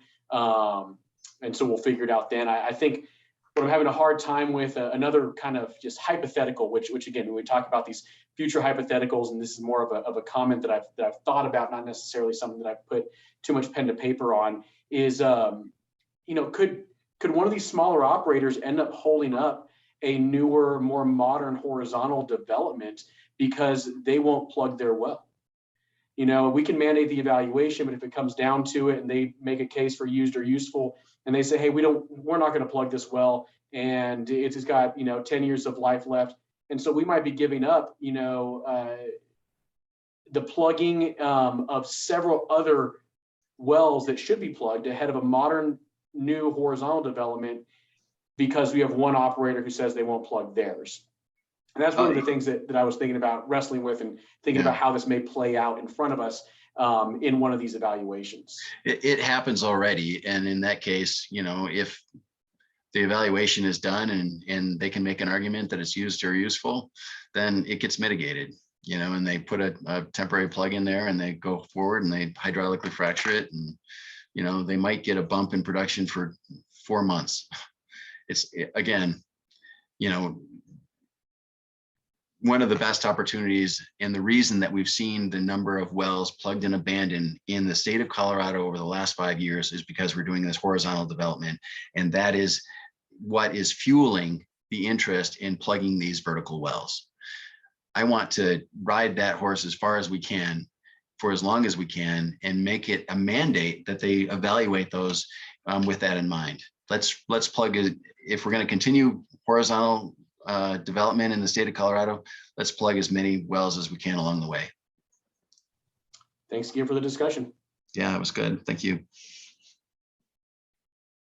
All right, seeing no further questions, I have 2 quick ones for you, Mr. Sura. Some of the operators have proposed a tier that involves one large blanket bond of 30 million. Do your clients or you have a comments about that? So we would oppose that for all of the reasons that we mentioned on both the tiering, but probably more importantly in the single well financial assurance for low producing wells. We think that that's absolutely essential because it does two things. One, it certainly, allows for the protection that we know that those wells that nobody is ever going to buy. Nobody in their right mind would buy a well that's producing less than 2 BOE per day, particularly based on the fact that they would have to put forward single well financial assurance. So there's no market for those wells. If they were to go bankrupt, we need to have single well financial assurance for all our low producing wells. And, that needs to be a basis for all the tiers, and particularly on tier 1, we would expect that would be needed, and allowing for just a 30 million blanket bond, without any additional bumps for their single well financial or their low producing wells is the wrong incentive. It basically gets us back to where we are today, where you're not giving them the disincentive to plug in abandoned wells. We want to incentivize that. We want them to see that, they would rather put that on the out of service well list than have it, something that they have to provide single well financial assurance for. Thank you. Second question, your testimony indicated your belief that this financial assurance rulemaking will expose approximately 3,000 new orphan wells, right? Correct.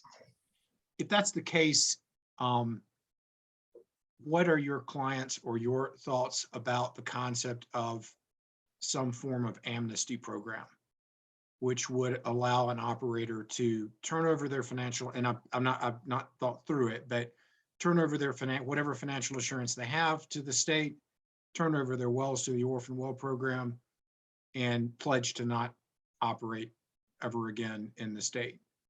I throw that out there because I want to hear from folks about it, because otherwise, and there would be like a time frame, because otherwise we're going to have to do what we've done here recently with the defaults, which is go through an enforcement process, spend time with our enforcement officers, figure that all out. What are your thoughts? I like the idea. I mean, and it's not something that we've talked about with my clients, so I'm only speaking as an individual, but I personally like the idea of you all not spending all your time with 60 to 100 operators, that are basically going out of business, and requiring you to go through and with all the AG's time and all those hearings there, those are, you've done great work and those are important hearings, but the reality is that we could, if we could streamline that process and get us to the same result, I'd be all for it. I do like the idea of also making sure that there's some expectation that those CEOs or whoever's, the principal in those companies is also kind of not expected that they're going to be showing up with a new company, the next year or in the future. Okay, well, between now and closing, speak to your clients and see if you can bring that back, and don't use your 36 seconds on that question because I'm going to ask you about it. Appreciate that. Thanks for Commissioner that. Nanjapa. I'm sorry, I know we've been holding you for a really long time, but I just wanted to piggyback on that idea from Chair Robbins, because I've been thinking about something similar. And what I'm wondering is, what are your thoughts on a version of that where an operator could, I've been calling it like a one-time dump off of a portion of their assets, but there's a fee that they would have to pay, like a dumping fee, in order to remain operating in the state. Do you think that that makes any sense, or what holes can you poke in that? I would never poke holes in your ideas. But some concerns that I would imagine you might hear from friends in industry is that, hey, we're doing it right. We've put aside money for retiring our our liabilities and they haven't, and they're getting a free ride. How is that fair? You're almost, in some ways, I can see that you would be giving them the incentive to have done it wrong all these years, and kind of penalizing those who are their competitors in the field. So I don't know that they should survive. If we're going to be plugging and abandoning their wells on taxpayer dollars, even with industry money, I'm not sure that we would want to give them a get out of jail free card and allow them to continue to operate in the state. Maybe, the caveat being that if they've got a plan to pay it back, but I just don't, particularly these marginal operators with low producing wells, they just don't have the capacity or the capability of paying it back, not with their assets. Okay, I think that we are done. We appreciate your and your client's time and efforts in this rulemaking over the course of the last year, and appreciate your presentation and the vigorous Q&A back and forth this afternoon. With that, I believe we're going to take our afternoon break, and let's return at 3:33 at 13 minutes. Thank you.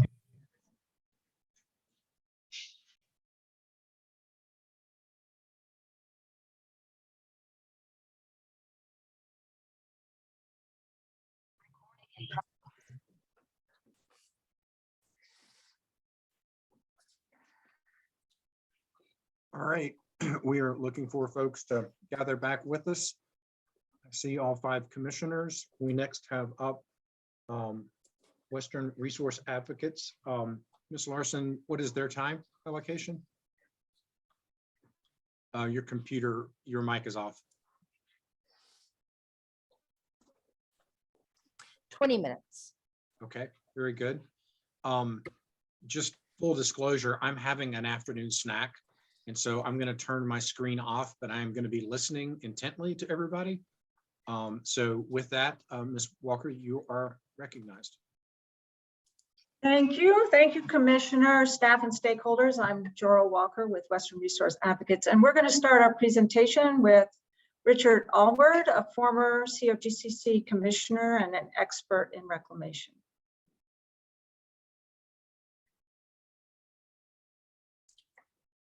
So are you, there we go. Am I sharing the correct screen here? Sharing a screen. Okay, well, the title slide here. Good afternoon, Chair Robbins, commissioners. I assume Director Murphy's out there and all the dedicated staff. It's good to see all of you, even though clearly the tables have turned in many ways. My name is Richard Allward. I'm the owner and senior ecologist of Arid Lands LLC, an environmental consulting company in Grand Junction. As a consultant, I've been active in assessing the ecological impacts of resource development and evaluating the success of wildlife habitat restoration. I've been a practicing ecologist in numerous capacities over the last 30 years. I've served on the commission for 9 years, which included the great rulemaking of 2008. I greatly respect all of you for your service and for taking on the responsibilities of ensuring that resource extraction best benefits the people of Colorado. Today, I would like to speak to you on the subject of what you've termed single well financial assurance. In short, I will argue for full cost financial assurance for as many existing wells and future wells as possible across all categories of land ownership. In my experience, this approach will best ensure complete and successful reclamation. It will best protect wildlife resources. It will best decrease cumulative impacts and best protect the state from unexpected expenses.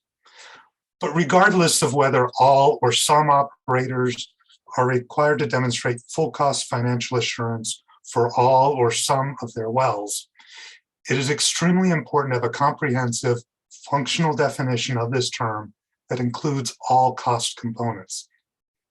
So I will now briefly take you through the revised redline draft rules we submitted earlier this month.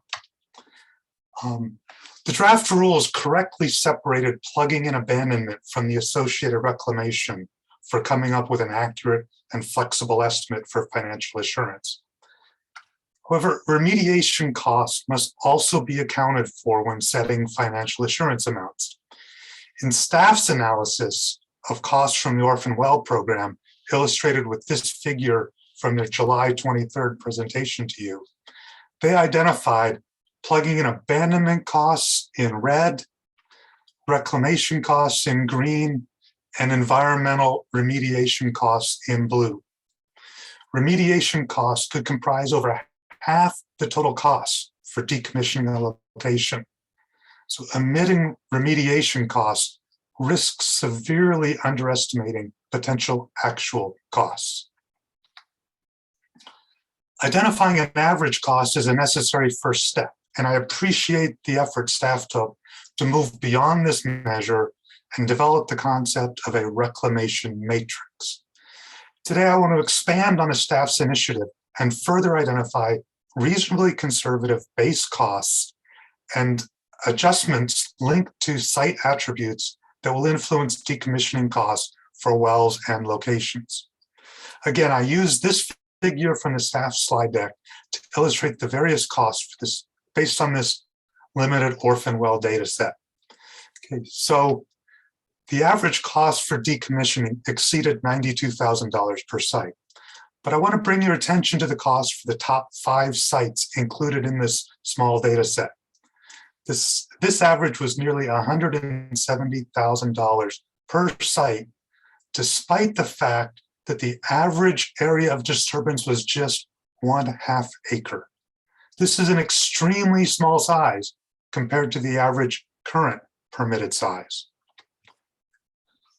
What I want to illustrate now is that if the staff's analysis, that the staff's analysis likely grossly underestimates the cost of reclamation for a modern well pad. If we just extrapolate from this orphan well data based on 1/2 acre averages and consider a modest 2 acre location, the average reclamation costs alone increase to $86,000 and exceed $100,000 for 30% of the cases. So, and then further extending the data that staff provided and extrapolating to a more typical 8 acre size for a well pad, just the reclamation work alone would typically require more than twice the financial assurance amount for any value set below $100,000. This conclusion is consistent with the evidence supplied by Western Slope COGA, where reclamation costs in the peons typically exceeded plugging and abandoning by 3 times. So now I'm returning to the language that we're proposing for this definition. Now, it's commonly acknowledged that the depth of a well affects the cost for plugging and decommissioning. The average for the orphan well data set was over $52,000, so I rounded up to arrive at $55,000 as the base cost. 3 distinct depth classes can be derived from the orphan well data. Shallow wells, less than 3,000 feet, were noticeably less expensive, so the base cost is adjusted downward for wells less than 3,000 feet in depth. Deep wells were typically more expensive, so a modest adjustment is made for wells deeper than 6,000 feet. Plugging and abandonment for older wells are also typically greater. A slight adjustment in the financial assurance requirements should be included then for wells older than 40 years. So back to the remediation costs. These average 25% of the total costs described in the orphan well data set. The average cost exceeded $24,000, so I rounded it up to $25,000 to set the base for financial assurance. Now, the staff notes included with the July update to the commission revealed significantly higher remediation costs on locations with tanks. So if tanks are sited on a location, the remediation components of the financial assurance should be appreciably increased. Staff also observed costly issue with pits, but there were only 3 examples and few details were provided, and the resulting costs varied tremendously. On average, locations with pits could be significantly more costly, and in some cases, like what you see here, led to complete revegetation failure. So the financial assurance is again adjusted upwards. Now, nearly two-thirds of the locations in the orphan well data set were on disturbances smaller than 1 acre. This is certainly not representative of the much larger well pad sizes we've seen over the last couple decades. So on a per acre basis, the average reclamation costs in the orphan well data set exceeded $40,000. Recognizing that disturbance areas as well as well counts can vary widely, as seen here, it would be wise to set financial assurance for reclamation costs on a per acre basis, not per site or per well. Another argument for a per acre basis is to facilitate capturing the costs associated with reclaiming access roads that can be a significant component to the total disturbance. In this example, building and improving this 2-mile access road to this well pad disturbed twice the area of the well pad it leads to. Furthermore, a per acre adjustment to the financial assurance may serve to incentivize operators to further minimize their disturbance areas and thereby promote other mission change objectives. The staff reported increased reclamation costs on sandy soils, ranging from 11 to 37%. I agree with this assessment and adjusted the final reclamation assurance values by the average costs reported on the smaller locations. A recently published analysis by Ramey and others found that older locations were more expensive to reclaim. And this finding is supported by data in the Orphan Well program. It also fits with my experience where older well pads and their soil stockpiles are redisturbed several times over their lifetimes. Ramey also found that reclaiming sloping terrain cost more. The metric they derived with these area and linear measurements was not very conducive to a concise definition. So I tried to standardize this by making it based on 5-foot increases in elevation over 100 feet of run. Okay, I sense that I'm getting close to the sense of my time. And what I'd like to do is leave you with some images that illustrate the magnitude of the issues that this financial assurance must address. First, I want to bring you to Canyon Country in Western Colorado.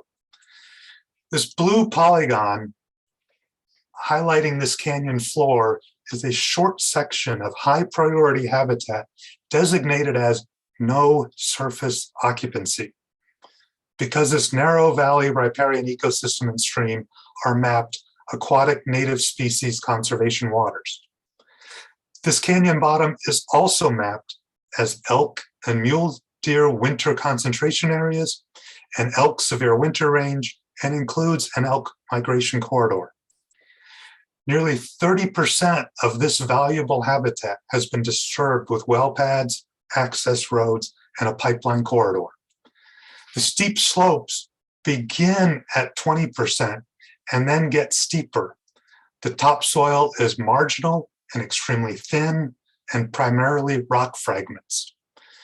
Reclaiming these disturbances is going to be very difficult and expensive, and failure will result in a tremendous loss for Colorado. Now let's go up to the top of the Rhone Plateau.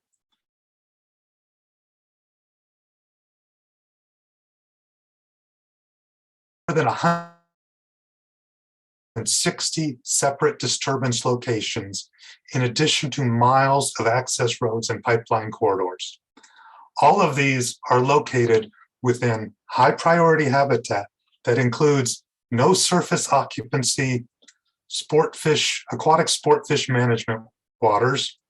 The purple polygons represent greater sage-grouse priority management areas and greater sage-grouse general habitat management areas. And the pale polygons represent elk and mule deer winter concentration areas. We cannot risk permanent degradation of these incredible Colorado landscapes. Now, it's going to be very difficult to ensure that Western Colorado's environment and wildlife resources are adequately protected if this financial assurance rule is not applied to all land classifications, including federal lands. As you can see in this map of Western Rio Blanco County, there are thousands of wells in high priority habitat, the orange shading, that are also on federal surface. And in this aerial image, zooming in on a few square miles of Rio Blanco County, there are 16 distinct locations right in here.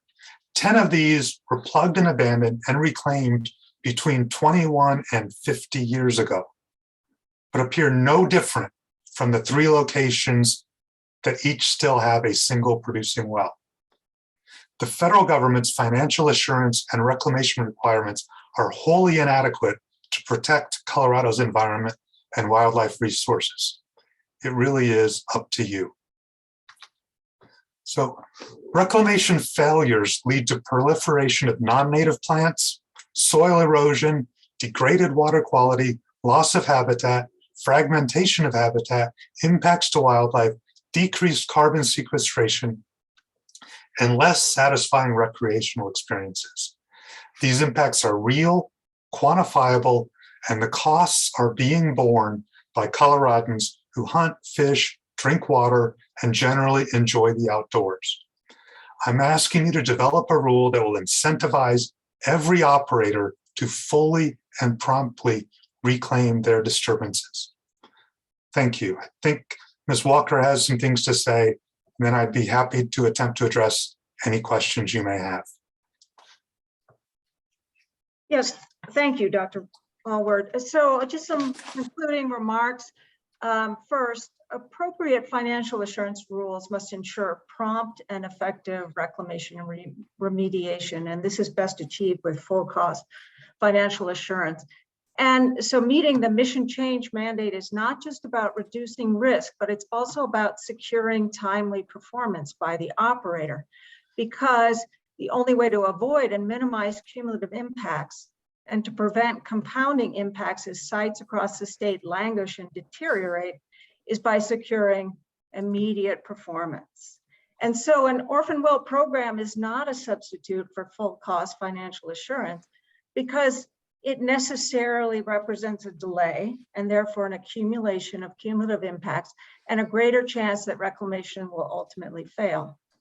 An orphan well program does not encourage good upfront planning and minimization of impacts in the first place. And also, even if we look backwards at an orphan well program to determine risk, the focus is the analysis of plugging and abandoning and not reclamation. There's no systematic analysis in the record, for example, that shows a history of successful reclamation across the state. So third, to protect wildlife, full cost bonding must be extended to federal operations. And this is because, as Dr. Allward said already, that some of the most important, sensitive, and difficult and expensive areas to reclaim are under the jurisdiction of the federal government. And a failure to extend financial assurance rules to these sites merely perpetuates the status quo. And that's unacceptable under SB 181, and does not address the risk that huge swaths of crucial habitat and other mission change values will be permanently degraded.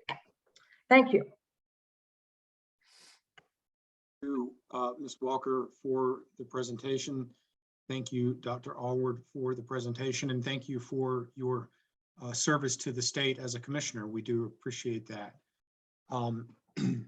With that, I'll look to fellow commissioners for questions for the panel.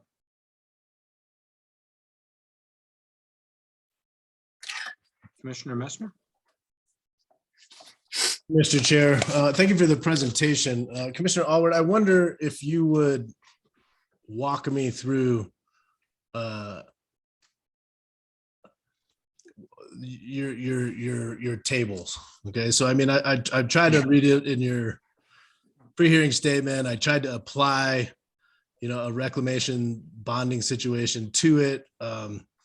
It's got so many escalators going up and down and sideways that it's a little bit difficult for me, the layperson, to apply it.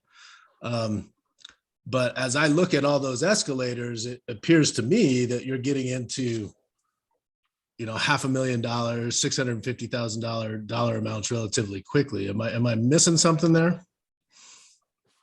You're absolutely not. And should I share my screen and I can help you walk through some of this? Yeah, that'd be great. Because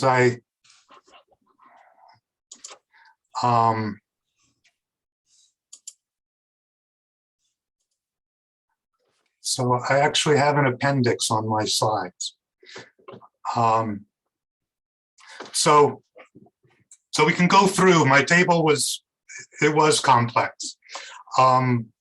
So what I can do here is we can look at one step at a time here. And so if we just look at all the base costs, and if I'm not addressing your question, please interrupt me and redirect me. But if we take just a base cost well, so it's a moderate depth. It was completed recently. There's no, they put all the tanks, centralized them off-site. No problems with soils. It's flat. No salinity issues. They did perfectly with their topsoil salvage. They're just going to take it back to improved pasture. That's what it was before. It's 1 acre. Financial assurance is $120,000. So that would be arguably the minimum amount. No, that would be for a base cost. Now, we do have a minimum amount. So if it's a shallow well, for example, and it's on just a ½ acre, well, then the financial assurance would be $67,000. Okay. Okay, so that there is, shallow wells appear to be markedly less expensive to reclaim. So if it's a young, shallow well, and on a small area, like what the Orphan Well program was identifying, then we would drop it down to about $67,000 with no other extenuating circumstances. However, I do want to point out that if we've got an old, deep well, greater than 6,000 feet, 40 years ago, there's a tank battery. Again, the reclamation will be more expensive. It's on a steep 4-to-1 slope. They failed to adequately separate and stockpile topsoil, and it's in important high priority habitat, and it's a 7-acre well pad. It could be $1 million. Okay. And yes, no, I was just going to say, and that reflects the value as well as the difficulty we can anticipate reclaiming those surfaces. So understanding your proposal and comparing it to what we're hearing from some other stakeholders around utilizing an 80th percentile for reclamation expenses, how do these two things comport at all, or do you not feel like a utilization of an 80th percentile is appropriate? So I'm not opposed to that. My initial working through the data I was using a mean plus a standard deviation, but the data set is small and highly variable and heavily skewed. And so, you know, the 80th percentile really depends on which well pads you've had the opportunity to look at. And so what this does is two things. One, it provides the opportunity and recognizes that there are low cost situations. And so we should make sure that those are included in this. And if we just stick with the 80th percentile, then we don't recognize those places where it might be $60,000 that would be the expected cost. And then this makes it work for the variable conditions that we can see around the state. We're not going to see very many highly sandy situations in around Gunnison. We're not going to see steep slopes out in the DJ Basin. And so this way of doing it, and if the staff sets up a worksheet and the operator can just tick things off as to what their description is when they're submitting their maps and their permit application, it would be very straightforward. So do you anticipate, or is your proposal to utilize this in reference to single well financial assurance for new wells, or are you anticipating using this for existing wells? Or how do you envision that? So I could see this for all wells. And, you know, clearly the age thing doesn't comport with a new well. So that is where, so it may be the 40 years is looking at when a well is transferred, how old is it? So the financial assurance needs to take that into account, that it's an old well we're dealing with. But we do not have, I mean, if this really reflects what the costs are to reclaim some of these areas, the orphan well program is inadequate to cover these costs. So we really do need to consider these are the potential costs that we're going to be facing. And somehow we need the assurance that these costs will be covered. So speaking of the orphan well program, and I think we've heard some testimony around folks' perception that there needs to be a bigger boat. But I think also some testimony or some questions around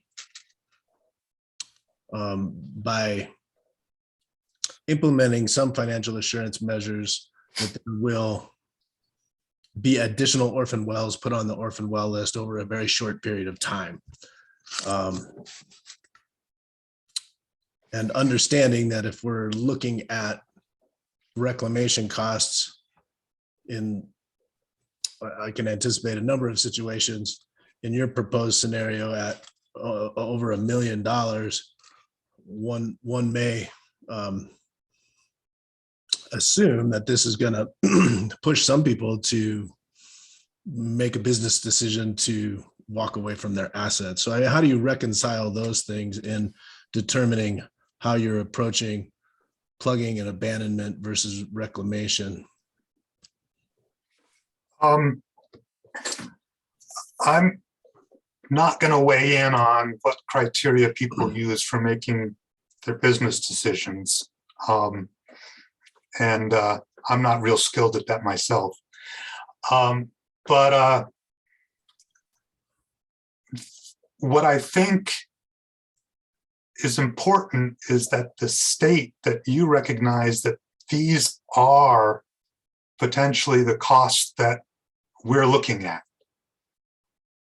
And to not come up with some way to make sure we're covering these sorts of costs is a subsidy to what are already, as the previous groups mentioned, are already orphan wells in everything but name.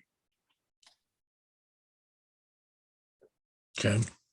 So I think my question is, I mean, it seems like you opined that the orphan well program or orphan well fund was inappropriate to address reclamation or inappropriate utilization of funds, but rather it should be borne through single well financial assurance.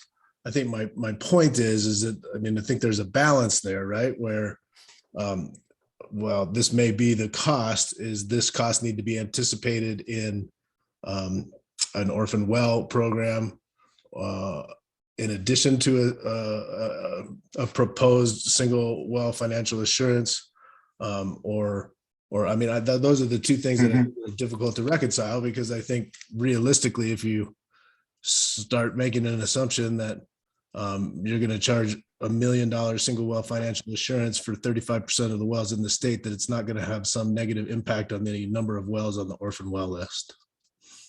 And so I understand I think I understand where you're coming from now. And yeah, so I'd be more than happy to collaborate with others who can look at what are the different approaches we can use to make sure that these sorts of risks are appropriately treated, and that there's any number of ways. So, but if what is used is a single well financial assurance, and in some cases with reclamation, we're really talking about single location, not single well, that, you know, there may be other ways to approach this that still make sure that if the state is left with it, that the funds are there to do this. But consider also, if we're looking at this $1 million, that on a 7-acre pad, we could have 40 wells. And this would not be multiplied by 40 times. So this would be something that would be borne by an operator who is got 40 wells going in. No further questions. Thank you. Thank you for your questions.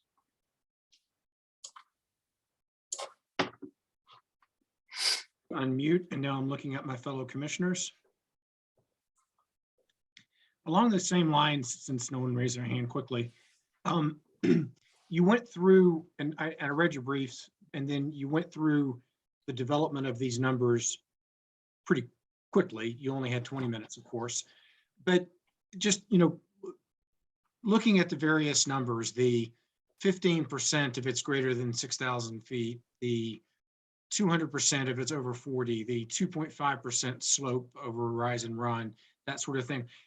I don't need you to get into the specifics, but how confident that sort of the places you've landed are the appropriate places with regard to percentages and adds and subtracts, et cetera?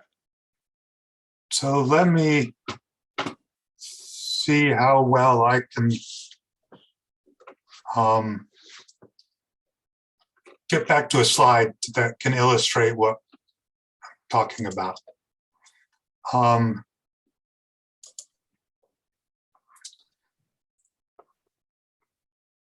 So,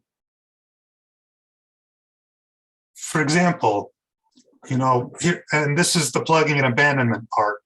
I'm using here the orphan well data set that the staff provided in their presentations to you earlier, or I guess last year. And so what we have here is that, you know, wells less than 40 years old, the average cost that the staff found from their actual activities was close to the average that I'm proposing, and that it's about a 12% increase. So that's where I'm coming up with these numbers.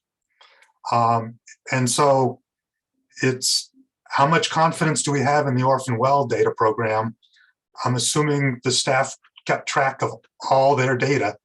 How representative is it?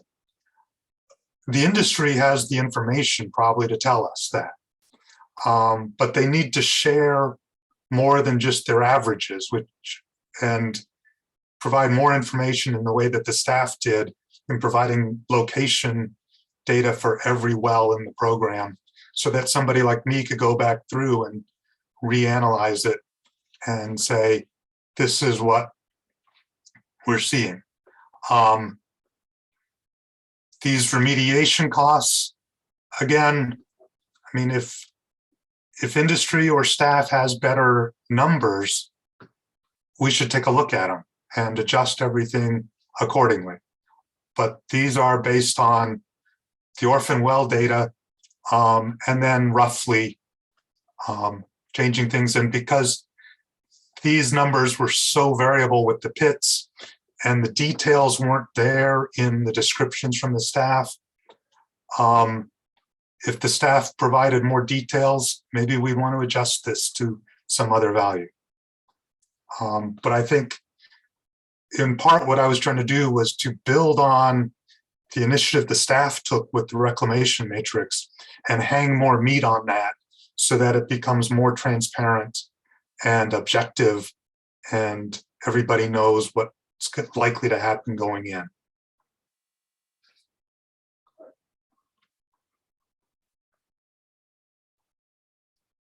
Amazing, 2 years into this and I still can't find the unmute button. Thank you very much for that additional information. Other commissioners with questions?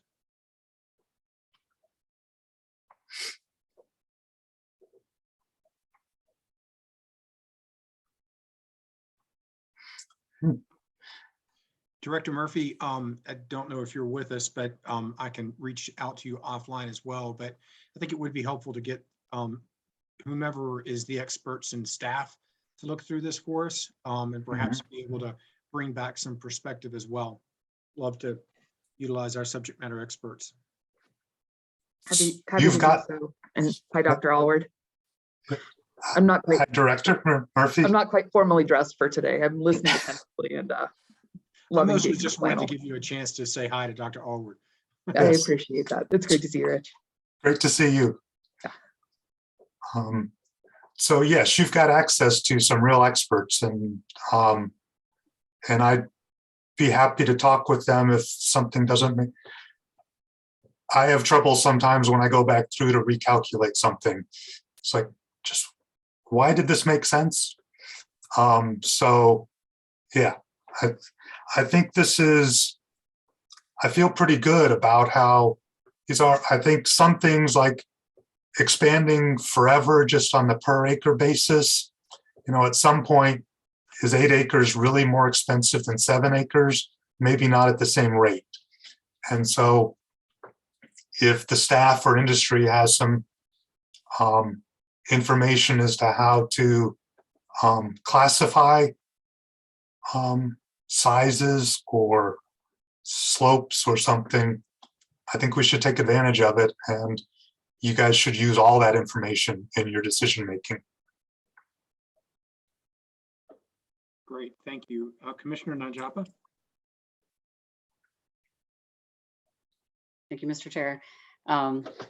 As you may, some of you may remember from the mission change, it takes my brain a little time to just kind of wrap around things before I kind of think of what my questions are. But I appreciate all the work you did here in, kind of laying out the reasoning and the justification for these different costs. I guess maybe I'm going back to an kind of a general question that I think, one of my other fellow commissioners had asked, which was the, with one of the previous, sorry, hang on one second.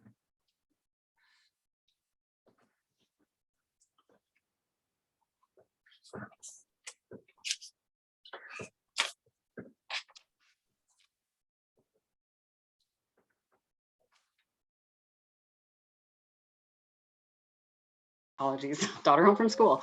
Okay, so I just wanted to ask, how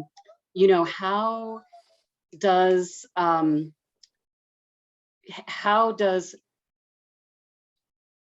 should we be using these numbers more to look at the overall financial preparation and health of an operator versus the actual amounts that they put in bonding? So in other words, are we trying to have the full costs in hand?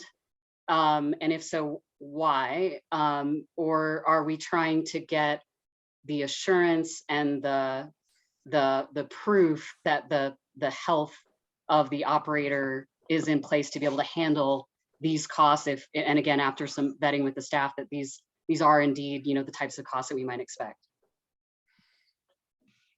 I'm not sure if I'm going to be addressing your question in a straightforward way, but I will try to get there.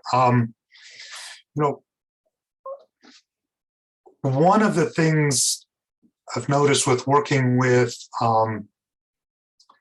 mineland surface reclamation is that those proponents of a quarry or a mine or something have to lay out their reclamation plan and all the costs ahead of time. And that leads to better planning. It leads to a better understanding of what the impacts are going to be and what it will actually take to restore an area. And you find out that $1 million for a 10-acre site is not unreasonable, because that's what it just may take. And those operators have to put the money up. So whether, this is something that needs to be worked out as to how to best protect the state if an operator defaults on their responsibilities. And there could be any number of ways, but these are the sorts of values that you should probably be considering would be something that you'd be looking at in 20 or 30 or 40 years down the line, adjusted for inflation. So there are proponents, and there's some researchers from Carnegie Mellon University published an analysis in 2011, I think it was. It's in your library because I provided it a couple of times while I was on the commission, which looked at how to fund these sorts of single well financial assurances over the first 3 to 5 years of the productive life of a well. And then based on assumptions on inflation and appreciation in the value of that fund, so you're not necessarily doing full cost on the day they submit a permit. So there's certainly some ways that need to be addressed, and that's why you're having, all the stakeholders come together in a situation like this. Thank you. Other questions?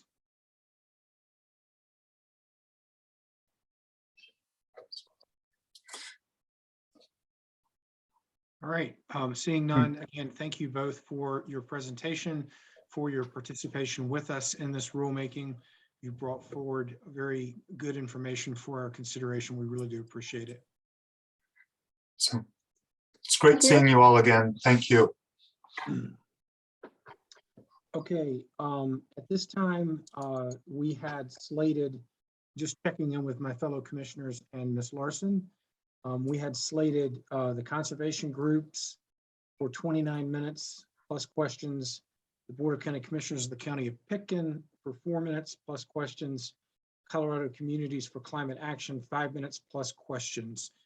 In my book, that's probably at least an hour and a half, 2 hours work, given the extensive questioning. We can do all of that. We can cut and paste if we wanted to not take up the conservation groups, but take up Pitkin County and Colorado Communities for Climate Action. That's 10 minutes plus questions. I'm up for whatever. I'm just wanting to check the pulse of the fellow commissioners in terms of where we're at. And Ms. Larson, if you would like to weigh in, you did a lot of the work on the scheduling with thoughts as well for commissioners, that would be helpful. Certainly, I think your proposal, Mr. Chair, is a good one to consider moving the conservation groups to tomorrow morning. I did check in with the council to that group, and they are available tomorrow morning at 9 a.m. Others with thoughts, ideas?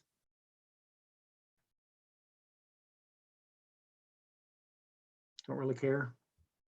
Why don't we do this? Why don't we do two things? Why don't we take up Pitkin County and Colorado Communities for Climate Action? And, you know, I would be fine to consider starting a little bit earlier, like 8:30. I don't know what others' commitments are. And then we could be fresh for the conservation groups in the morning. Not that we're not fresh for another 20 minutes this afternoon. Yes, Commissioner Gonzalez. Thanks, Chair. Given that we have full days here, I've kind of set aside time in the mornings to take care of some stuff. So I would appreciate if we would start at 9 a.m. And I'm happy to go in the afternoons as late as we need to, including today. But that's something I'd like to hold if it's possible. Totally fair.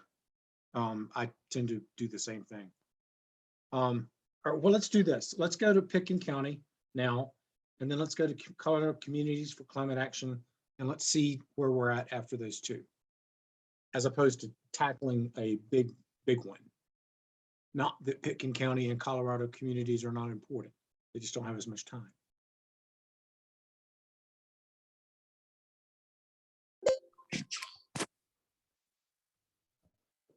Hello, Commissioners. Can you hear me? Yes. I'm Laura Maker. I'm with the Board of County Commissioners for Pitkin County, Colorado, and I'm grateful for this opportunity to speak to you today. I am only going to talk to you about one thing. And maybe that's a good way to end the end of the day. And that's financial assurance as applicable to federal lands. And the reason that I'm only talking to you about that is because Pitkin County has a lot of federal land, as you might imagine, over on the western slope. So if this commission decides not to apply financial assurance regulations to federal lands, it doesn't really behoove my client to speak to the other issues. I can tell you that Pitkin County has put a great deal of effort and thought into how this commission could address what's been termed a double bonding concern with respect to financial assurance on federal lands. I do need to reserve 1 minute as well. I did email Ms. Larson ahead of time, but I didn't tell her that as I launched in right now for rebuttal. So I would like to reserve that now. When we talk about what's been termed the double bonding problem, it's actually honestly fairly simple for this commission to address that by ensuring that the amount that is paid to the federal government for financial assurance is credited to an operator with respect to financial assurance bonding requirements by the state of Colorado. And I have proposed language that was included in Pitkin County's responsive statement that redlines Rule 702A1 to add specific requirements that would address the double bonding concern, but also allow for adequate bonding on federal lands in the state of Colorado. And the reason for that is because it doesn't serve Coloradans to only apply the rules to 2/3 of the state. The other third of the state, over here on the western slope, where there are a lot of federal lands, is honestly where we tend to think about as those places that have significant value and that we derive those long-term memories of, what makes Colorado, Colorado. And writing off that 1/3 of the state, it doesn't serve anything. I have spoken with Director Murphy, who did relay what's been identified in the staff concerns and the staff presentation, that the federal government does have different opportunities to follow up and ways to collect money that this commission doesn't have. What's proposed in Pitkin County's responsive statement in the red line to 701A1 allows that to continue. The federal government still has the opportunity to work with operators in a way Ms. that Maker, sorry, you have 1 minute left. Okay, thanks. I appreciate it.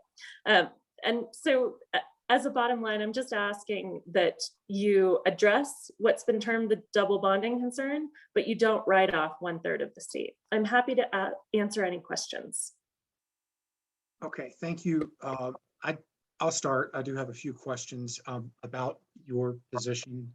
One, and this is kind of simple, but you propose that that the amount that is going to be demonstrated for a federal well is provided at the time a Form 2 APD, oil and gas development plan, or financial assurance plan is filed. And we've heard a lot from others and operators in particular that at filing is not really appropriate for financial assurances. Would you be comfortable if that was, sometime like prior to construction? Yeah, I am. There had been no draft language out there to resolve this issue, so I took a crack at it. But I specifically left open a few different things. What the amount that's being credited for a particular well on federal lands is, to leave that to staff. So I'm open to suggestions on ways to make this more manageable, just recognizing that the bottom line position is that there does need to be a recognition by this commission that wells that occur on federal lands do need to meet the state standards in addition to the federal standards. Okay. And we've also heard from others, and I think this is a true statement, that BLM is going to take up revisiting its bonding this year. And what are your thoughts about what this commission should do now, given the fact that what they do or don't do may change significantly or not, don't know, within a year? And do you have a thought about, kind of a placeholder or what we should do given that sort of set of circumstances? Yeah, and I think that's one of those hard things, right? You can't predict the future. You can't tell that BLM is actually going to take any action. You can't tell what that action is. And that is part of the fact that the federal government operates on a completely different timescale, with completely different regulations, with completely different sort of impetus and rules driving those particular actions. And so this commission might end up waiting years for any action. This commission might get something, I won't say tomorrow because I'm pretty confident that won't happen. All you can do is take action on your mandate under SB 181. And so my proposal specifically would work in the future. Say 2 years from now, BLM has different regulations and their bonding amount is much higher. What is proposed by Pitkin County would recognize that. You would have much less that would need to be submitted for a state financial assurance amount. Okay, and again, with my knowledge about the federal bonding system being sophomore at best, are there any problems or unanticipated outcomes if there is an operator that's got wells with bonds in multiple states? And does that create a wrinkle for us in any manner, or do you know?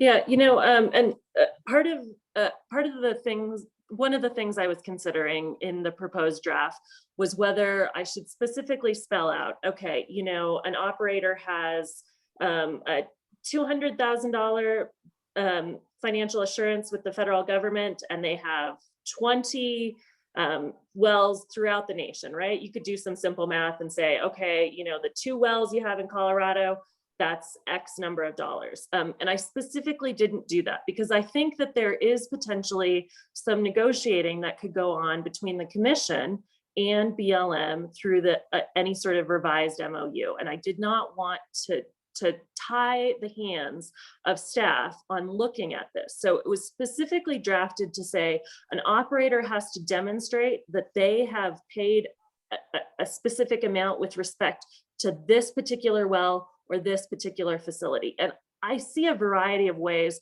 that amounts could be calculated. I'm leaving that open purposefully. Okay. Thank you. Thank you for those clarifying answers. Do other commissioners have questions?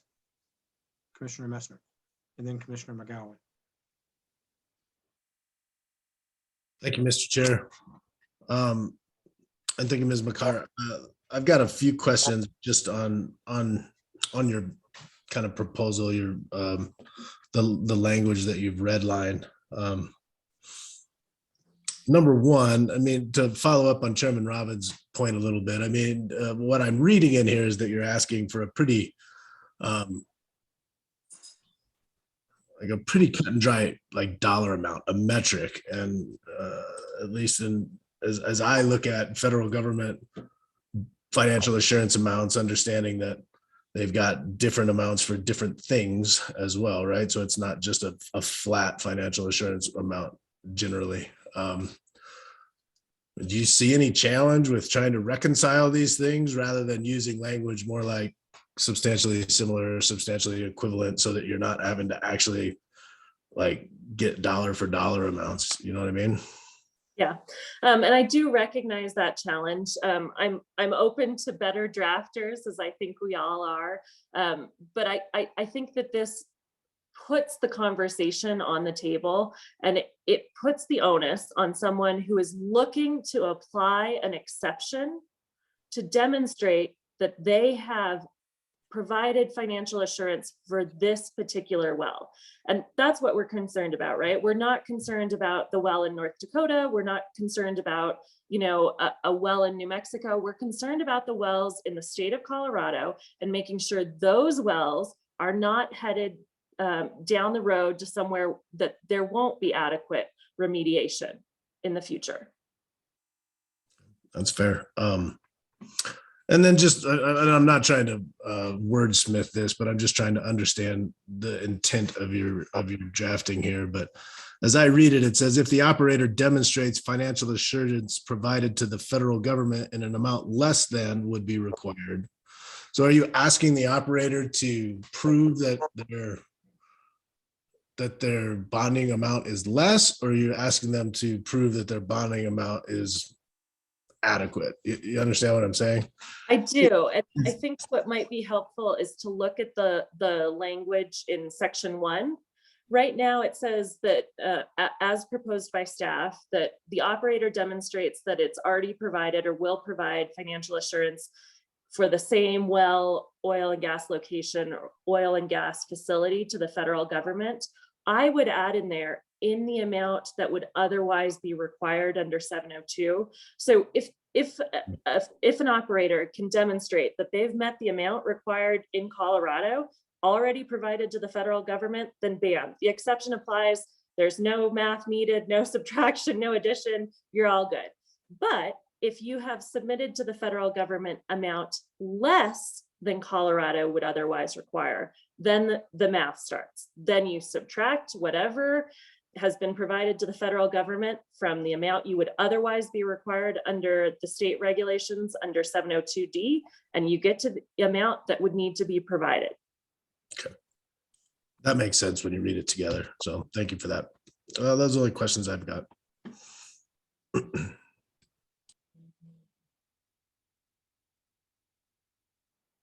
My question's been answered, Mr. Chair. Very good. Commissioner Gonzalez, Commissioner Najapa, did you have any further questions?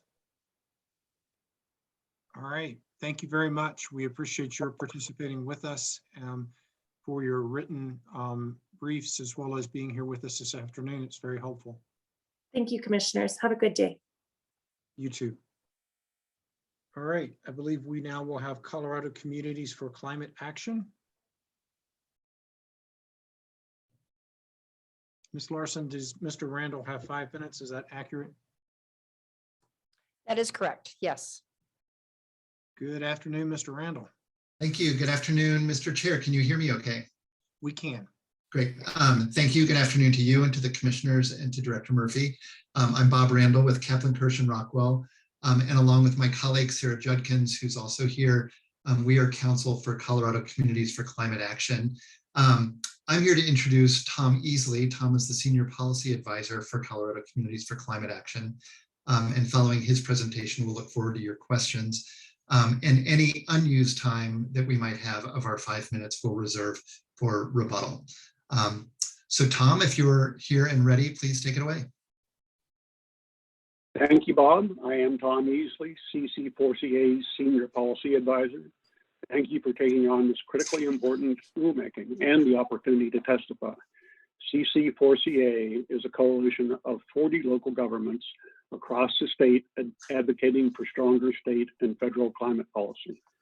Many of our communities directly deal with the impacts of oil and gas production, but all must deal with the impacts of climate disruption, driven to a significant degree by emissions from the oil and gas industry. Certainly, you will hear much about the impacts of climate change during the hearing, so I won't dwell on this. I do feel compelled to mention the Marshall Fire, which sits home for all of us, as Boulder County, Superior, and Louisville are all members of our coalition. Local governments are on the front lines of responding to natural disasters such as this and spend many years, sometimes decades, and millions of dollars on recovery. Adoption of tough and effective financial assurance rules will have a positive effect on greenhouse gas emissions reduction. We generally support the draft rules, but believe improvements are needed. Next slide, please. Our local government colleagues in this rulemaking share similar concerns. They will address all of these bulleted topics, and we support their positions. We instead will focus on 3 climate-related topics that we think this rulemaking should be addressing, but is not. Next slide, please.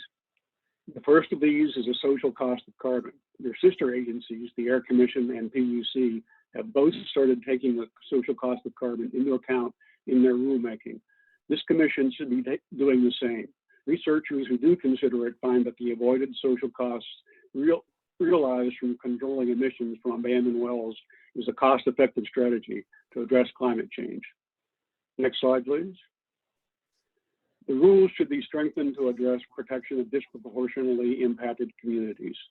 First, the December draft retained a provision that when operators identify which wells they will plug, they must prioritize wells within a DI community. The rules shall not only specify prioritization, but also set targets, such as plugging a certain percentage of wells in DI communities. That should apply to the wells on the orphan well list, as Mr. Sura mentioned also. Second, the commission should be directing operators to obtain DI stakeholder input to identify these priorities. Next slide, please.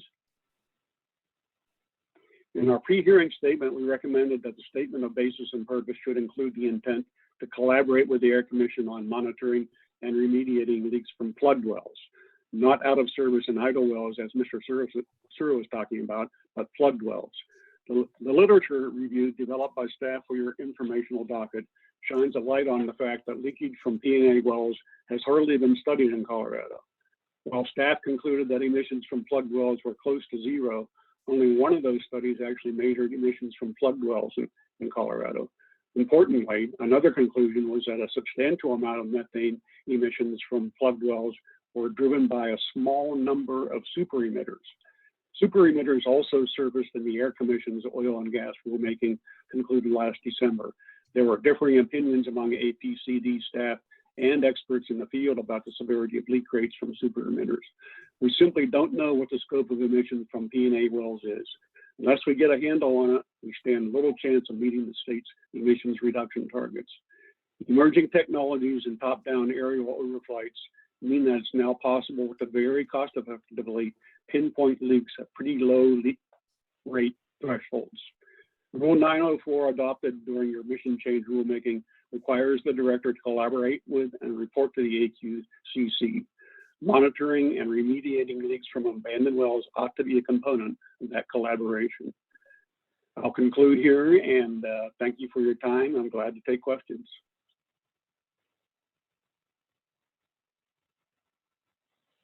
Thank you very much, Mr. Easley. Thank you, Mr. Randall and Ms. Judkins. Appreciate your being with us this afternoon. At this time, looking to my fellow commissioners if anyone has questions. Commissioner Messner. Thank you, Mr. Chair. Thank you, Mr. Easley, for your presentation. Just a couple of questions. I mean, I'm trying to I'm trying to understand your proposal for like hard percentages for disproportionately impacted communities versus working with disproportionately impacted communities to highlight, prioritize, and prioritize plugging and abandoning in there. What's the advantage of some flat percentage versus having a good two-way communication to determine which sites should be prioritized based on that collaboration? Yeah, we're open to talking about that. We simply think that there ought to be some criteria applied, whether it's a percentage of wells to be plugged or some other factor. The important thing is that those conversations do happen and that those priorities are identified. Seems to us that a percentage of wells makes some sense, but there may be a different metric that makes more sense. Do you feel like the existing language in the current draft adequately meets your expectations for prioritization of wells, of P&A wells in disproportionately impacted community, and kind of highlights that collaboration? Or do you have suggestions for modifications to language? We would be glad to offer modifications. What is really important is that provisions be put in that essentially direct that sort of collaboration with DI communities, which seems to be missing in the rules right now. We'd be glad to offer language to remedy that. Okay. And then regarding the collaboration between CDPHE and COGCC around air monitoring, I mean, understanding that there's already that expectation for collaboration, I guess I'm trying to understand what kind of specificity you're looking for as far as that collaboration. Is there something different than what is already occurring that you would like to see, or are you just emphasizing that needs to continue to happen? The latter, really. We do think it needs to happen. Both the COGCC and the AQCC have a responsibility for protecting the environment, and exactly where that interface is in terms of monitoring plugged wells is unclear to us. It might be your responsibility. It might be the APCD responsibility. And it might be something that's assigned to the air quality enterprise. There's a lot of options, and we simply think those conversations need to happen and happen soon. Thank you. I don't have any further questions. Other questions from commissioners? Commissioner Nanjapa? Thank you, Mr. Chair, and thank you very much to all of you for your presentations and comments. And Mr. Easley, I appreciate especially the attention to the disproportionately impacted communities. Something that has occurred to me more recently is that in our definition of disproportionately impacted communities, because we are relying on census data, what we may have inadvertently done is identified marginalized communities or under-resourced communities, but the impact piece really is dependent on perhaps proximity to oil and gas locations. And so I think, this has come up also at CDPHE that, some of the areas that become labeled as disproportionately impacted communities are even in areas where there's maybe not that much oil and gas development, or otherwise sort of affluent communities in some cases. So I'm curious, would you think that in the application of the prioritization that there should be a density component of impact, related to oil and gas wells in a certain proximity? That is certainly a possibility. I think what is important in the way the rules are drafted is the proximity identification to buildings and schools. And that is in the rules that is linked to DI communities. And to me, that is pretty clear direction, and that's what ought to be targeted. Okay, thank you. And so just to clarify, so any well that falls within a DI community would become a higher priority for out of service or orphan well plugging or those kinds of things. And it would be regardless of other oil and gas development in the area. Is that correct? Along with that, with those criteria that wells in proximity to occupied buildings and schools and other public facilities goes along with that. Okay, thank you very much. Any further questions?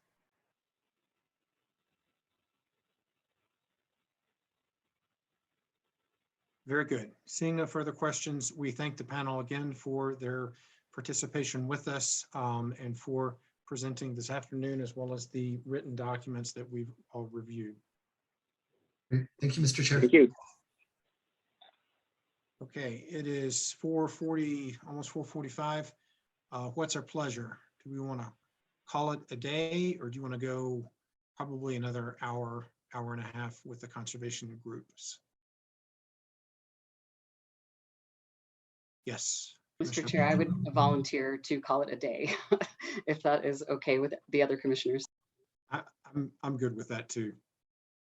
So